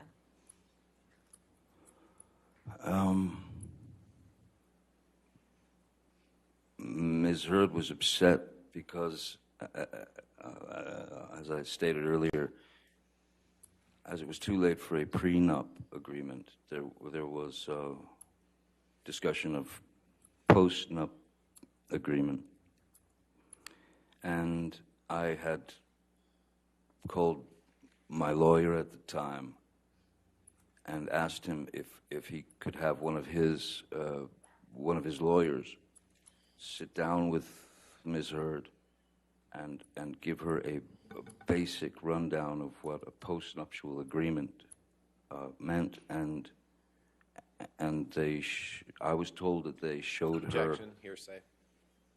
Your Honor, this is something he asked an attorney. It's not a statement of fact that's being offered for its truth. Yeah, I'll sustain the objection. Next question. What did Ms. Heard tell you she was upset about when she arrived in Australia? Ms. Heard told me that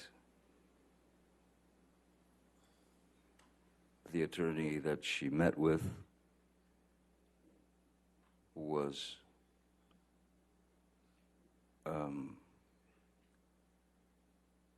rude and dismissive, and all she was being shown was an example of a postnuptial agreement. Ms. Heard then stated to me that she was very upset. She stated to me that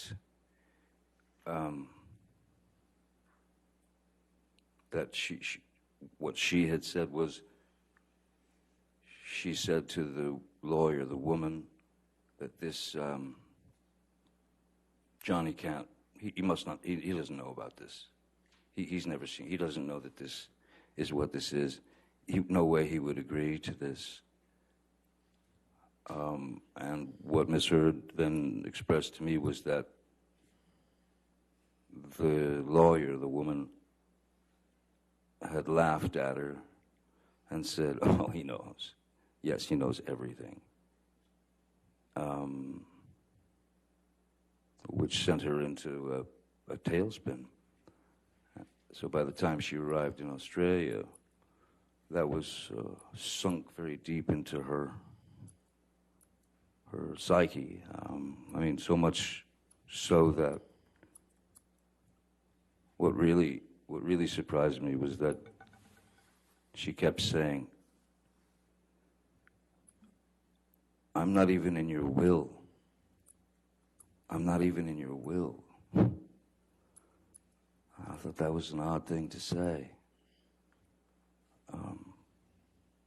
Especially since I don't think anybody had had time to change wills or anything of that nature.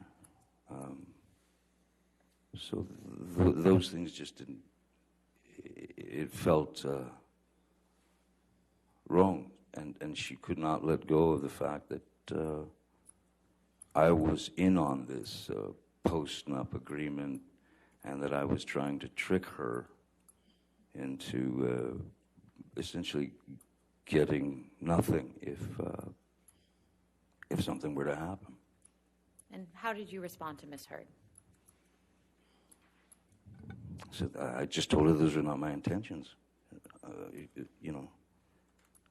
And at a certain point, you don't know what to do. I mean, the person is telling you, she's telling you, you don't trust me, you don't trust me, you don't trust me, and I can't speak about legal documents. I can't speak legalese. I can't explain to her these things. All I could do was try to calm her down and say that I was not out to screw her over or put her in a position that was uncomfortable. Did that work? These were stock, normal things to do. It did not work, no. It escalated and escalated and turned into madness, chaos, Can you please violence. Can you please describe that chaos and violence?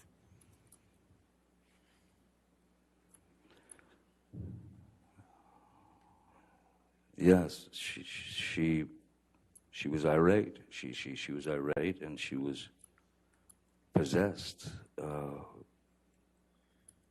And when I tried to remove myself, as I normally would from a situation, and that is to say, you know, as she's hammering me with sort of brutal words and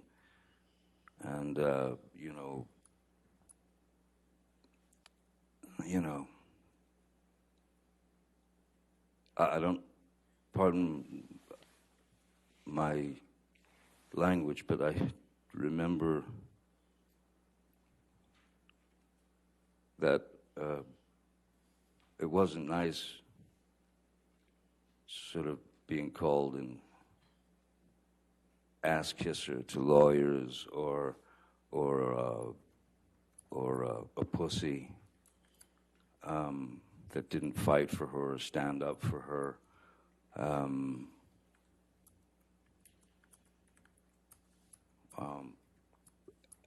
I, again, tried to remove myself from the situation, but to no avail. As I literally, the house that they had rented for me in Australia was quite a large place. It was quite a bit of a labyrinth, you know, and a lot of rooms, a lot of extra rooms. So I would go to, well, I'll just cut to the chase. I think that I ended up locking myself in about at least 9 bedrooms, bathrooms that day, as she was banging on the doors and screaming obscenities and wanting to have a physical altercation. So how did it come to be that your finger became injured? There was at one point where I'd stayed in one of the, sitting on a bathroom floor, door locked, she's banging away, screaming, blah, blah, blah, and then suddenly she stopped, and I could hear her walk away. I could hear her sort of receding into the distance, if you will, and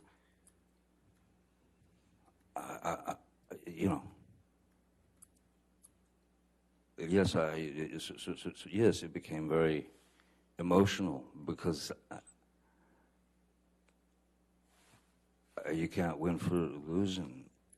There was nothing I could do to make her understand that I had, if that lawyer had in fact done that, and I did call my lawyer at the time, Jake Bloom, and I had him get these people on the phone, and I'm ashamed to say that I had taken, at that point when I was on the phone with him, I had taken Miss Heard's words to heart, and I laid out a ration of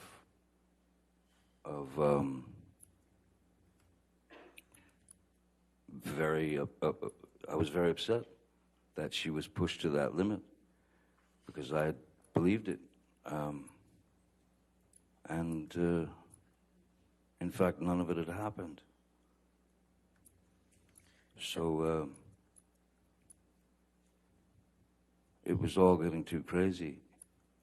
And again, I had been sober for many, many months from alcohol and substances, aside from the marijuana. And I left the place, the room that I was hiding in, or not hiding, locked myself into, and I went downstairs in the house. Downstairs in the house, as soon as you walk in the house, you can go upstairs or downstairs. Downstairs there was a sort of a rec area, pool table and such, and there was a bar.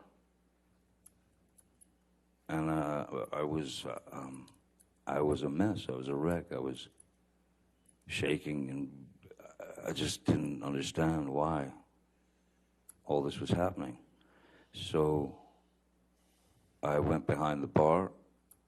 I grabbed a bottle of vodka that was there and a shot glass and sat at the bar. She was nowhere around. And I poured myself 2 or 3 stiff shots of the vodka. First taste of alcohol I'd had in a long time. And then she came down to the bar and found me there. And of course started screaming, "Oh, you're drinking again, the monster," and all that. So she walked up to me and reached and grabbed the bottle of vodka, and then just kind of stood back and then hurled it at me, and it just went right past my head and smashed behind me.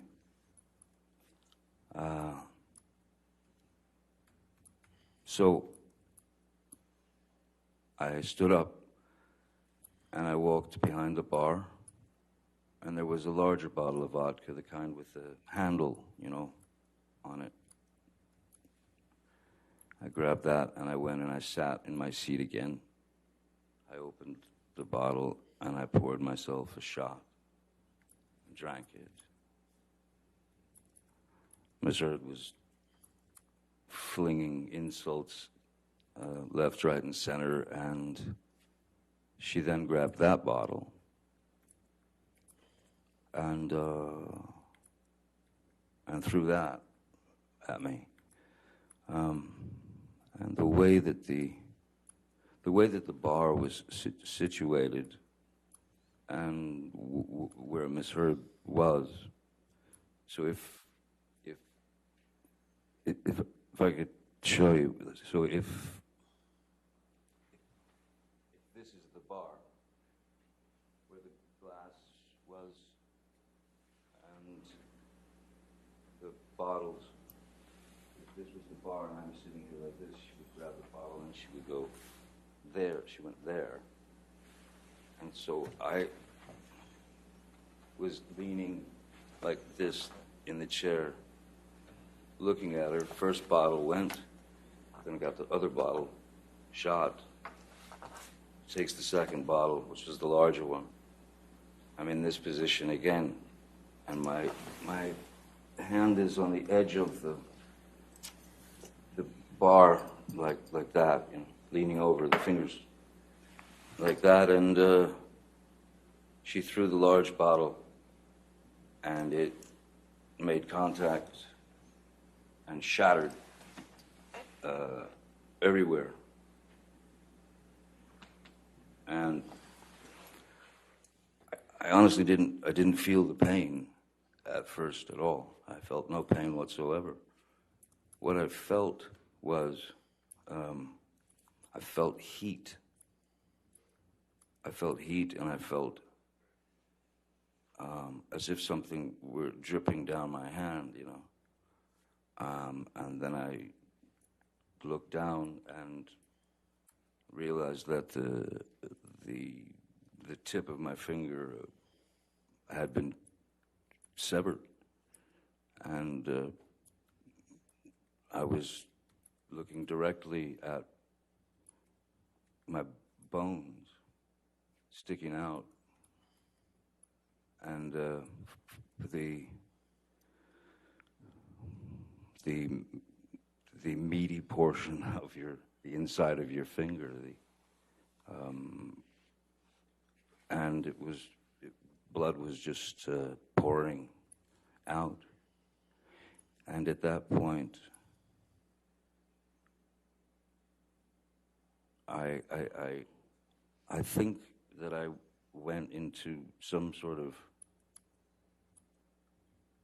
I don't know what a nervous breakdown feels like, but that's probably the closest that I've ever been. Nothing made sense.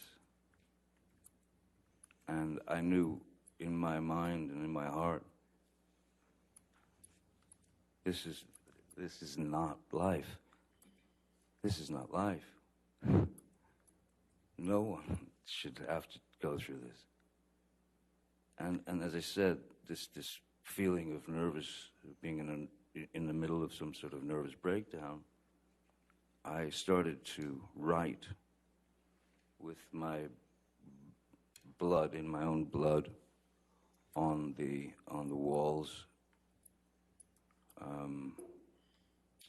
little reminders from our past that essentially represented lies that she had told me and lies that I had caught her in.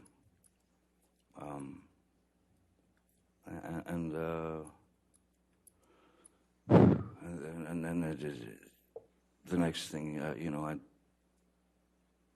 amongst all the madness, I would again hide in bathroom or wherever, and I texted Dr. Kipper and I said, you might want to come over. You know, I've cut my finger off here. Which finger was cut, Mr. Depp? It's the middle, it's the funny looking one. It's the middle finger here. You can see you can see all the sort of, from the initial wound, all these bones up here were crushed, and it looked like Vesuvius, you know. And so this part of my finger now is, so that because of not having use of the tip here, this is basically arthritis that kicks into the joint once that upper part of the finger is mangled. So is that the right middle finger? Right middle, yes. And is that your dominant hand? Yes, it is, yes. Mr. Depp, after Ms. Heard threw the vodka bottle at you and severed your finger, what, if anything, did she say when she saw the injury?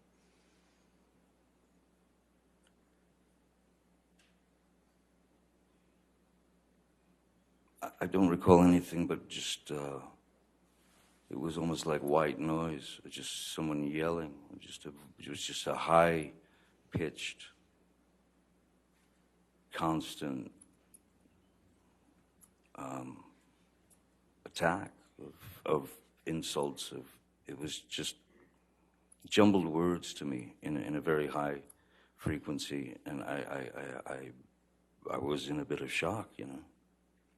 I was in shock. You mentioned that you reached out to Dr. Kipper. Did you receive medical attention after that? Yes, Jerry Judge, Malcolm Connolly, I believe Debbie Lloyd was there. Yes, Debbie Lloyd was there. Ben King had arrived as well. Who is Ben King? Ben King he's essentially a house, sort of an estate manager, and we'd worked together in London a few times, and he's a wonderful guy. So I brought Ben along to Australia to manage everything. He's very, very good and very nice. And then there was also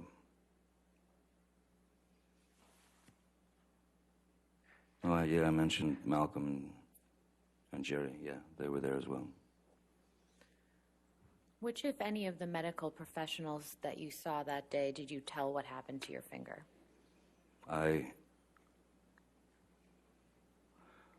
When Malcolm and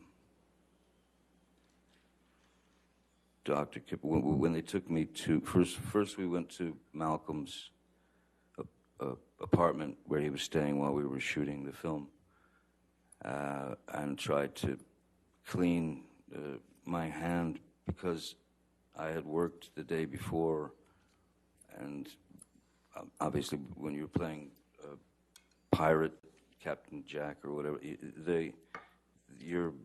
you're covered. They paint with alcohol, with rubbing alcohol. They paint dirt all into your hands and into your face and everything. So they were worried about getting my finger clean, so they tried doing that at Malcolm's. And then Kipper said, no, we've got to get to emergency room, and we've got to get hold of the tip of his finger. So we went to the emergency room. The doctor asked me what happened, and I lied to him. I said that I had smashed it in these large accordion doors, that it got caught in the accordion doors. Why would you lie about that? I lied because I didn't want to disclose that it was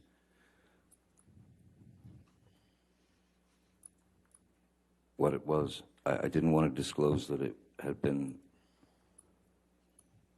I didn't want to disclose that it had been misheard, that it had thrown a vodka bottle at me and then took my finger off. I didn't want to get her in trouble. I didn't want to. I tried to just keep things as copacetic and as easy as possible for everyone. I did not want to put her name in that mix. Did you tell Dr. Kipper what had actually happened to your finger? Yes. After you returned from the hospital, where did you go? I went to Malcolm Connolly's apartment and slept on his couch. And to the extent that you know, where was Ms. Heard during this time? Ms. Heard was, I wasn't there, but I had, it was clear that she needed to leave. And I'd asked them to get her on a flight from Melbourne or Sydney or wherever back to Los Angeles. Why did you ask for that? I didn't want to see her. I didn't want to see her. I didn't want to have any more arguments. I was, for all intents and purposes, I was just done. Mr. Depp, I'd like to show you a picture. If we could please pull up Plaintiff's Exhibit 145.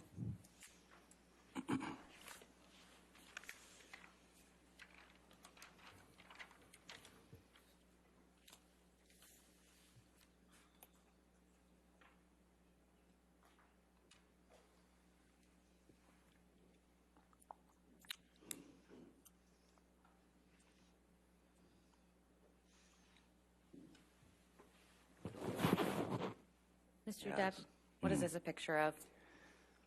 That is, that's me in the emergency room. I see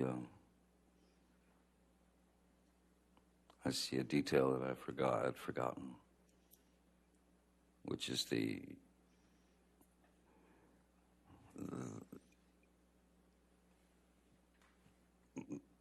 Ms. Heard had taken my cigarette from the ashtray and stomped it out in my face here. Could you mark on the screen where you see that? It's right above that green dot. And do you know who took this picture? I do not know. Can we please publish this to the jury? Do you want to enter into evidence? Yes, please. Any objection? No, Your Honor. All right, 145 in evidence. You can publish to the jury.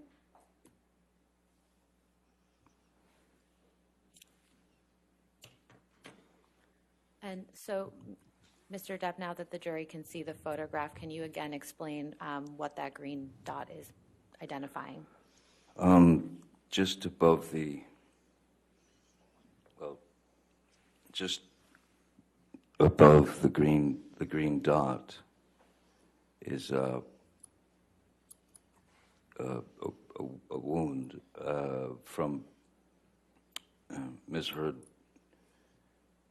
taking my cigarette, and this is after the finger had gone away, and she stubbed it out in my face and on my cheek.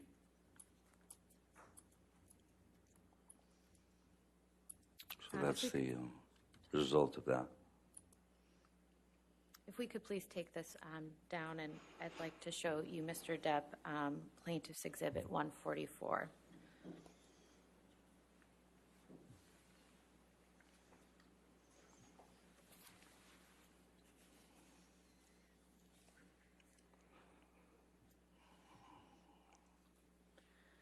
Yep, that's. What is this a picture of, Mr. Depp? The remains of my finger. And was this taken shortly after you were injured? I believe this was taken at the emergency room, I'd imagine. I'd move this into evidence, but I'd like to also warn the jury and the people in the audience that this is a very graphic picture. All right, any objection? No, Your Honor. All right, 144.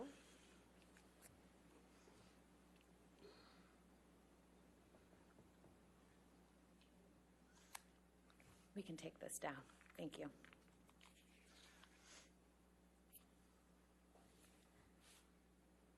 Mr. Depp, how long after your finger was injured did you return to LA? After the emergency room,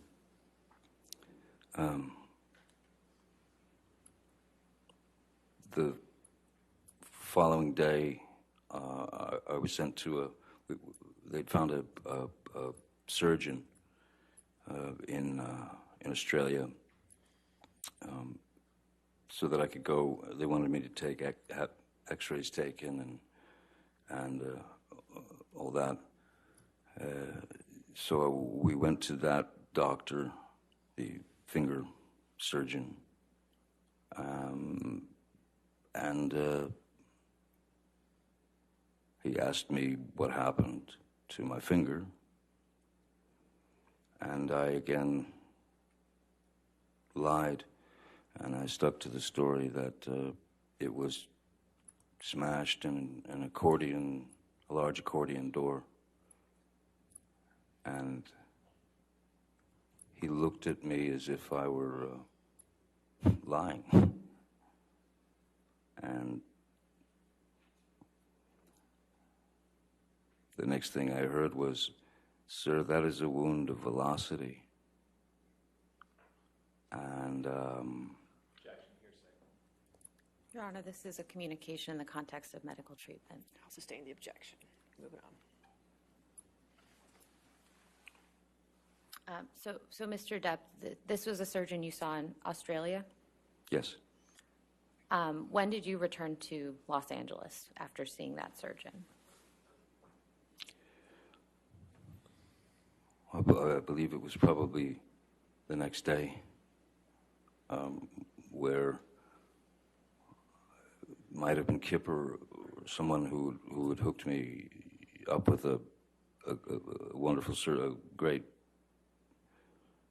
expert in reconstruction of,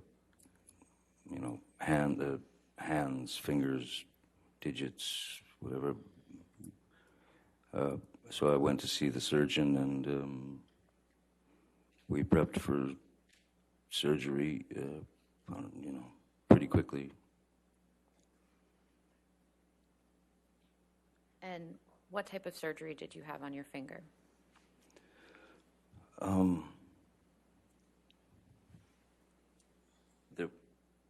The majority of this was all missing, and essentially, to some degree, hollowed out, if you will, because the bone had shattered, and then there was the bone that was sticking out down there. So he had to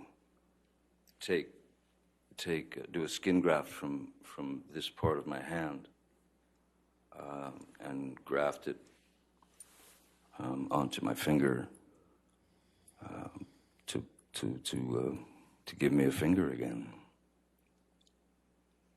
Anything else that was done to your finger to stabilize it? I don't think it was initially that they put the pin in. I think the pin, feels like the pin came later. I'm not sure, but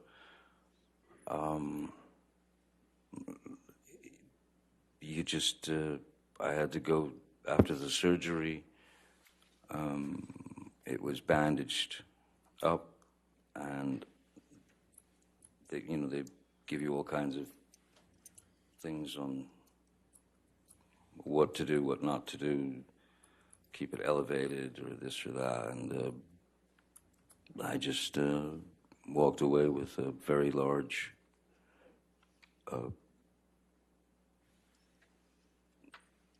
middle finger. It was all wrapped up to like this, and then,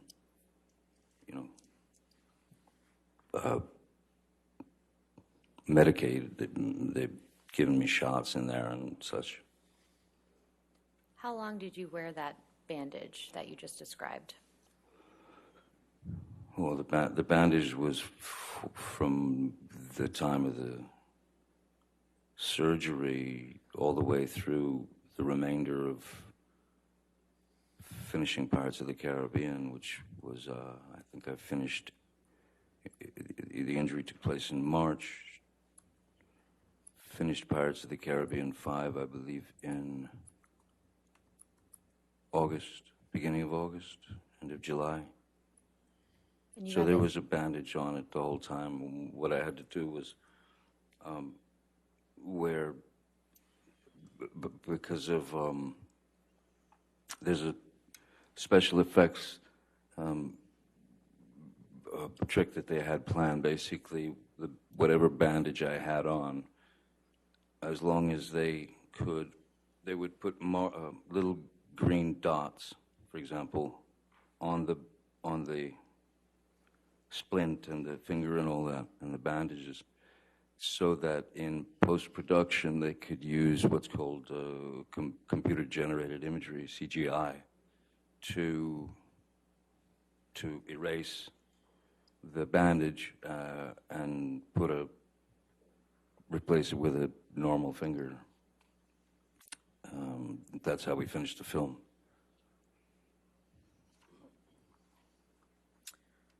If we could please pull up Plaintiff's Exhibit 61.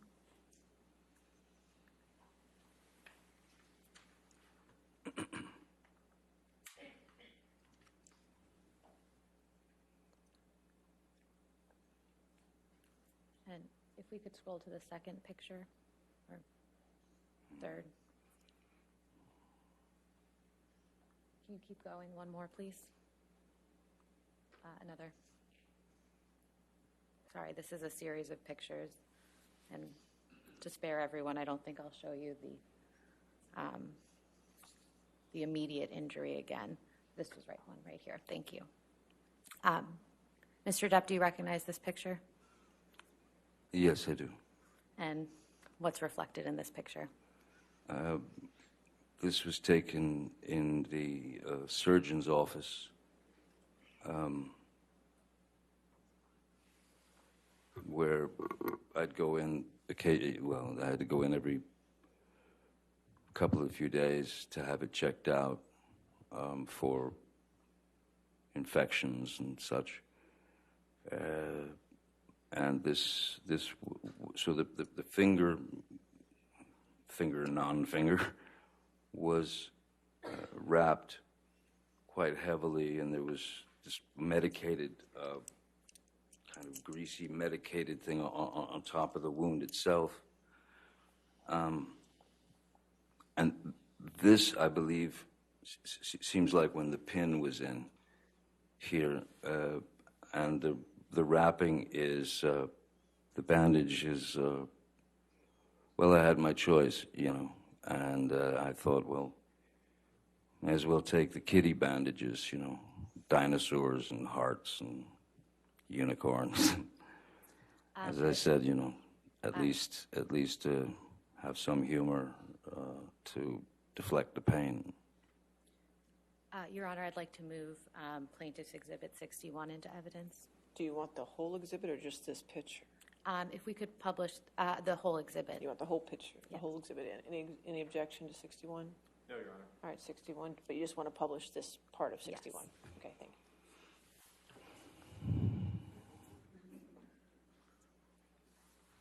So how long after your injury was this picture taken?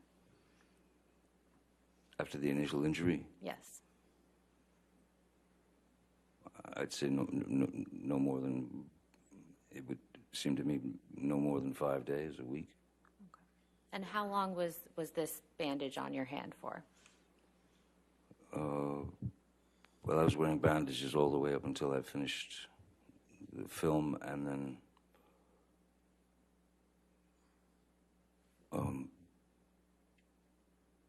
yeah, up through August for sure, and then beyond, I had to keep it. I had to keep it covered. I had to keep it protected. Do you recall how long after the injury that how long after the surgery the pins were removed from your finger? I would say maybe, I think it was about 2 or 3 days, because I remember that there was maybe more, but I just remember that the pain seemed to be getting worse and worse as Debbie would rate it, from is this an 8 out of 10? Is this a 3 out of 10? That kind of thing. At a certain point, it it became kind of a 12 out of 10 because it felt hot, very, very, very hot, and it felt there was throbbing. It was like it was throbbing, and the pin in there. It was like I could feel the pin in there. So we'd called the surgeon. I called the surgeon, told him.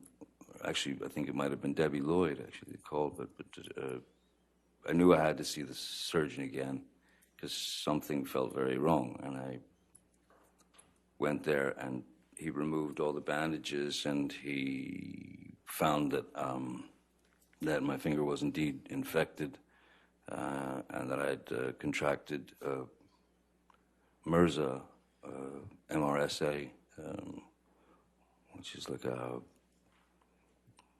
believe it's like the flesh-eating disease or something. But it was a pretty grotesque sight. After with the pin in and what they had to do to save it. Mr. Depp, while your finger was injured and healing, did you ever take any opiates during that time? No, ma'am. No more. Your Honor, I'm about to switch gears, so if All right. it makes We sense can to do take our lunch break. All right, ladies and gentlemen, let's go ahead and take our lunch break. Come back at 2 o'clock. Just make sure you do not discuss the case and do not do any outside research, and we'll see you at 2.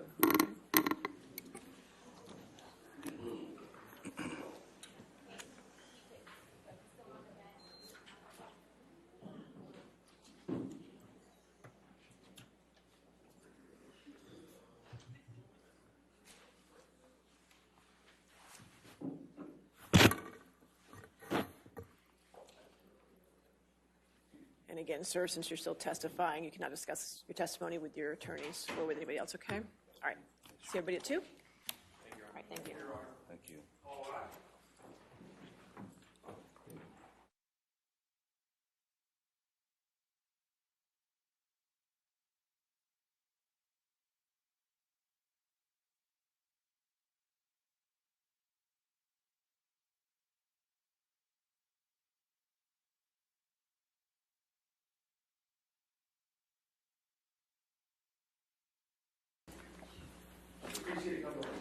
All right, are we ready for the jury? Okay, Yes, great. Your Honor.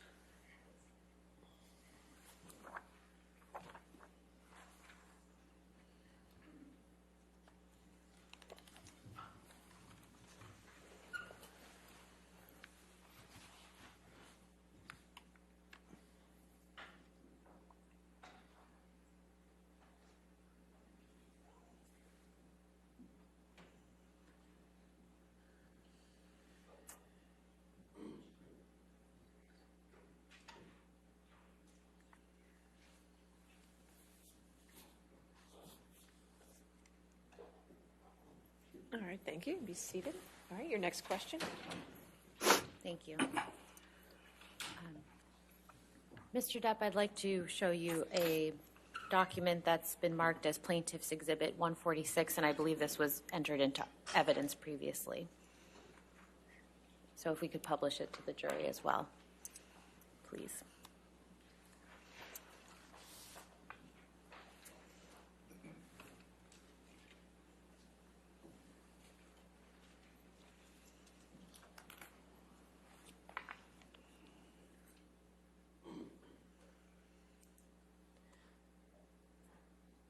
Mr. Depp, could you please explain to the jury what's reflected in this photograph?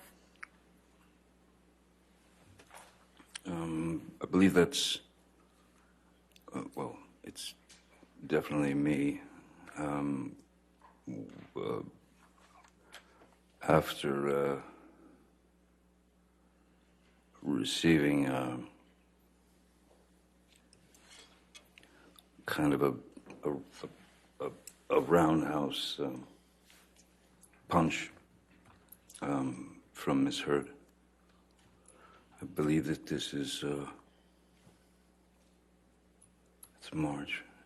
I believe that this is from what's been called the staircase incident. Am I correct? So you said you think this is from March of 2015? I'm just looking at the top. Do you remember who took this photograph? Mr. Bett, Sean Bett. And relative to when you had injured your finger, when was this photograph taken? Sorry?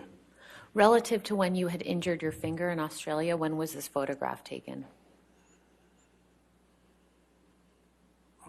The injury to my finger was sustained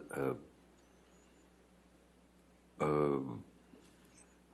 believe it was a couple of weeks or so before this, because we were back in Los Angeles for the surgery and rehabilitation of the digit. So I know you can't see your hand in this photograph, but what would your hand have been like given its injury at this date?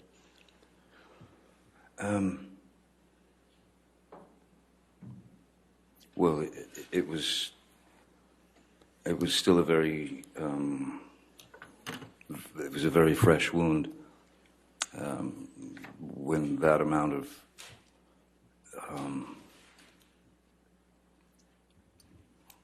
when the tip of when your finger is severed, that's not going to heal up for a very long time, and so my finger was still a very fresh wound. I'm not sure, but I'm pretty sure that this might have been around the time of the pin. In the pin that was put into my finger to keep it together, I guess. And what type of cast would you have had on at this time? It wasn't a cast per se, as it was bandaging. When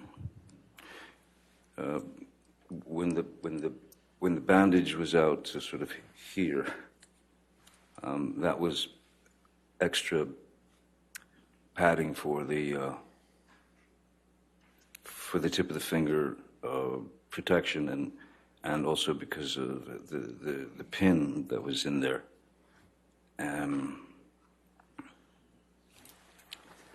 So, as I'd said before, there were when Nurse Debbie would ask, give me, on a scale of 1 to 10, your pain. When the fingers started to feel differently and hurt a lot more, and it became like a 12 out of 10 pain, that was yes, that was right around then, and the reason for that was because of the infection. The MRSA had already been working its way for a number of days. Mr. Depp, could you please explain to the jury the circumstances that led to you having the bruise that's reflected in this photograph? There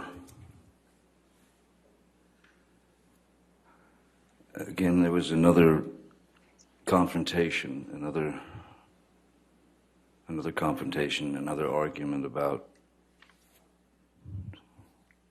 something or other, and we were in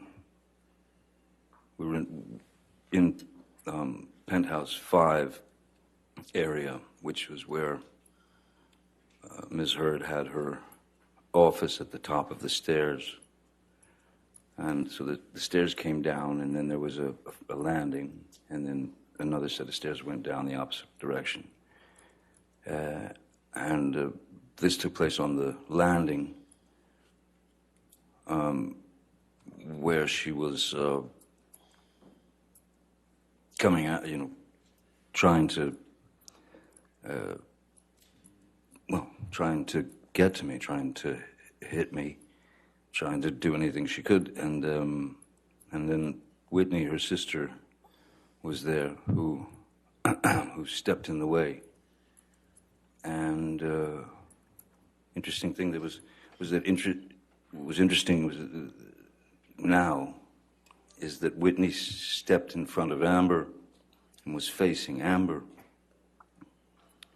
to stop Amber, and when she was in between us, Amber snuck in she got the roundhouse in and just nailed me on the cheekbone.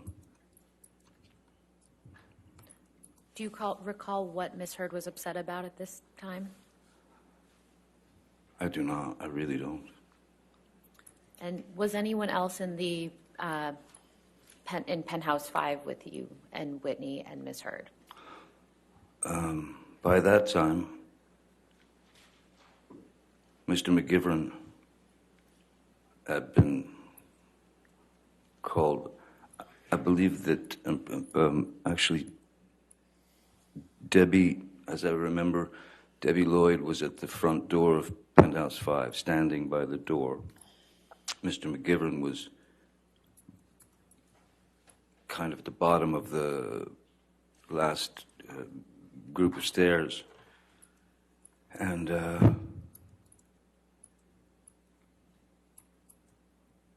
then the thump happened, and I got myself out of the situation, and I walked down the stairs to Mr. McGivern just to say, let's get out of here, And I remember that something was thrown from up there. I don't recall what it was, but something was thrown at me. It seemed like it was like I don't know if it was a bag of like pens or but it was from her office area.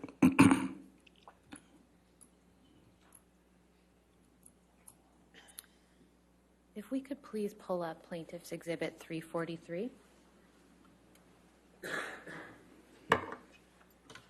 And for the record, this is an audio recording, and it's quite lengthy, so we intend to play certain portions of it. Okay. Any objection? No objection, other than we'd just like to know what minute and second portions they're going to play. Okay, but the entire audio is in evidence, correct? Yes, ma'am. And no Yes, objection? Okay. Yeah. All right, And 343 in evidence. If you'd like me to read the specific minutes now, or we can provide it to council afterwards. Hey, if you want it now, or as you go, or, okay. We intend to play minute 25, 37 seconds through 26, 28, 1 hour and 57 minutes, 21 seconds through 1 hour, 58 minutes, 54 seconds. 2 hours, 38 minutes, 52 seconds through, 2 hours, 38, 52 seconds through 2 hours, 39 minutes, 43 seconds.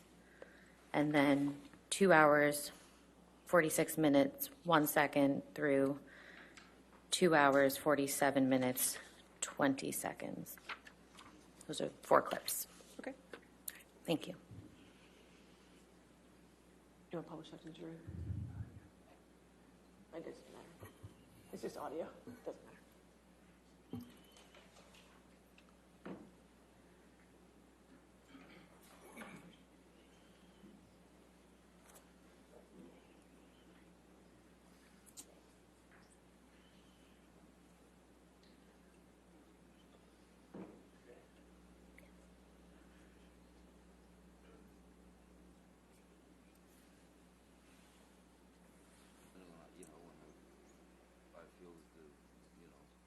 say something to you, that it was okay. That's the promise you gave me a little while ago. I'm telling you, if you lost memory last night of kicking me out the door with the fucker hitting me, Again, and sorry. and your memory is gone from you kicking the bathroom door and hitting me in the skull as I was bent Again, down. I am Wait, sorry. if you have those memory fucking divots. I was upset. There was a lot going on, okay, and I was but wait. on an Ambien. Like, Okay, why? but wait. Like, why are you obsessing over the fact that I can't remember it the way you remembered it? I said I was sorry. I didn't deny I know it. that. I'm not talking about that. What I want.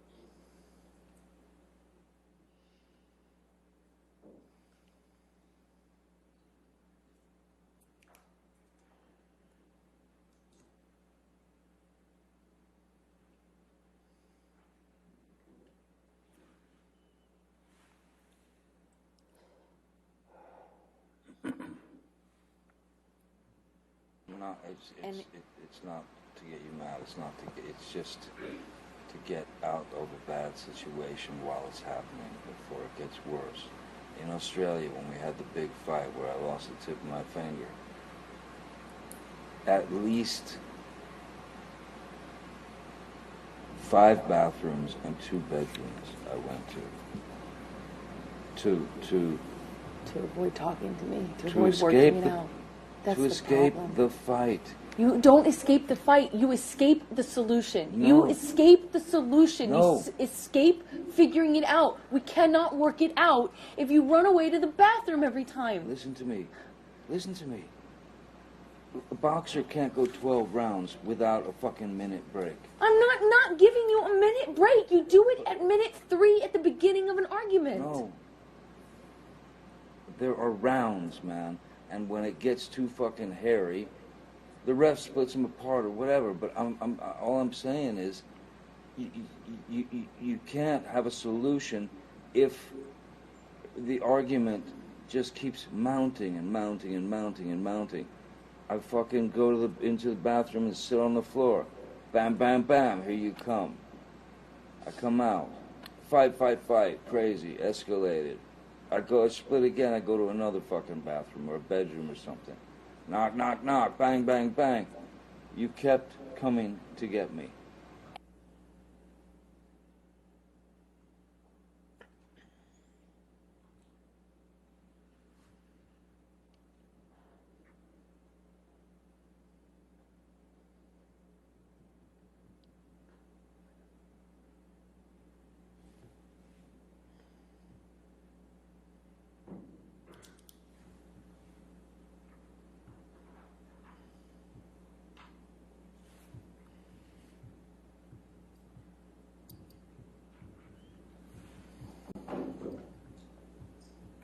I'm not the one who fucking throws fucking pots and Those are different. whatever That's the different. fucking else at me. That's different. That's one does not negate the other.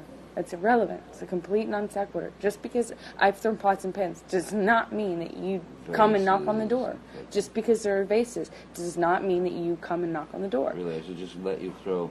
I'm not saying that. You're saying that. You're putting words in my mouth and then making non sequiturs. I'm giving you a situation. No, you're trying to justify how you don't or do come to the door No, based I'm on whether I throw justifying- pots and pans. It's irrelevant. No, I'm justifying how you seem to think that there's this cowardice in me that runs away and I don't fight for you. And you're justifying that by saying I throw pots and pans? Okay, cool. Let's No. talk about everything you do wrong. I'm not the one who...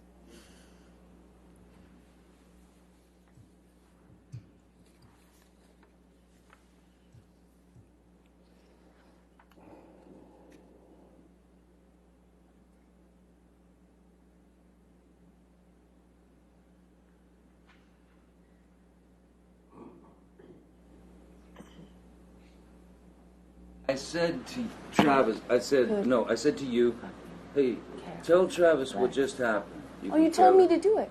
You told me to. You said, go do that. I said, no, tell him what just happened. And I lied. And that you punched me in the You're right. fucking thing. And You figured in it the out. face. And you said, no, fucking, no, I didn't. What the fuck are you talking about? And I didn't watched punch you you. lie. And then I didn't punch you, and by then the way.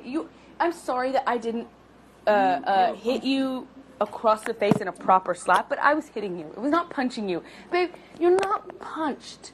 Don't tell me what it feels like to be punched. You know, you've been in a lot of fights. You've been around a long time. I know. Yeah. No, when you fucking have a close You fist. didn't get punched. You got hit. I'm sorry I hit you like this, but I did not punch you. I did not fucking deck you. I fucking was hitting you. I don't know what the motion of my actual hand was, but you're fine. I did not hurt you. I did not punch you. I was hitting you. How are you tough? What am I supposed to do? Do this? I'm not sitting here bitching about it, am I? You are. That's the difference between me and you. You're a fucking baby. Because you started. You are such a baby. Grow the fuck up, Because you Johnny. started physical fights. I did start a physical Yeah, fight. you did. So I had to Because- get the fuck out of there. Yes, you did. So you did the right thing, the big thing. You know what? You are admirable. Mr. Depp, could you please explain to the jury what they just heard on those audio recordings?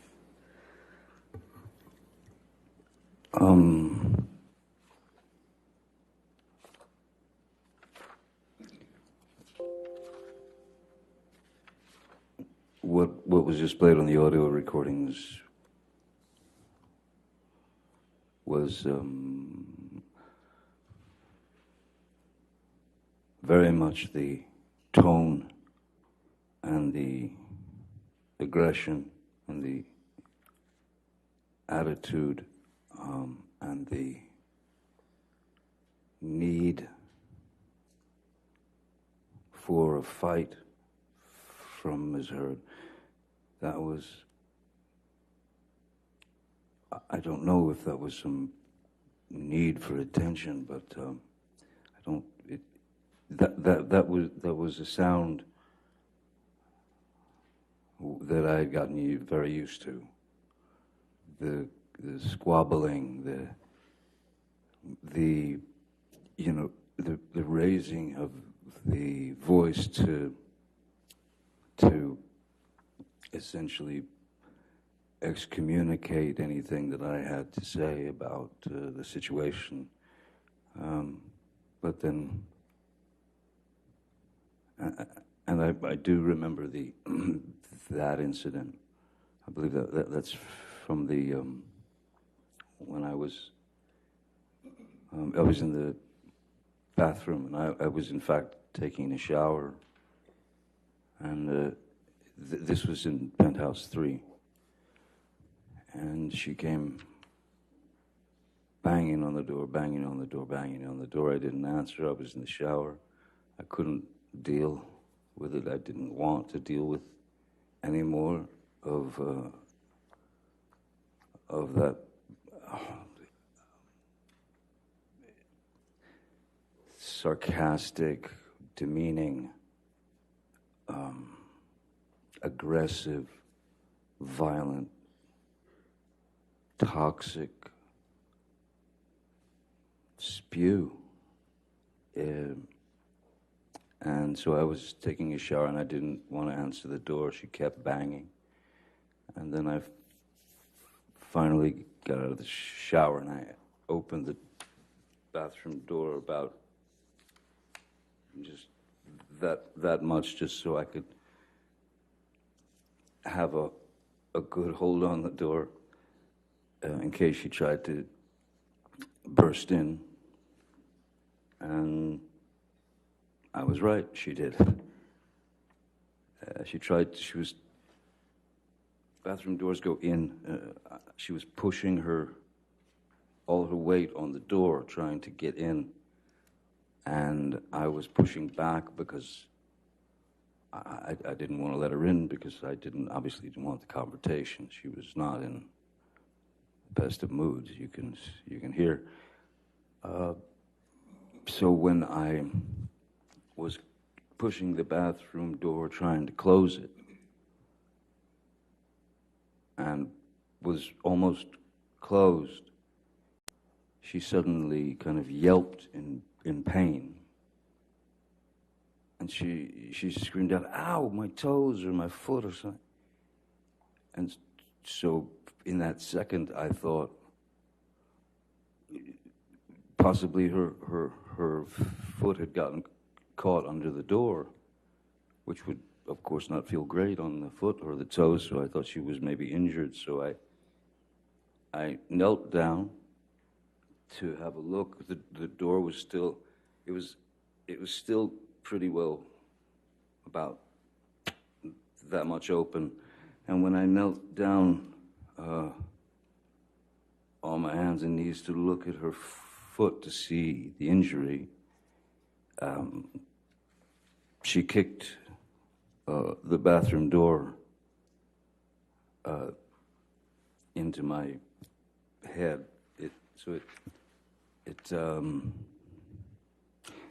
She kicked the bathroom door into my head, and I was completely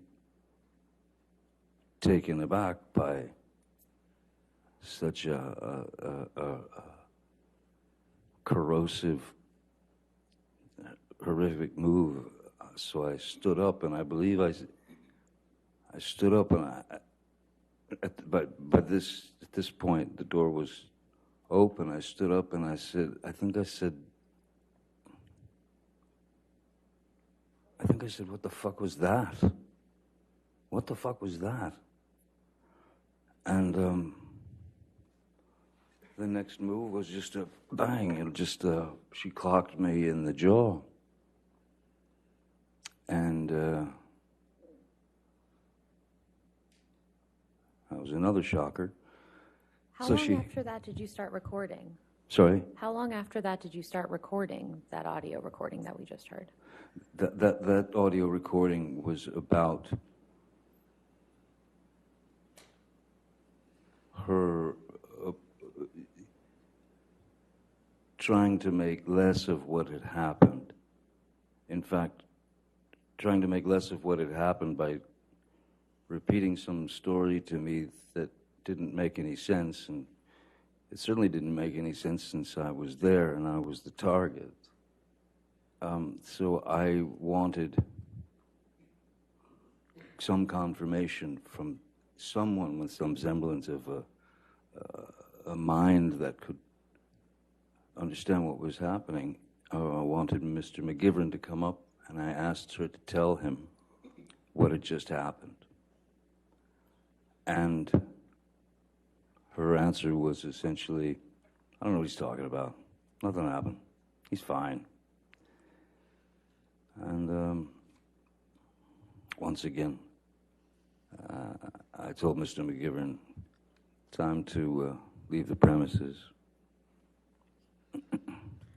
Mr. Depp, I'd like to show you now what's been marked as Plaintiff's Exhibit 162. Okay.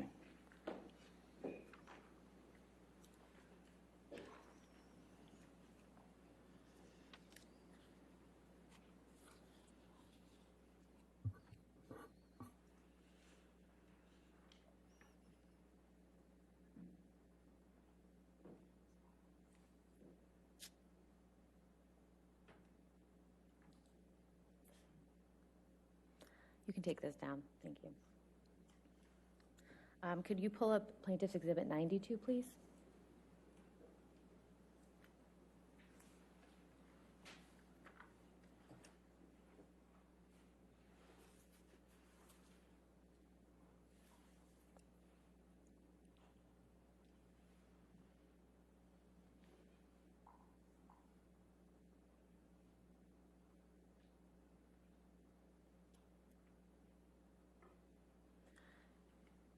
Mr. Depp, what is this a picture of? That is a that's a photograph of the blade of an old like a Bowie knife. That's the photograph of the blade with an inscription on it to me from Ms. Heard, who at the time I referred to as Slim. Your Honor, we'd like to move Plaintiff's Exhibit 92 into evidence. No objection.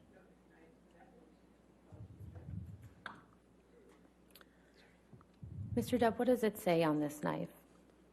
Hasta la muerte, And what does that mean? until death. And then what does it say after that? XX Slim. And who is Slim? Ms. Heard. When did Ms. Heard give you this knife?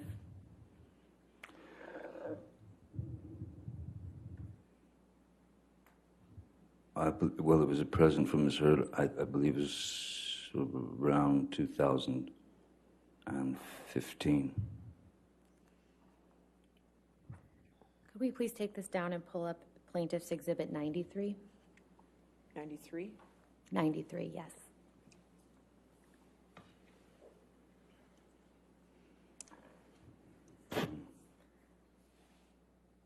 Mr. Depp, what is this a photograph of? That's the knife in full view. That's the full side of that knife. Plaintiffs would move Plaintiff's Exhibit 93 into evidence as well. Objection. All right, 93 in evidence, you can publish to the jury.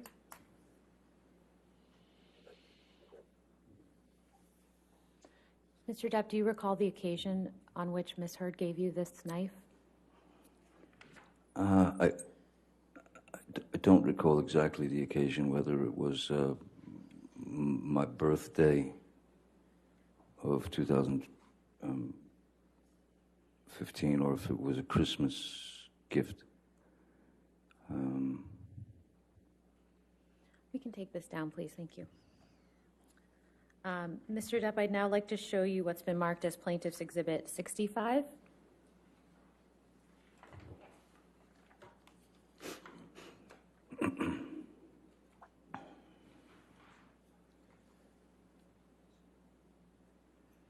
And I believe this has already been offered into evidence. Yes. If so, if we could please publish to the jury. Thank you. Mr. Depp, what's reflected in these photographs?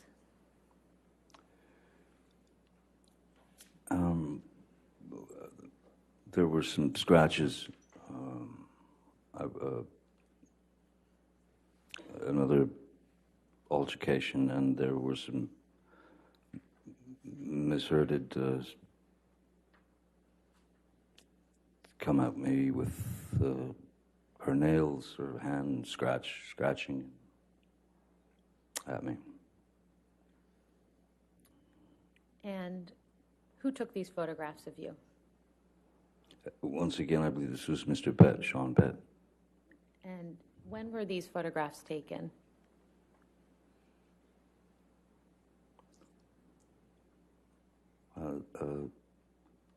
Seems to be Christmas, or 10 days before Christmas, the 15th of December 2015. Mr. Depp, do you remember what led to you having these scratches on your face? This was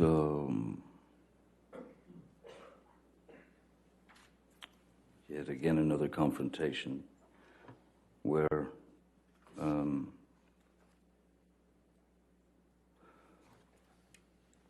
as was my regular practice, there had been an altercation. She was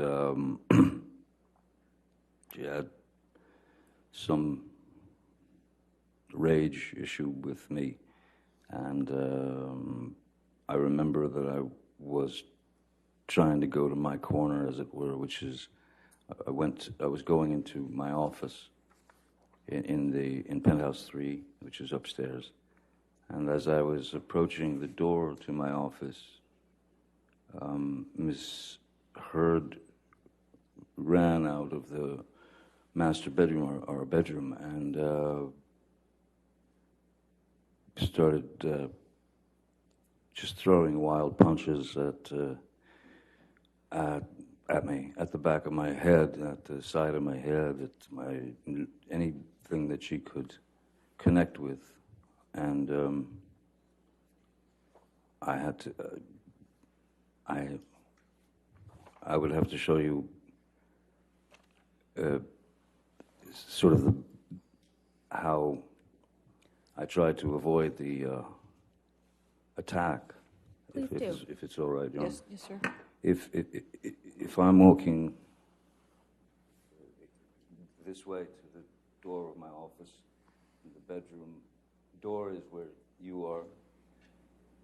I'd walked across the mezzanine there, and as I'm approaching the door, suddenly I'm just getting clobbered from behind, and one's natural primal instinct is to kind of duck and cover. So I ducked and covered, but they didn't stop.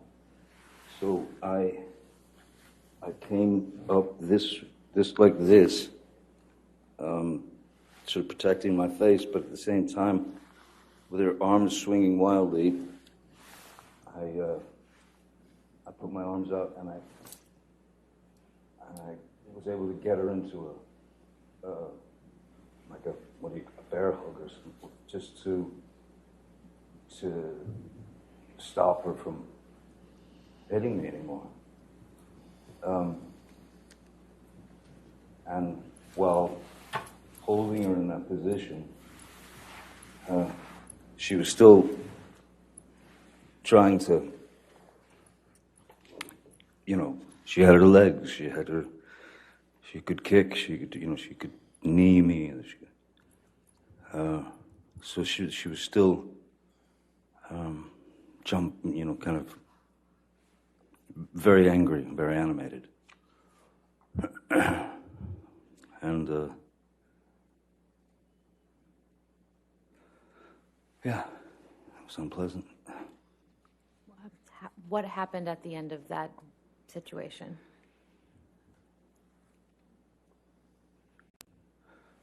Because of the grabbing of the arms and holding them to her side so that I didn't receive any more blows, and she was still fighting, I believe there was some kind of contact with our heads, our foreheads, as would happen if you're trying to calm someone like that. And then that was when she accused me of headbutting her, of giving her a headbutt and breaking her nose. But there was no blood. There was no. I didn't hit her nose. If there was anything at all, it was a bump of. Well, I'm trying to restrain her. She's trying to get out of it. There's going to be some contact here and there, accidental contact, but not a headbutt. How did you escape this altercation?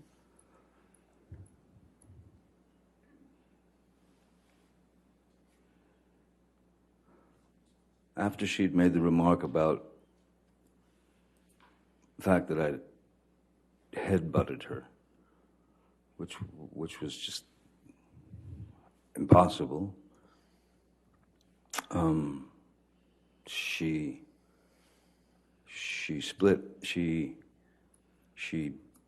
huffed off. I let her go. She huffed away, and she was gone for about 7 or 8 minutes. And then when she came back, I was in the bedroom of Penthouse 3, our bedroom. And she came back about 7 or 8 minutes later, and she had a Kleenex or a tissue to her nose. And she pulled it away from her nose and she showed it to me. And there was red. There was indeed like red color on the tissue. But me, I know that there was no connection to her nose. No part of my body made connection to her nose or eyes or anything like. So she said, she took it away and she showed it to me. She said, "Way to go, Johnny, you broke my nose. You broke my nose." And I knew I hadn't, so I said, you go into sort of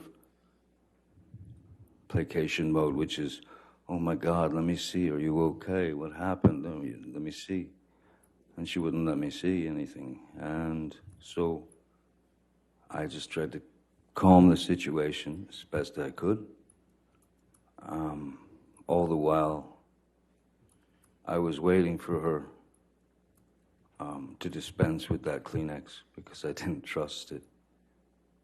And so I waited, and when she dropped it into the wastebasket in her bathroom, or in our bathroom, and left the room, went somewhere downstairs, I think, I don't know. And then I pulled the Kleenex out of the trash bin, and I inspected it pretty closely and realized that it was nail polish. It was nail varnish or polish. Mr. Depp, shortly after December 15th, 2015, where did you and Miss Heard go for the holidays?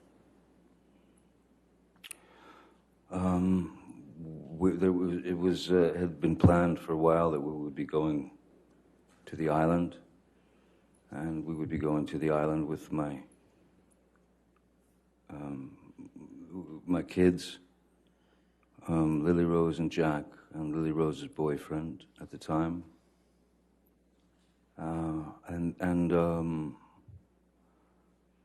There's a friend of Amber's called Alice Temperley, I believe her name is, and her boyfriend Greg Williams, who's a very well-known photographer, and both very nice people, and their kids were going to. She told me they were going to come to the island, and I thought, okay, great.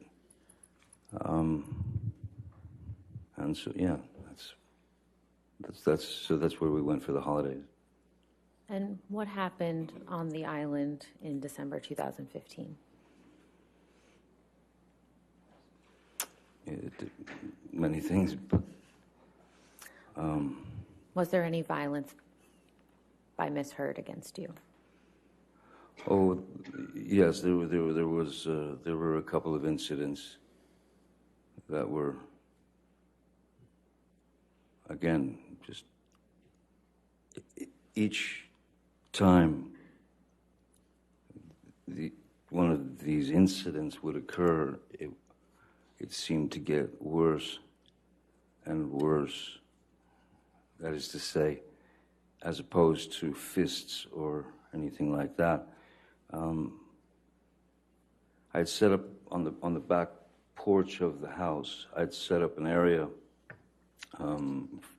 with an easel and oil paints and a can of mineral spirits, linseed oil, brushes, everything. So she wanted to paint.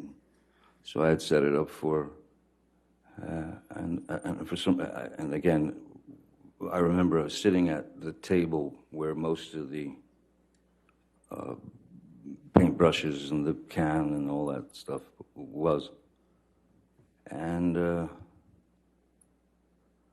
the argument, again, escalated, and she just simply reached down and grabbed the can of mineral spirits and chucked it at my face. She threw it at my face, and it struck me right at the bridge of the nose, sort of the forehead, bridge of the nose area, and it hurt. Who else was around when this happened? Well, thankfully, my children and Lily Rose's boyfriend were over towards the cafe. At that point, I didn't know that anyone else was around or had witnessed anything. I thought it was just Amber and I, but apparently there are 4 staff who work on the island. I don't think it's hearsay. I don't think any statements yet. You can go ahead and continue your answer, sir. Okay.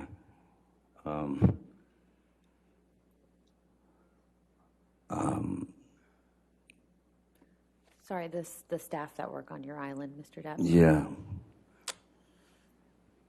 So there are indeed 4 staff who work on the island and live there all year round, who take care of everything, and 2 of them happened to be in that area and witnessed the violence. I'll sustain as to, unless you can lay a foundation, how he would know Certainly. that if it was not hearsay. Mr. Depp, how do you know that these staff members witnessed part of this altercation?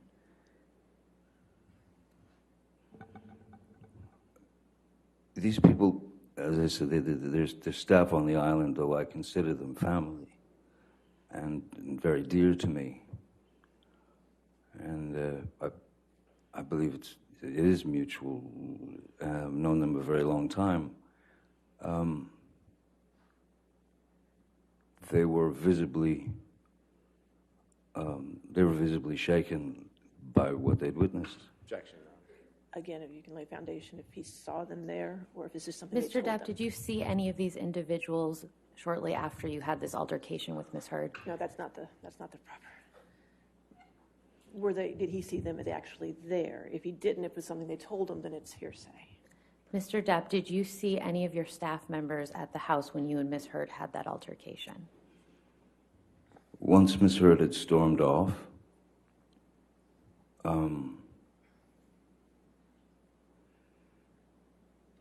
I sort of sat there dazed and confused for a few minutes, and then I walked around the house, and I saw Tara and... That's fine. Okay, I'll sustain the objection. We'll move on. You mentioned Tara. Who's Tara? Tara's the manager of the island. Mr. Depp, I'd like to discuss April 2016 now. When is Ms. Heard's birthday? 22nd of April. And in 2016, how was Ms. Heard celebrating her birthday? We'd set up a dinner for her, which was, she wanted to have a dinner with all her friends, and Josh, Drew, Rocky's boyfriend, who was some sort of chef, he asked her what she would like for him to cook. That's hearsay, I guess. Go ahead. I'm not just sure if it's offered for the truth of the matter asserted. He got it. That was Okay, all right, well, then, I'm learning. there you go. Let me put it a different way. Mr. Drew, who was a chef, which I don't believe is hearsay, Mr. Drew had made Mexican food Ms. Heard's favorite. Is that better? And what were you doing that day before Ms. Heard's birthday celebration? I had been in a room for many, many hours with a group of accountants, new accountants, and they were going through essentially the situation that I was in financially, which was a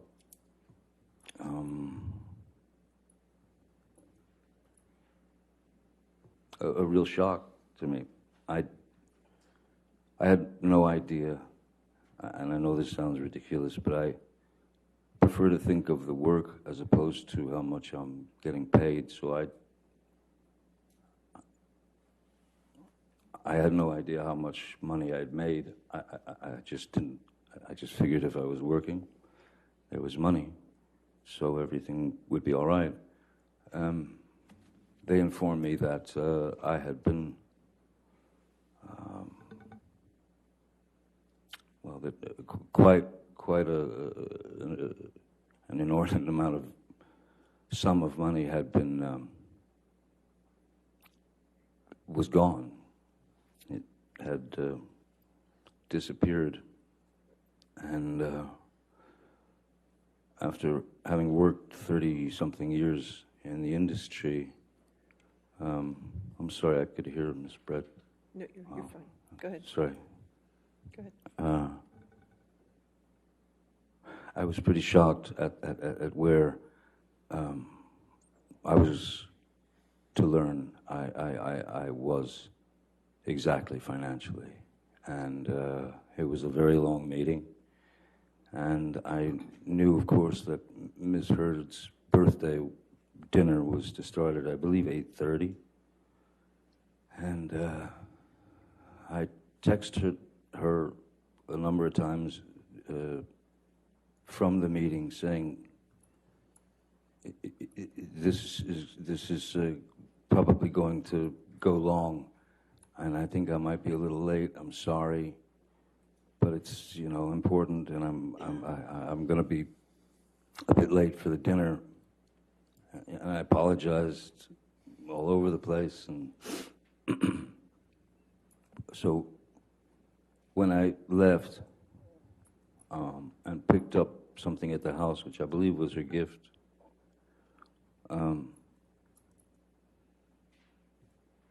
on the way downtown, I received a text from Miss Heard asking me to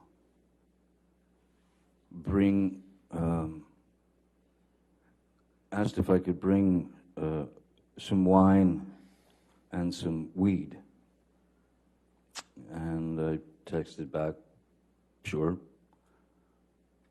And then by the time I got to, arrived at Penthouse 5 for the party, I was about an hour and 40 minutes late, maybe, something like that.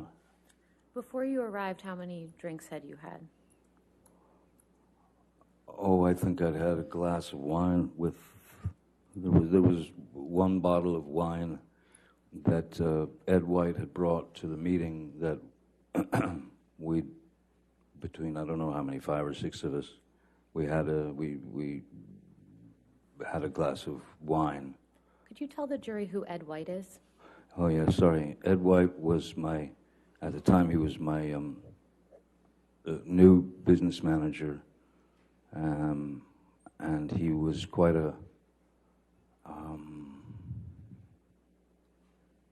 he was quite a professional, you know, nearly forensic business manager, and he had shown me things that from my former business managers that were quite disturbing. Hearsay. I believe he said he showed him. Yes, yes, I looked at papers. Maybe they're hearsay papers. I don't know. I believe he was being shown financial documents. All right. So, well, I'll sustain us any hearsay that might be a Understood. All right, next question. Mr. Depp, when you arrived at the party, how did Ms. Heard greet you with it all? Very cold. What did she say to you? Not much. Not much, except occasionally she would tear herself from the conversation that she was in and just to lean towards me. I was sitting to her right, and I would get a quick earful of, I can't believe you've done this to me on my birthday. I can't believe, I'm so embarrassed. You know, which I found odd because I'd kept her informed all day, and the last text that I'd received was a request for wine and marijuana. So when I got there and received that attitude, what could I do? So I just made the best of it and talked to her friends, and because they were all her friends except for, I believe, Nurse Erin. Erin was there, I believe. What's Aaron's last name? Erin Borum, Nurse Erin, who had been the nurse assigned to Ms. Heard. So I just had conversations with the various people there. Her makeup artist, Melanie Iglesias, was there with her fella, and I remember speaking French with them.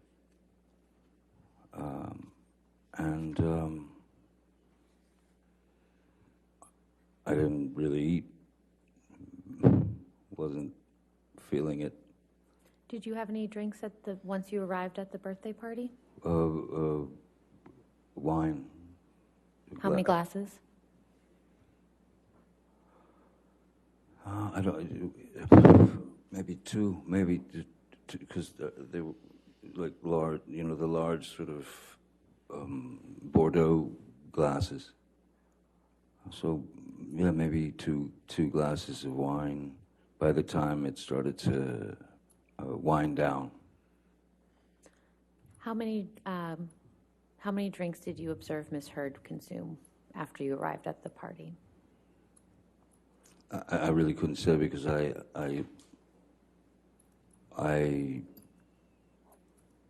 all I saw was just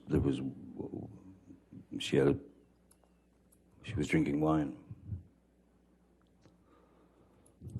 And did it seem to you that she had been drinking wine prior to your arrival?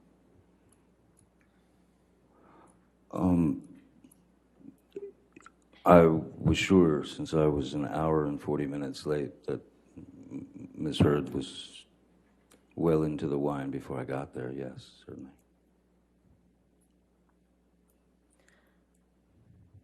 How did the party come to an end?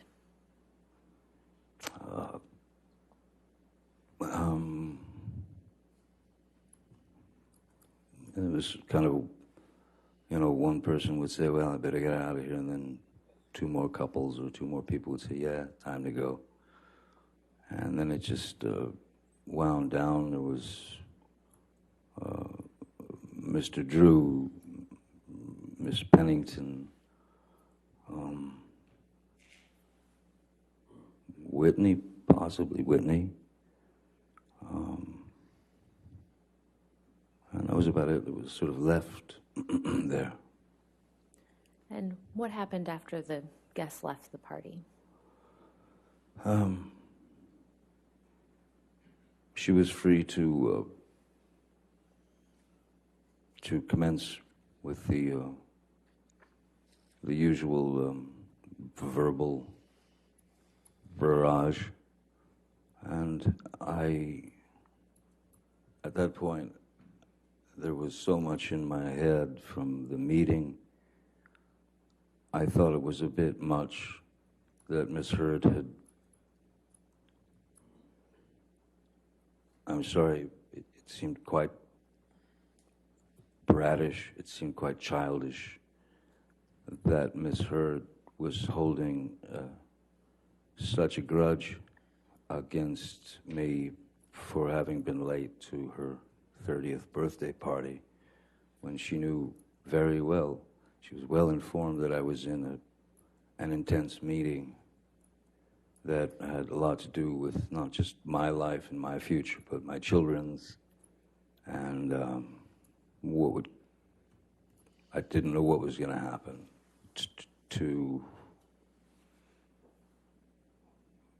I didn't know what was going to happen. I didn't know if houses were going to start going away. I didn't. So it felt.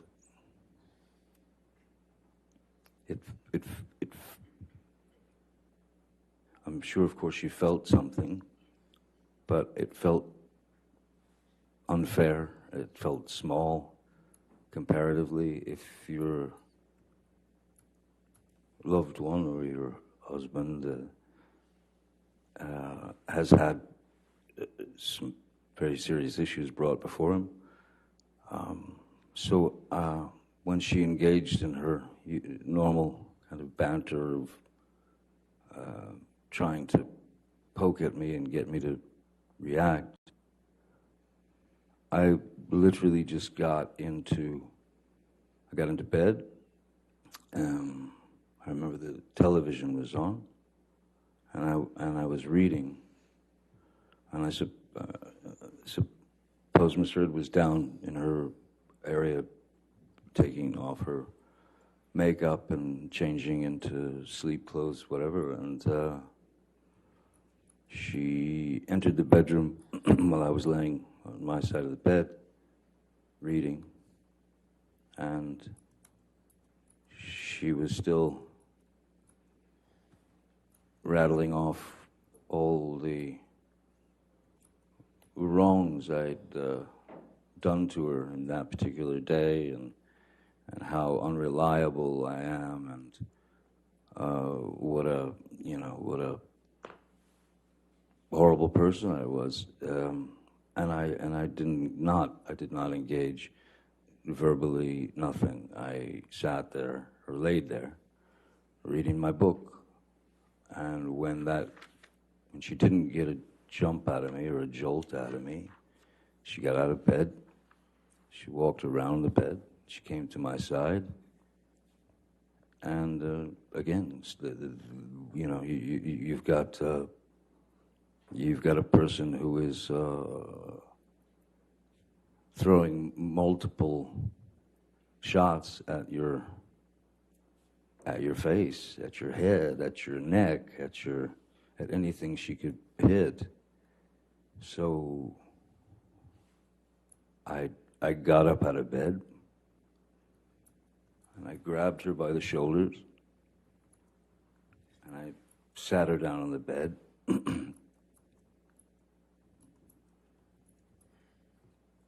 And I said, I'm leaving. Please don't get off the bed. Please don't follow me. Please don't try and stop me. I'm leaving.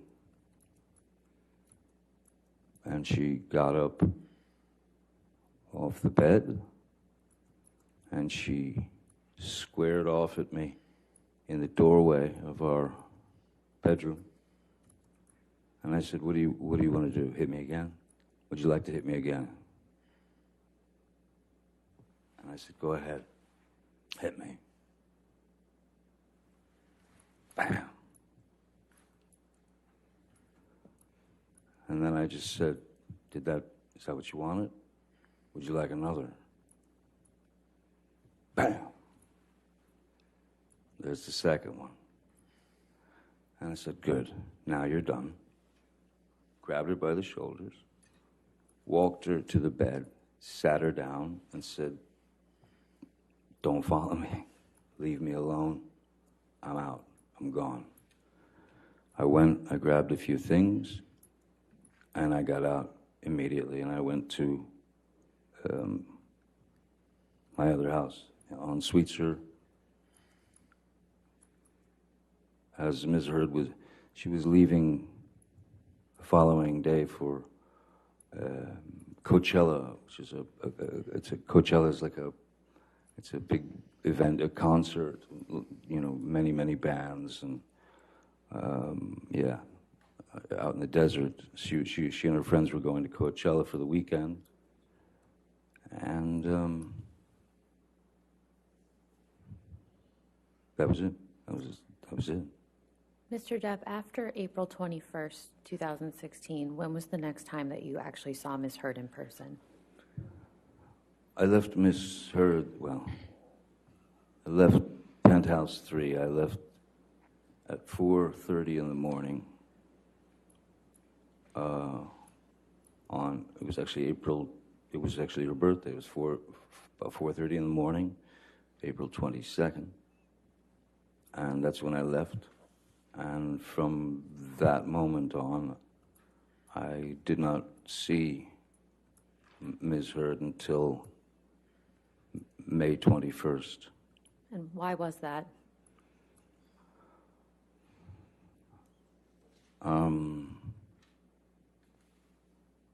I had received some news that was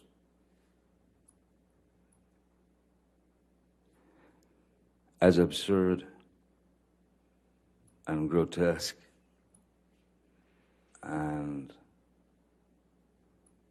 cruel. And then I was shown a picture of what the problem was. I had gone to Mr. Bett and said, she's at Coachella.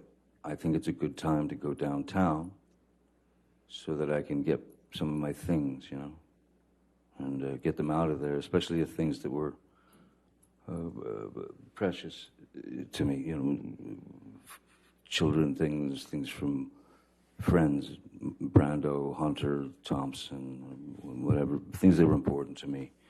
And he said, I don't think now's a good time to go. And I thought, it's the perfect time. She's not going to be home for 2 days. And then he showed me a photograph on his telephone of... Objection, Your Honor. Also hearsay. It's a photograph, Your Honor. As being relayed to him by Mr. Bett. He says he looked at it on his phone. I'll overrule the objection as the photograph. What was the photograph of, Mr. Depp?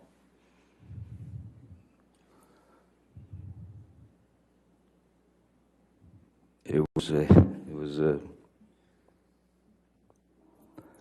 a photograph of the bed, our bed, and on my side of the bed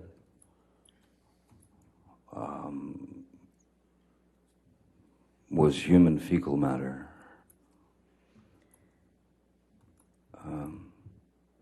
So I understood why it wasn't a good time to go down there.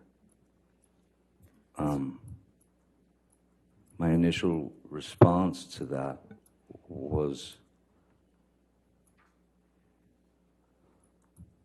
I laughed.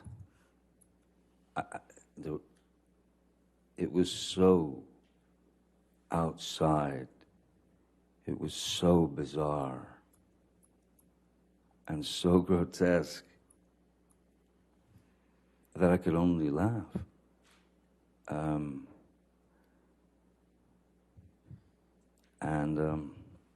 So I did not go down there that day. Mr. Depp, how was your mother's health during this time?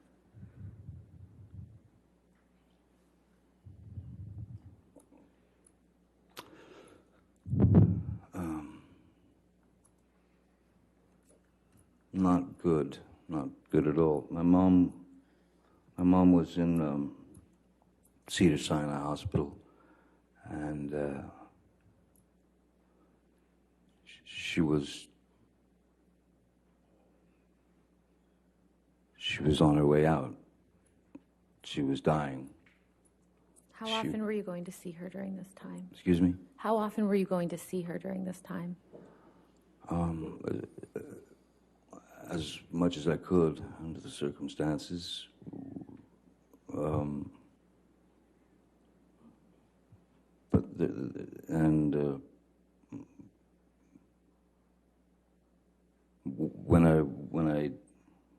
When I did go and get to see my mom,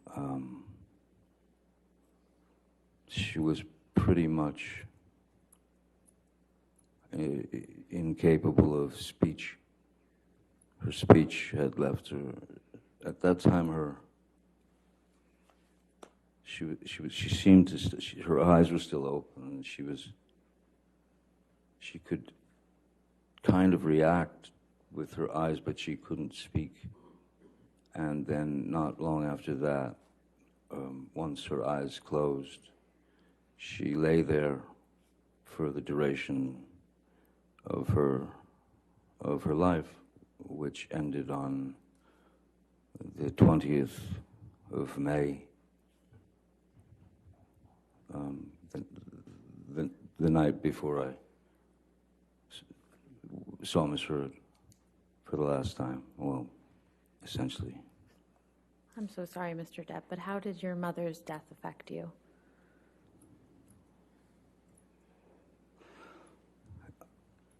As it would anyone, I suppose. There was one thing that I couldn't fathom was, I brought my kids to see Betty Sue in the hospital, and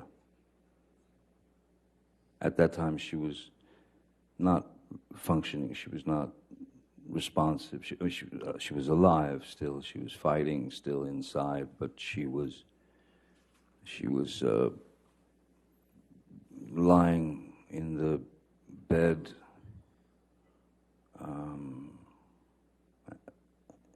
and what, excuse this analogy, but all I could think of was how if she's conscious if she's conscious of everything that's going on around her, but has no ability to speak, has no ability to move, I knew that the one thing, as far as Betty Sue was concerned, the last thing that she would have wanted was to have ended up lying there on a, what it was like, there's my mom lying there on a deli platter, and it was a horrible image. But I brought my kids in to say goodbye, and we all spoke into her ear, and then she passed away later. So it was painful, but there was some side of it too, at least to me, that in a way it was,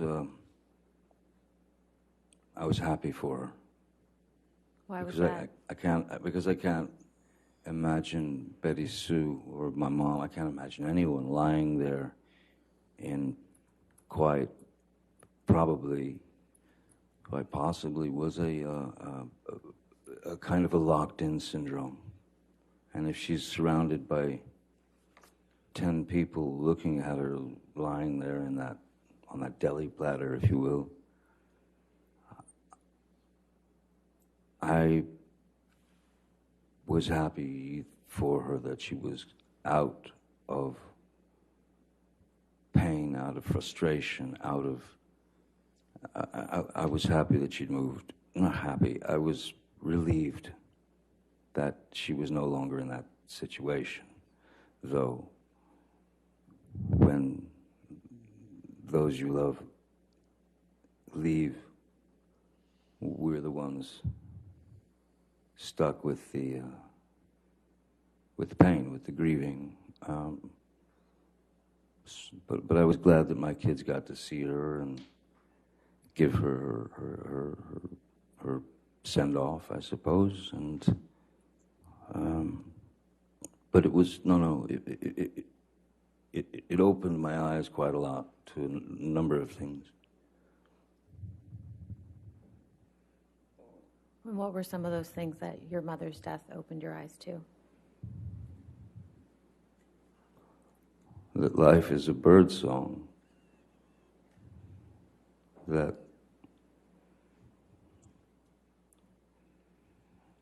what feels like 100 years is in fact a second, millisecond. Nobody can count those things, you know. So I had made peace with Betty Sue because I understood where she came from, and I understood how difficult her childhood was, and I understood that she had not had the proper training or proper teaching or the proper background to be anything other than what she had been when we were younger. I forgave her for all that, as one should. So I was, it opened my eyes to the fact that yes, try in relationships, whether friendships, whether courtships, whether marriage, whether this, whether that, try your best to try. If it's not going to work, it's not going to work. And more importantly, if you're going to get out of it, if you're going to make an end, which I had decided that it was, somebody had to call it, and I decided that I would call Amber and tell her that my mom had died that day. And then I very calmly said, look, I've made a decision, and I think it's the best thing.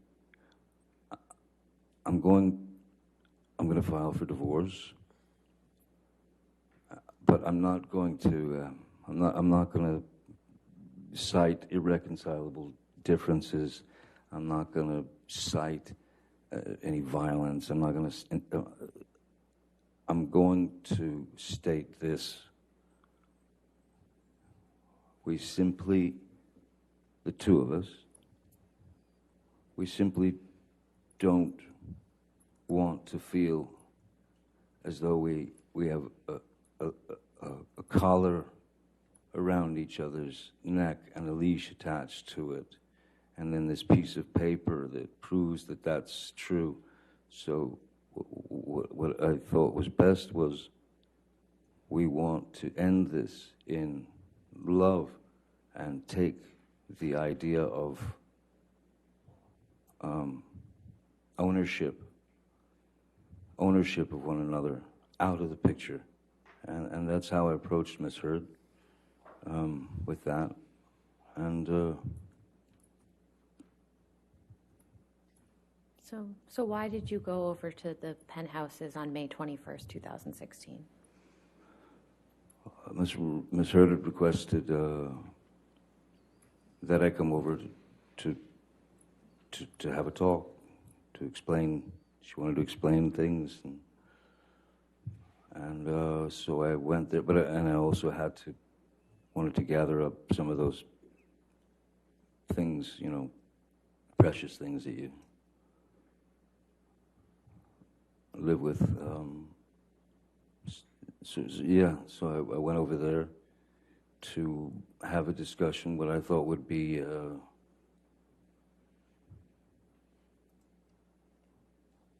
calm understanding. And I figured she understood as well as I did that there was no way back. And I also felt that she would understand that it was the best thing for both of us, and there were no, there was nothing to, there should have been nothing to fight over. It was clear. I told her that I would take care of her and all that,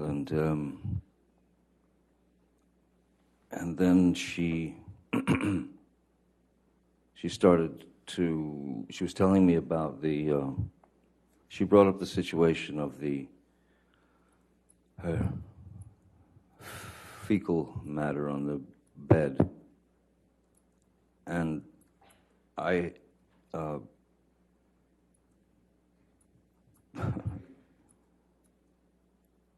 and she tried to blame it on the dogs. But why didn't you think it could have been the dogs? The dogs they're teacup Yorkies. They weigh about 4 pounds each. The photograph that I saw, and I mean, I lived with those dogs for many years, and so did Hilda Vargas.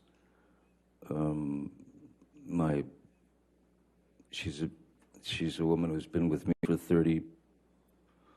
plus years, from the very beginning. And she was the one who photographed it. It was clear she knew the dogs as well as I did. And that was none of that did not come from a dog. It just didn't. Mr. Depp, could we back up a little bit? Who went over to the penthouses with you on May 21st? I went to the penthouses with Jerry Judge and Sean Bett. And I had asked them on the just in case, please pay particular attention and stay as close to the door, stay at the door, or if you got a split, come back quick. If they went down to the security shack or whatever it was, don't linger, get back. Because if you hear anything, if you hear screaming, you got to get in there. So leave the door unlocked and spring in there if you hear something. Why did you want them to be able to get into the penthouse quickly if they heard anything? Just based on my past experiences with Ms. Heard, when you say something that she either didn't agree with or swore up and down that it was a complete falsity and there was something wrong with me, I'm crazy, and the escalation. If anything was going to start to escalate, I did not want to be there. So I had them waiting by the door to get in there in case anything went down. So when you walked into the penthouse, what did you see? When I first walked into the penthouses, you walk in and then make a left, and then you're in the kitchen area, and then beyond that was the living room. I saw Ms. Heard sitting there on the couch, and I went over to talk. I went and sat down on the couch. She was sitting on, the couch was kind of a square, or a half square, She was sitting on one side of the couch, I was sitting on the other. That's when she was trying to explain a few things about Coachella, and then the fecal delivery. And saying that it was the dogs, and I could not agree with her. I'd lived with those dogs. I picked up their fun. It was not the dogs. And so what happened was, I said, let's call Kevin Murphy. Who's Kevin Murphy? Kevin Murphy he was in Los Angeles. He was the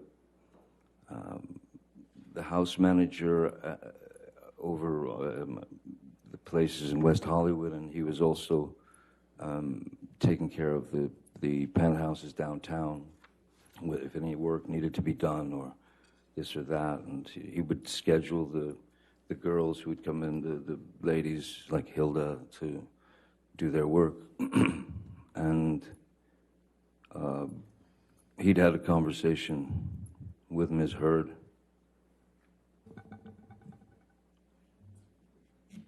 Hearsay, Your Honor.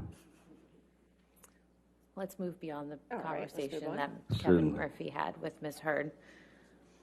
So after you called Kevin Murphy, what happened? I asked Kevin if Amber and he had spoken about the incident. He said, yes, they had. Okay. And it appears appears that Ms. Heard had told... Hearsay, Your Honor. I'm not sure. This is apparently a statement by Ms. Heard. That he heard from Kevin Murphy. That's what the testimony is. All right, if you want to reframe that, that's fine. Okay. After you when did you hang up the phone with Kevin Murphy?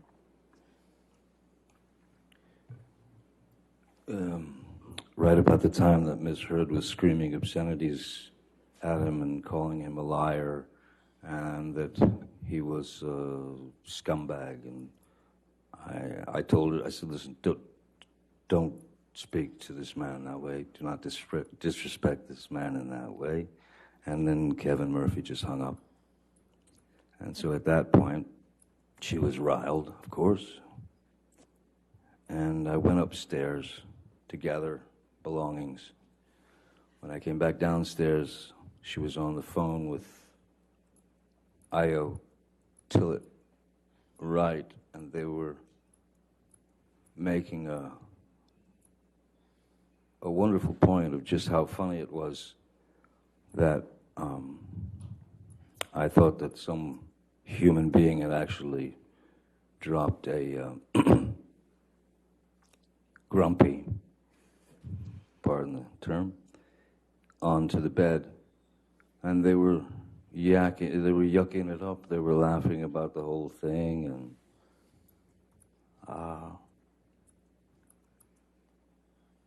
it was. You know, it was a tough couple of days, and I really didn't feel like I deserved that kind of treatment. And I went over, and I said, let me talk to her. I grabbed the phone, and I said to Io, you can have her now. She's yours. She's all yours. Right? And then I took the phone, and I just bang like that onto that side of the couch was 8 feet long. The other side of the couch was about 6 feet long. I flopped it onto the couch, and I was walking towards the kitchen to exit, and then suddenly Rocky Pennington ran in to the penthouse and started, leave her alone, Johnny, leave her alone. And I was by the refrigerator at this point. I was 20 feet away.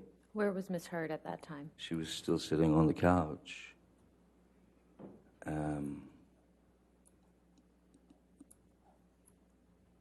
And that's when the screaming, the screaming started with, like, again, I'm 20 feet away. She's still got Io on the phone. She's got Rocky there. Stop hitting me, Johnny, she's screaming in her best freaked out, upset voice, high-pitched. Stop hitting me, stop hitting me. Jerry Judge and Sean Bett entered the room.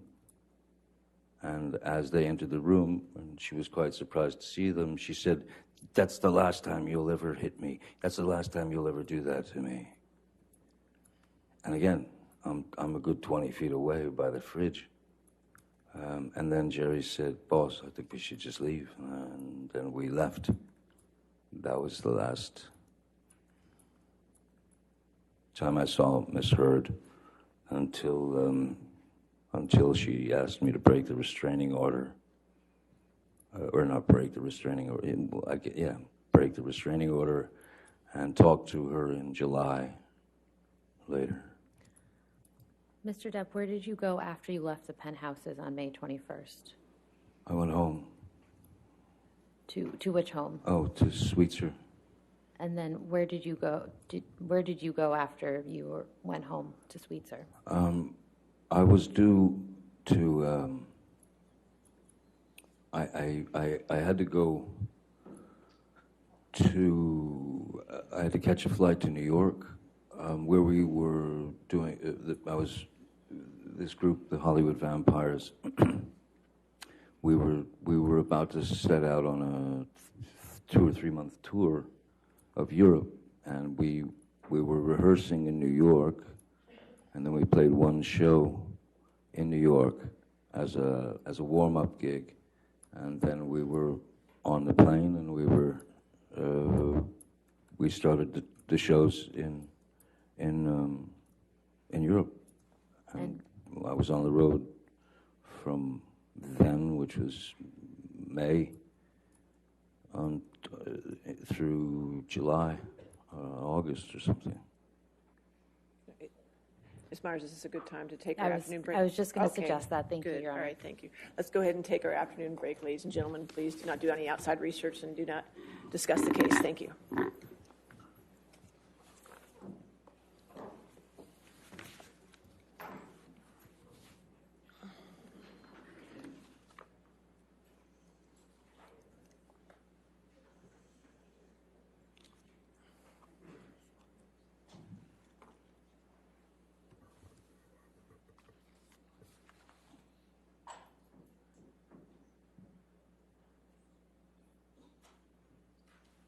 All right, we'll take our recess. And Mr. Depp, you know what I'm going to say, right? You're learning, right? Yes, Your Honor. Okay, 3:45?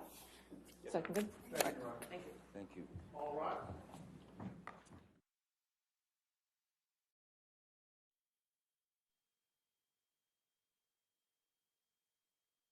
The jury comes in, just for your exhibits 92 and 93, if I could get a hard copy of those, they're not on the thumb drive for some reason.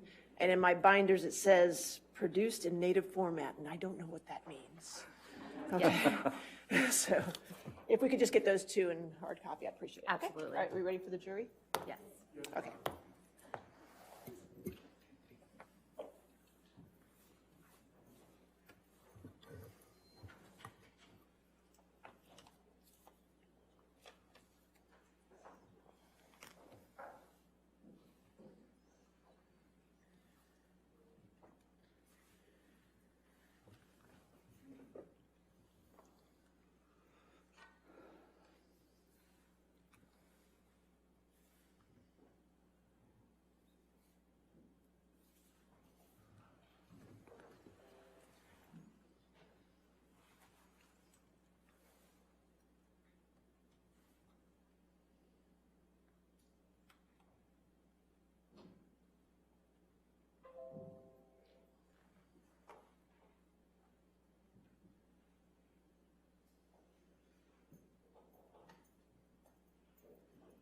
All right, thank you. All right, your next question, ma'am? Thank you. Mr. Depp, I'd like to show you another audio recording that is Plaintiff's Exhibit 397. And for the record, we intend to play the portion that is 1 hour, 4 seconds to 1 hour, 2 minutes, and 50 seconds.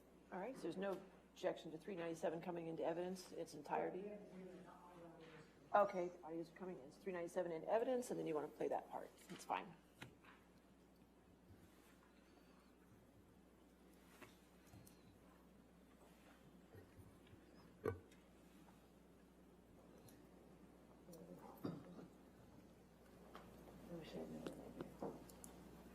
Well, those wishes don't come true. What thing do you want to say to me, fucking piece of shit? Those wishes What don't come else true. do you want to fucking say to me, you piece of shit? What else? You don't have anything else to say to me? Cool. I wish you the best. Hey, why don't you fuck yourself? Go suck your own dick. You're used to it. Oh, also, I'll write you a check for the extra sip I took. Is that okay? Stingy old fucking piece of shit. You're the one that brought it up. Mm-mm. You did. You said don't drink my wine. That's mine. I didn't say that. Oh, you didn't? I said I didn't think you were looking for anymore. Rewind. Rewind.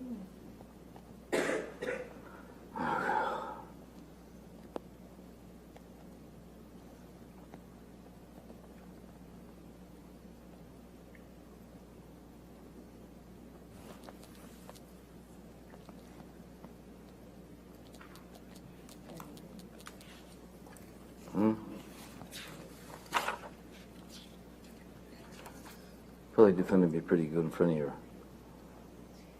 Rocky and your pop and your mom.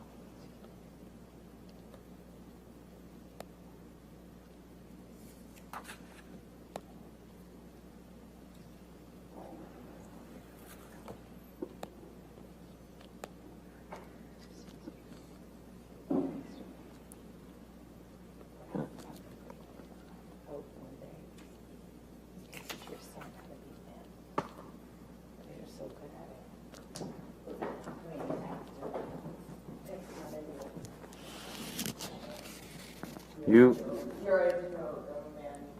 I've tried so fucking hard with you. I've tried so hard. Hey, if you ever learn this shit, 50 fucking something years, you're never gonna learn. Oh, to God. Jack's stepfather teaches him more about being a man than your fucking left nut. Hey, that's good. You gave me some shit about my kids, just like in London that you designed. Never again. Stay away. You don't exist. You will not be getting my words.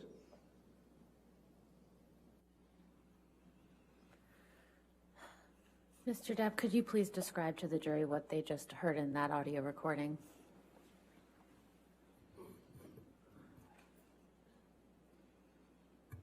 I don't know when. I don't know when that.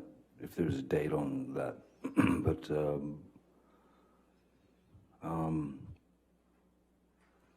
clearly there was some animosity and another clash, and Miss Heard once again felt it necessary to bring my kids, my son into that argument and say that she hopes that my son's stepfather can teach him how to be a man, since I couldn't. And I believe she says something about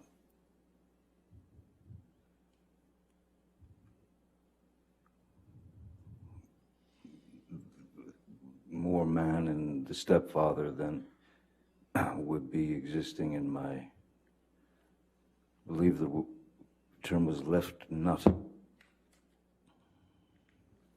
How often did Miss Heard bring your children into your arguments? Too often. And at the end of your relationship, how was Miss Heard's relationship with your children? Non-existent. My children, my kids are far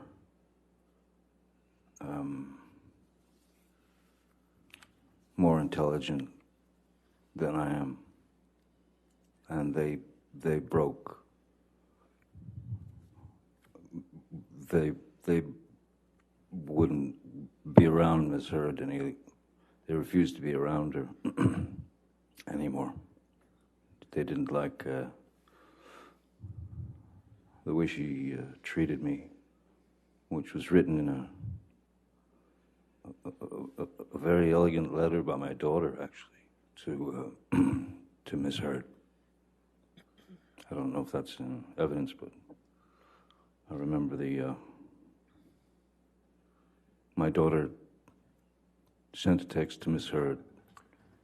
Objection, Your Honor. Just hearsay. It's one thing for the witness to tell his story. It's another thing for him to tell other people's stories. All right. We can Well, move we on. can move on. Okay. I'm sorry, I read the email. Yeah, I understand. Next question. When did you learn that Miss Heard had filed for divorce? Well, it was let's see, Betty Sue was the 20th.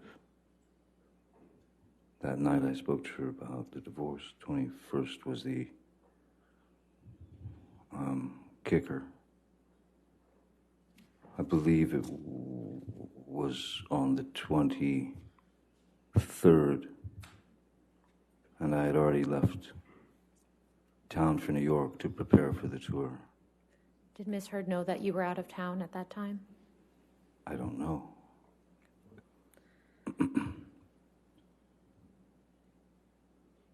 When did you learn that Ms. Heard had made domestic abuse allegations against you?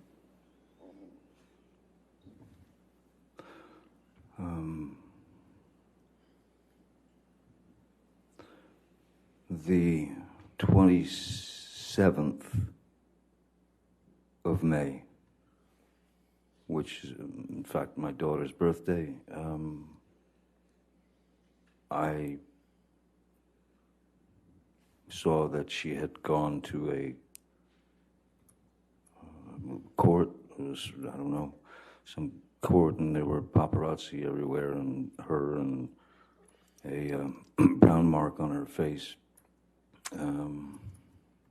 And it was also happened to be the day that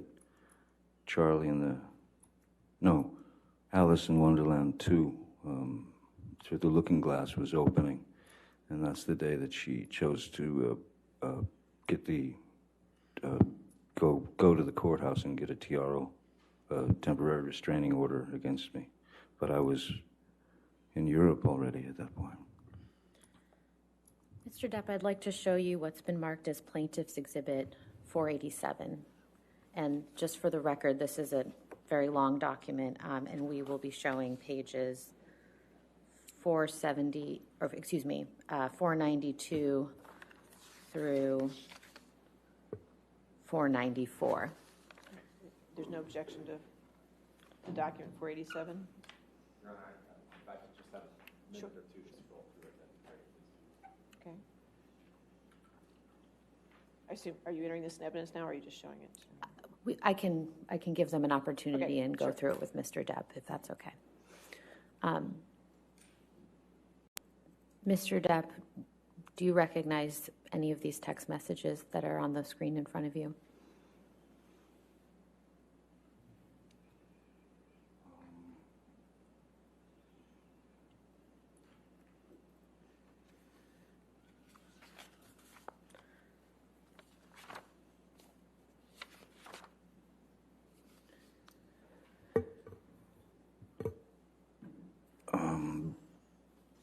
Vague memory of these. And who were these communications between?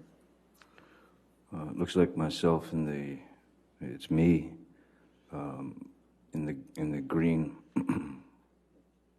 and Ms. Heard's words in the blue.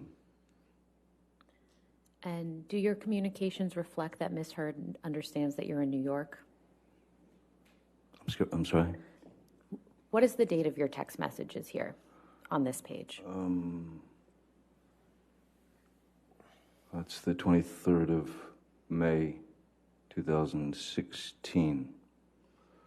And hers are the 24th of May, 2016. And based off of these communications, does this refresh your recollection that Ms. Heard knew that you were in New York on this date?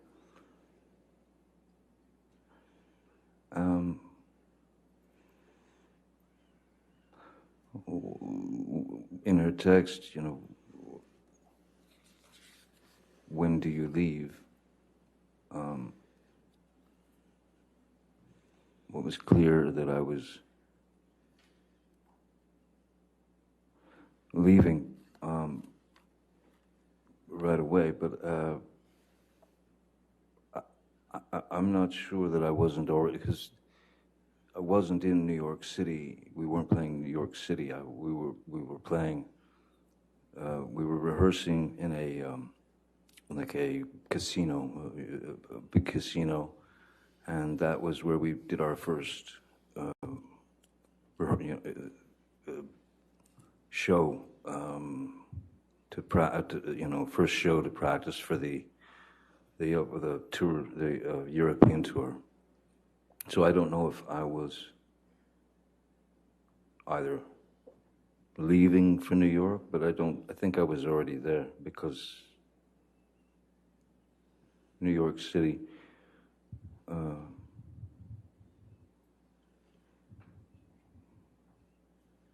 we weren't, I don't recall that we were playing New York City. So maybe I was suggesting going there. I don't know. Could we please turn to page 494? And Mr. Depp, do you see the text message from Ms. Heard on May 24th, 2016 at 6:33? Yes, I do. Yes, I do. Okay. And do you understand what Ms. Heard is referring to in this text message? Is it all right if I just take a quick glance? Please do. Thank you.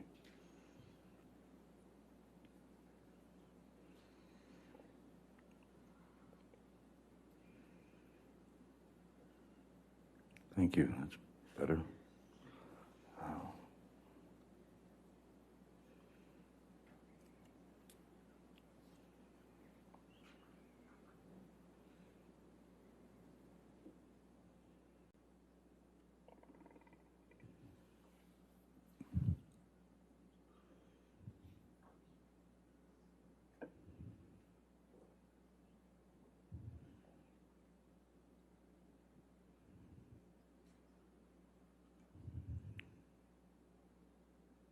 I remember, yes. I recall this. And what do you recall about this? That it made no sense to me. It just didn't make any sense to me, especially about, well, as long as you don't file, nobody will know. And it just didn't, again, I'm not all that familiar with these types of things, but if it's two people in a relationship and the relationship is ending, in any case, the outcome is divorce. So I didn't understand these explanations of this can happen or it cannot happen, and I only did this because my lawyers said to, and it just didn't make any sense to me, and it looked like she was kind of grabbing at straws, trying to figure out what, in fact, to do. Mr. Depp, I'd like to just ask you about a couple statements Ms. Heard makes in this text message. She first says, just confirm that the cover letter is completely private and has nothing to do with any public record. Do you see that? It's the first sentence in the text message. Yes, I do. Do you know what cover letter Ms. Heard is referring to? No, I don't. Okay. And then she says, and only included the domestic violence / restraining order stuff because I called the lawyer when the cops were here and I didn't know what to do or why that happened and was scared. Do you see that? Yes. Do you know what Ms. Heard is referring to when she said that? No. And then dropping down to the bottom, it says 2 lines up, I thought you filed. Do you see that? Yes. And do you have any understanding as to why Ms. Heard thought you had already filed? No.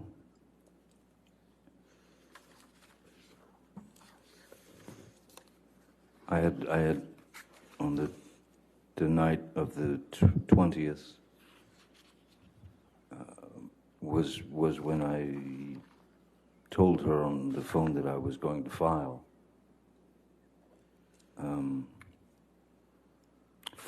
For divorce, and in the way that I had explained it, to keep everything nice and calm and even.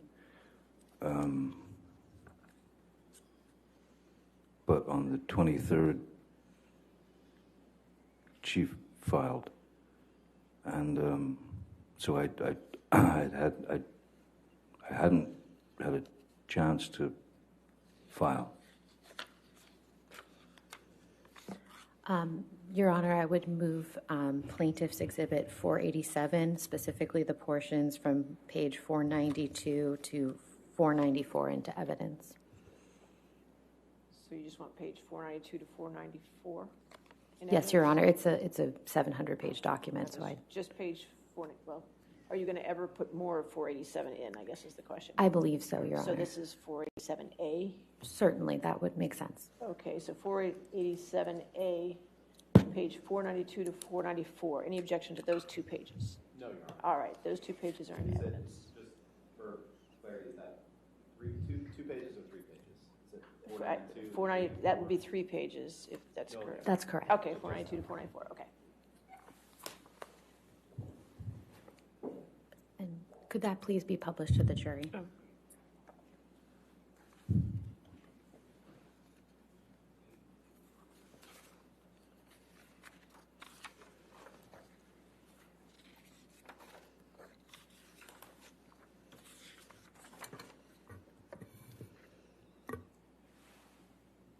Mr. Depp, Ms. Heard did end up seeking a temporary restraining order. Could you just remind the jury what date was that? The 27th of May. And where were you when you learned that Ms. Heard had actually filed a temporary restraining order against you? I don't recall if we had left for Europe as yet. That is the Hollywood Vampires for the tour. So I was either in New York State rehearsing and preparing to go to Europe, or I was already in Europe. I'd have to check the the tour dates. Did you find out on the 27th or shortly thereafter? No, I found out on the 27th. It was everywhere. And what do you mean when you say it was everywhere? It was multiplying and multiplying and multiplying throughout media, throughout social media, throughout so-called sort of straight media or whatever. And I was taken aback a bit.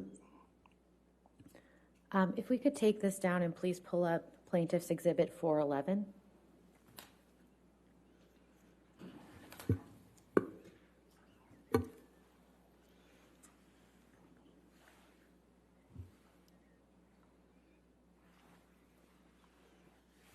Mr. Depp, is this some of the media coverage that you were referring to? Many things of this nature, yes. Many. And do you recall actually seeing this specific article? I don't remember seeing this specific article, but there were already plenty, and certainly more than I was happy to go through.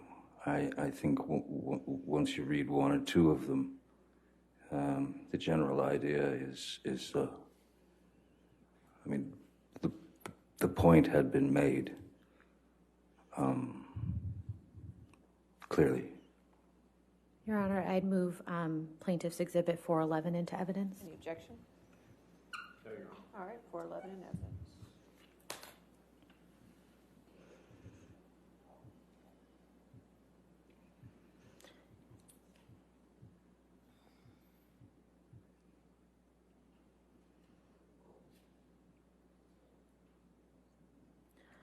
Could we please take this down and pull up Plaintiff's Exhibit 414?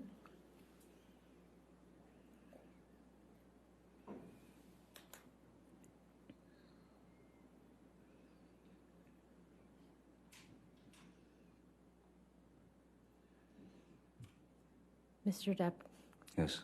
do you recognize this article at all? I remember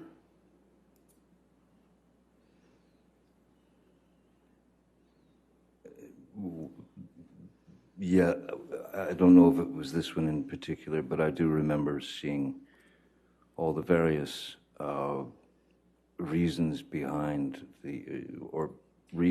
her reasons behind her needing to get a temporary restraining order, a TRO against me, which they just started to metastasize into these. There were abuse allegations, then there was alcohol, and then there was drugs and violence, and it just it was already right then and there before my eyes spinning out of control, and there was not a word that I could say. Your Honor, I would move Plaintiff's Exhibit 414 into evidence. Any objection? No, Your Honor. All right, 414 in evidence.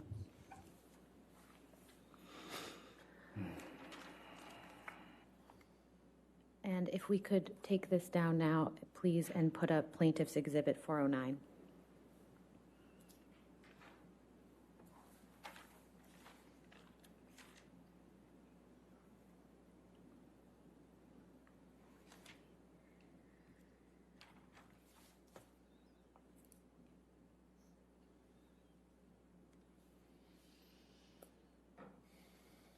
And, Your Honor, if I could move Plaintiff's Exhibit 409 into evidence as well. Any objection with 409? No objection. All right, 409 in evidence. Thank you.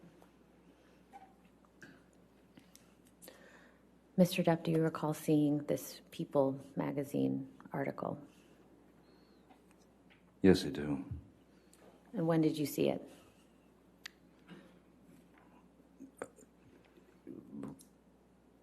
Right when it was released, right when it came out.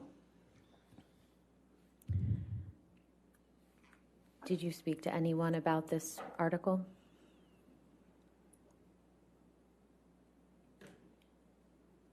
Yes, I did. Who did you speak to?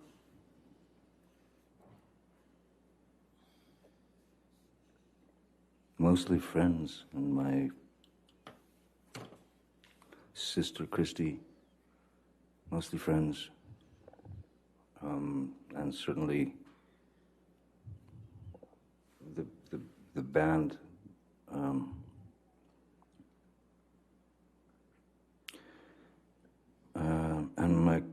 And my kids. I had to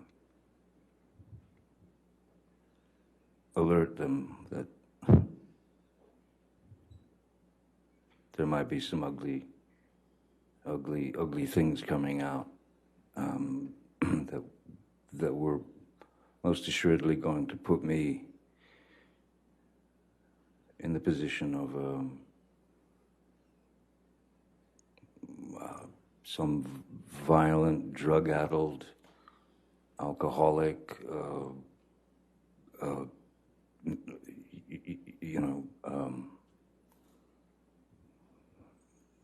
just reprobate. And I wanted to warn them before they were approached with the People magazine cover in school by other kids. I wanted to be able to explain to them that this was going to be visible and it's going to be everywhere, and I apologize to them that this was happening. Had you ever been accused of physically abusing a woman before this point? No. No. How would you describe the impact of these allegations at the time they were made? And Arnold, if you could please take this down.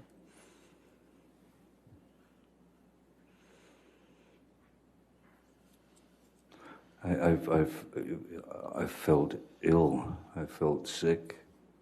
I mean, sick in a sense that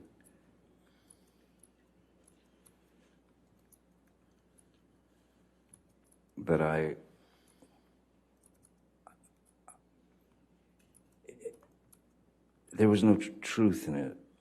There was no truth in it whatsoever. And the fact that it was coming down on me so hard, and so quickly, and how it gained momentum around the world,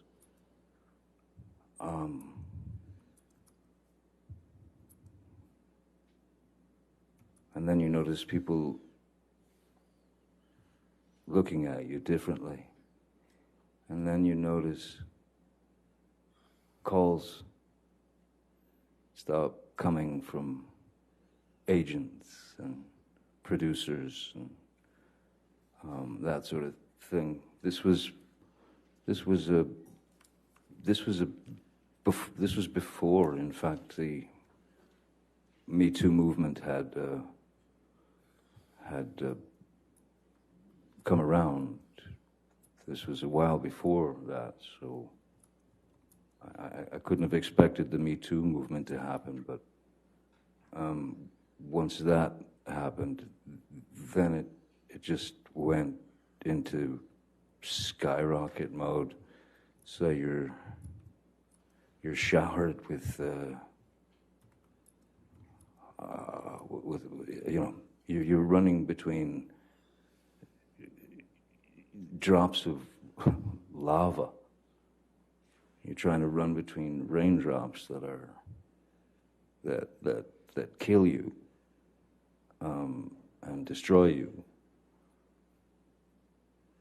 So I was very confused. I was very hurt because, as I said before, when you're in a relationship and you do give your truth to intimate truths to that person that you're with, and then they start to use all that information and stretch it out into something that is completely shocking, because as I said, it just didn't happen. And so I felt like it was incredibly cruel and treachery. I felt it was treachery. It was I don't know if she wanted me to just be erased or drop dead or just let me stick around and allow her to ruin my life for a while and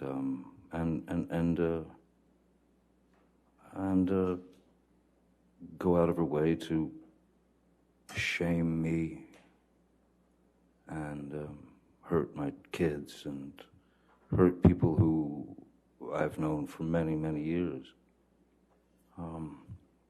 No, it was, I mean, to say that it was unfair is about the largest understatement that it's actually the smallest understatement. I mean, it controlled my every waking second from the moment that I woke up until the moment that I dropped, even on the road playing shows. You'd go out and you'd play for an hour and a half or 2 hours, and you'd do your best to get through that. And I can remember getting off of finishing the show, getting on the bus with the other band members, and just going to the back of the bus and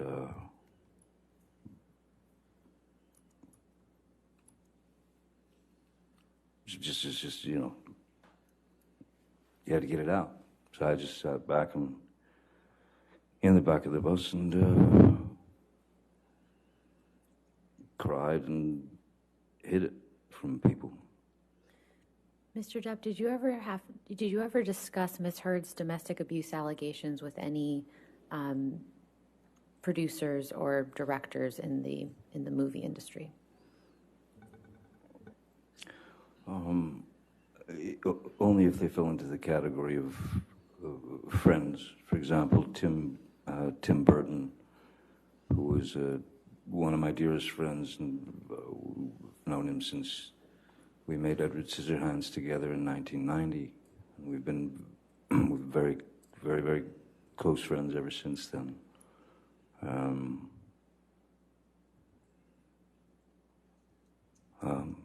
Yeah, just friends, you know.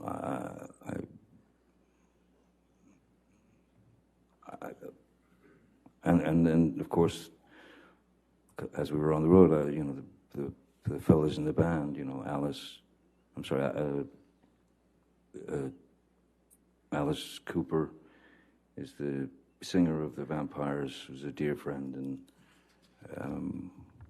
Joe Perry from Aerosmith is in the band, and he's also a dear friend, and then a couple of the other members are just, yeah, very close friends, and I was bereft of any. You just don't know what to say anymore. You just know what to. So I tried not to talk about it very much at all. But just to friends. Mr. Depp, when did you and Ms. Heard divorce? When was the divorce final? Yes. The divorce was final January 2017 on Friday the 13th. And how were your divorce proceedings resolved ultimately?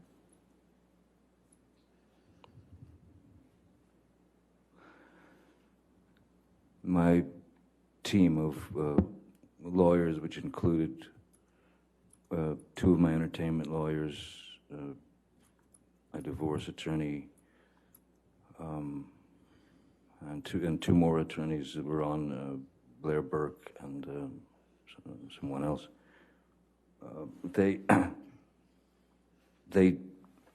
I wanted to, for lack of a better word, I wanted to fight it. I wanted to fight it because it was there, because there wasn't an ounce, not a grain, not a molecule of truth to it. So I wanted to fight it. Calls for hearsay, Your Honor. All right, He was speaking about what he wanted to do in the context of the divorce. I understand. I think the next one was going to be they said, I don't know, something like that. So Okay, you can do your next question. sure, certainly. Did you pay Ms. Heard any money in connection with your divorce? Yes. And how much was that? Her settlement, she wanted $7 million. I believe that was the settlement, wasn't it? Yes, $7 million. And was there a joint statement that you and Ms. Heard released? Yes, that's where I was getting. The advice that I was given was not to fight. Objection, Your Honor. Hearsay. All right, I'll sustain the objection. Next question. Who wrote the joint statement? I have no idea. Lawyers. Did you approve the joint statement before it was issued? I'll put it this way, I wasn't given much of a choice.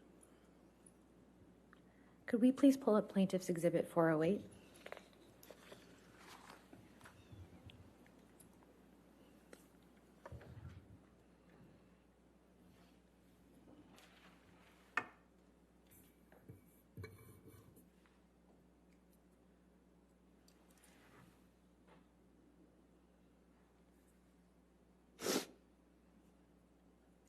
And Mr. Depp, do you see the second paragraph from the bottom of this page?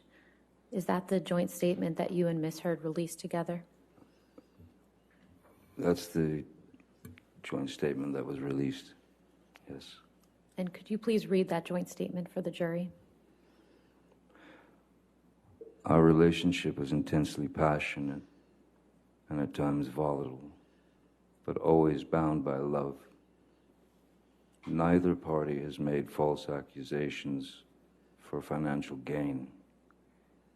There was never any intent of physical or emotional harm. Amber wishes the best for Johnny in the future.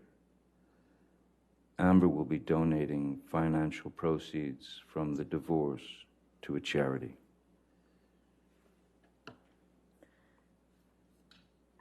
What happened after this joint statement was issued, Mr. Depp?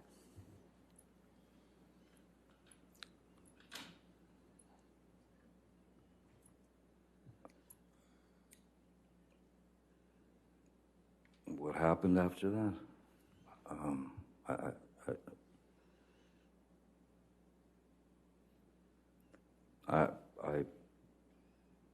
I suppose, you know, the next move was to start making payments to Ms. Heard.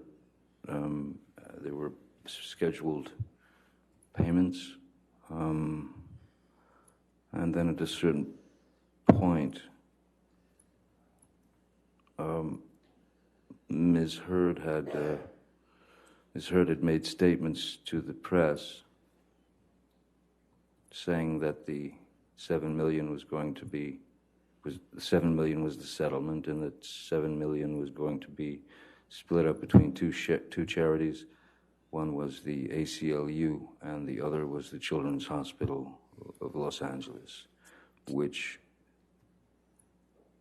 in fact, was a breach of the agreement. Neither one of us were supposed to speak about details, money, anything of that nature. So when Ms. Heard breached that agreement, that was when I asked Ed White, my business manager, to send the first payments directly to the charities in Ms. Heard's name.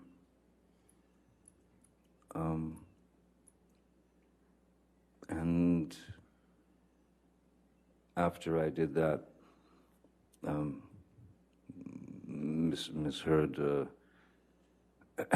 was very, very angry that I had made those first payments, and she went into a kind of a tirade about how I should be charged double the 7. I should be charged $14 million, so that because she thought that I was looking for a tax break. Mr. Depp, between the time that the joint statement was released and the time that the op-ed came out, how many movies did you work on in that time period, if you can recall?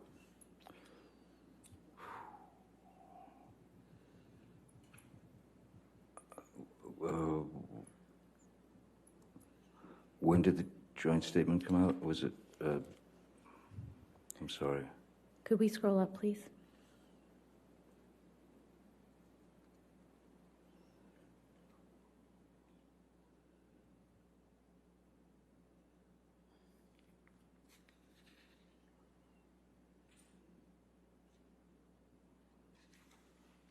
I'll withdraw the question for the moment.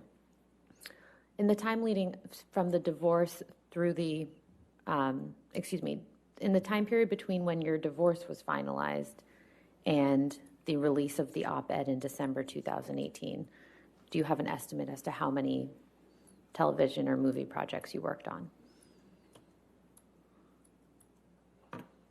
I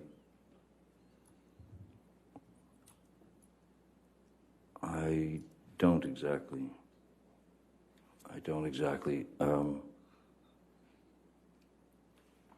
I believe there was another maybe a smaller tour with the vampires.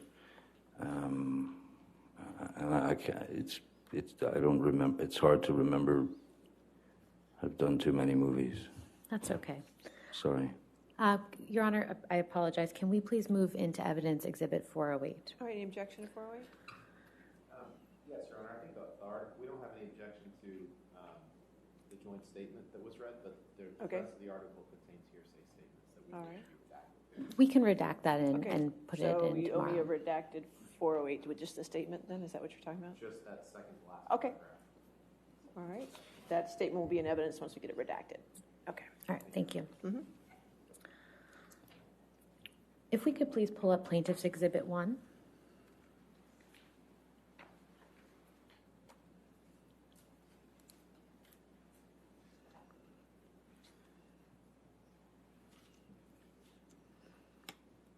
Mr. Depp, do you recognize this document? Excuse me, yes, I do. And what is it? This is Ms. Heard's op-ed for the Washington Post that I believe came out in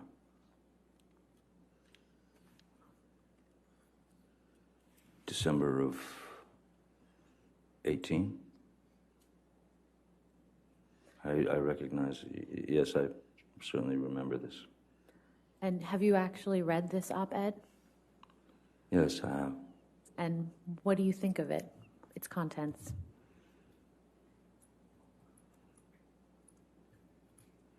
Well, it was a hell of a start, I'd say, in terms of the title. If you could, can we scroll down a little bit, just for a second?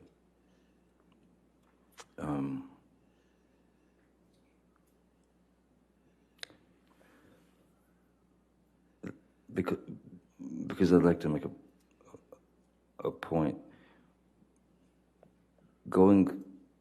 Reading it and reading the words that she had written about what was obviously referring to our relationship. It was obviously referring to me 2 years ago. It all matched up, and so it was clearly about me. And then I read the rest of the article where she talks about, if you could go down, scroll down just a little bit.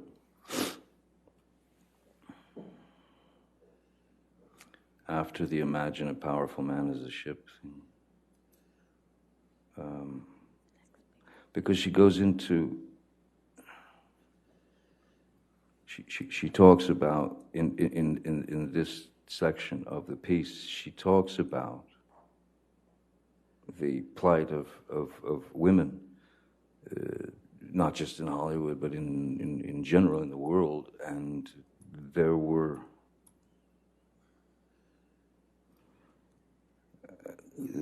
many things that I did not disagree with in terms of this part of the article.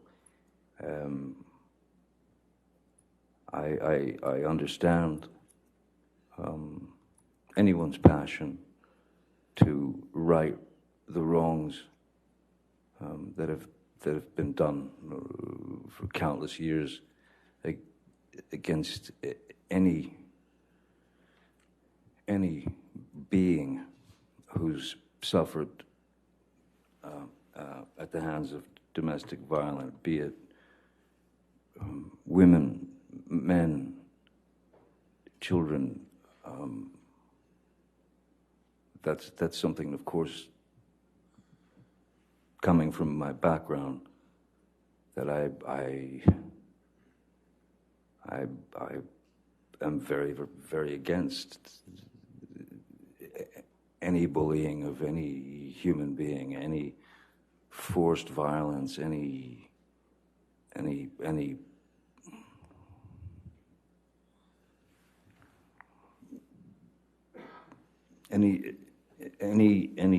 injustice committed against any human being.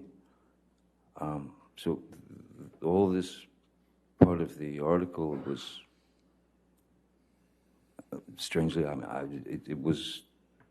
I understood it very well, and I can applaud some of this. I can absolutely say that I believe that it was very well done with regard to violence against women or violence against anyone. It just seemed kind of a strange other side, like like a two-headed coin. Mr. Depp, did you experience any consequences after the release of the op-ed?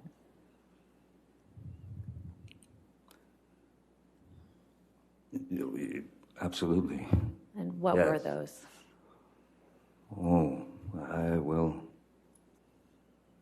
I believe it was, I don't think it took Disney very long, maybe a couple of days, to announce that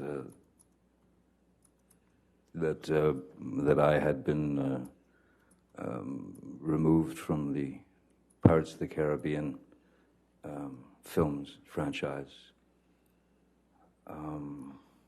which I learned about reading in reading one of these type of some magazine, or the article where Sean Bailey was quoted, which was very odd to me, as I have had many creative conversations with the Disney people, even to the point of where they were asking me to come back and write Pirates. No. Sorry. What Disney executives told him is hearsay.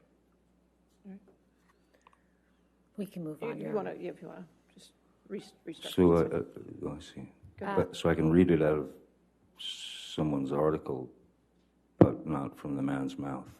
Is that what happens? Next question. Mr. Depp, what to your understanding is the status of Pirates 6? At this point, Yes. I believe it's in dangle mode. Mr. Depp, have you ever physically assaulted Miss Heard? Never. Have you ever sexually assaulted Miss Heard? Never. Certainly not. What have you lost as a result of Miss Heard making these allegations against you?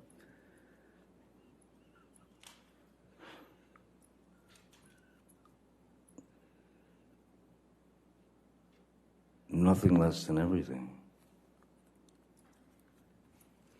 Nothing less than everything. Because when the allegations were made, when the allegations were rapidly circling the globe, telling people that I was a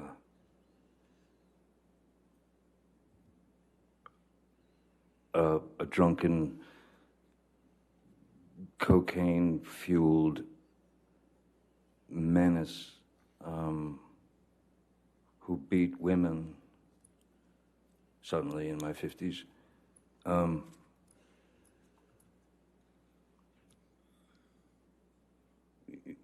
It's over. You know, you're done. So, what did it do to me? What effect did it have on me?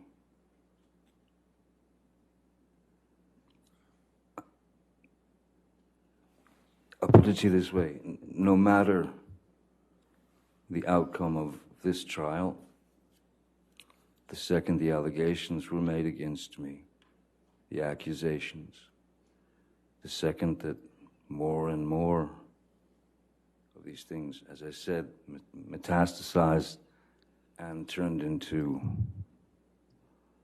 fodder for the media. Once that happens, or once that happened, I lost then. That is to say, I lost because that is not a thing that anyone is going to just put on your back for a short period of time. I will live with that for the rest of my life because of the allegations and because it was such a high-profile case. So I lost then, no matter the outcome of this trial. I'll carry that for the rest of my days. And it never had to be that way. It never had to happen. And I don't quite understand why it did in the way that it did. I have no further questions, Your Honor. All right. I think it's, I assume you'd rather start tomorrow morning, is that correct? I'm perfectly happy to start now, Your Honor, or tomorrow morning, whatever Your Honor prefers. Why don't we go ahead and start a little bit today, just because time is not on our side, okay? Certainly. All right, thank you. Cross-examination?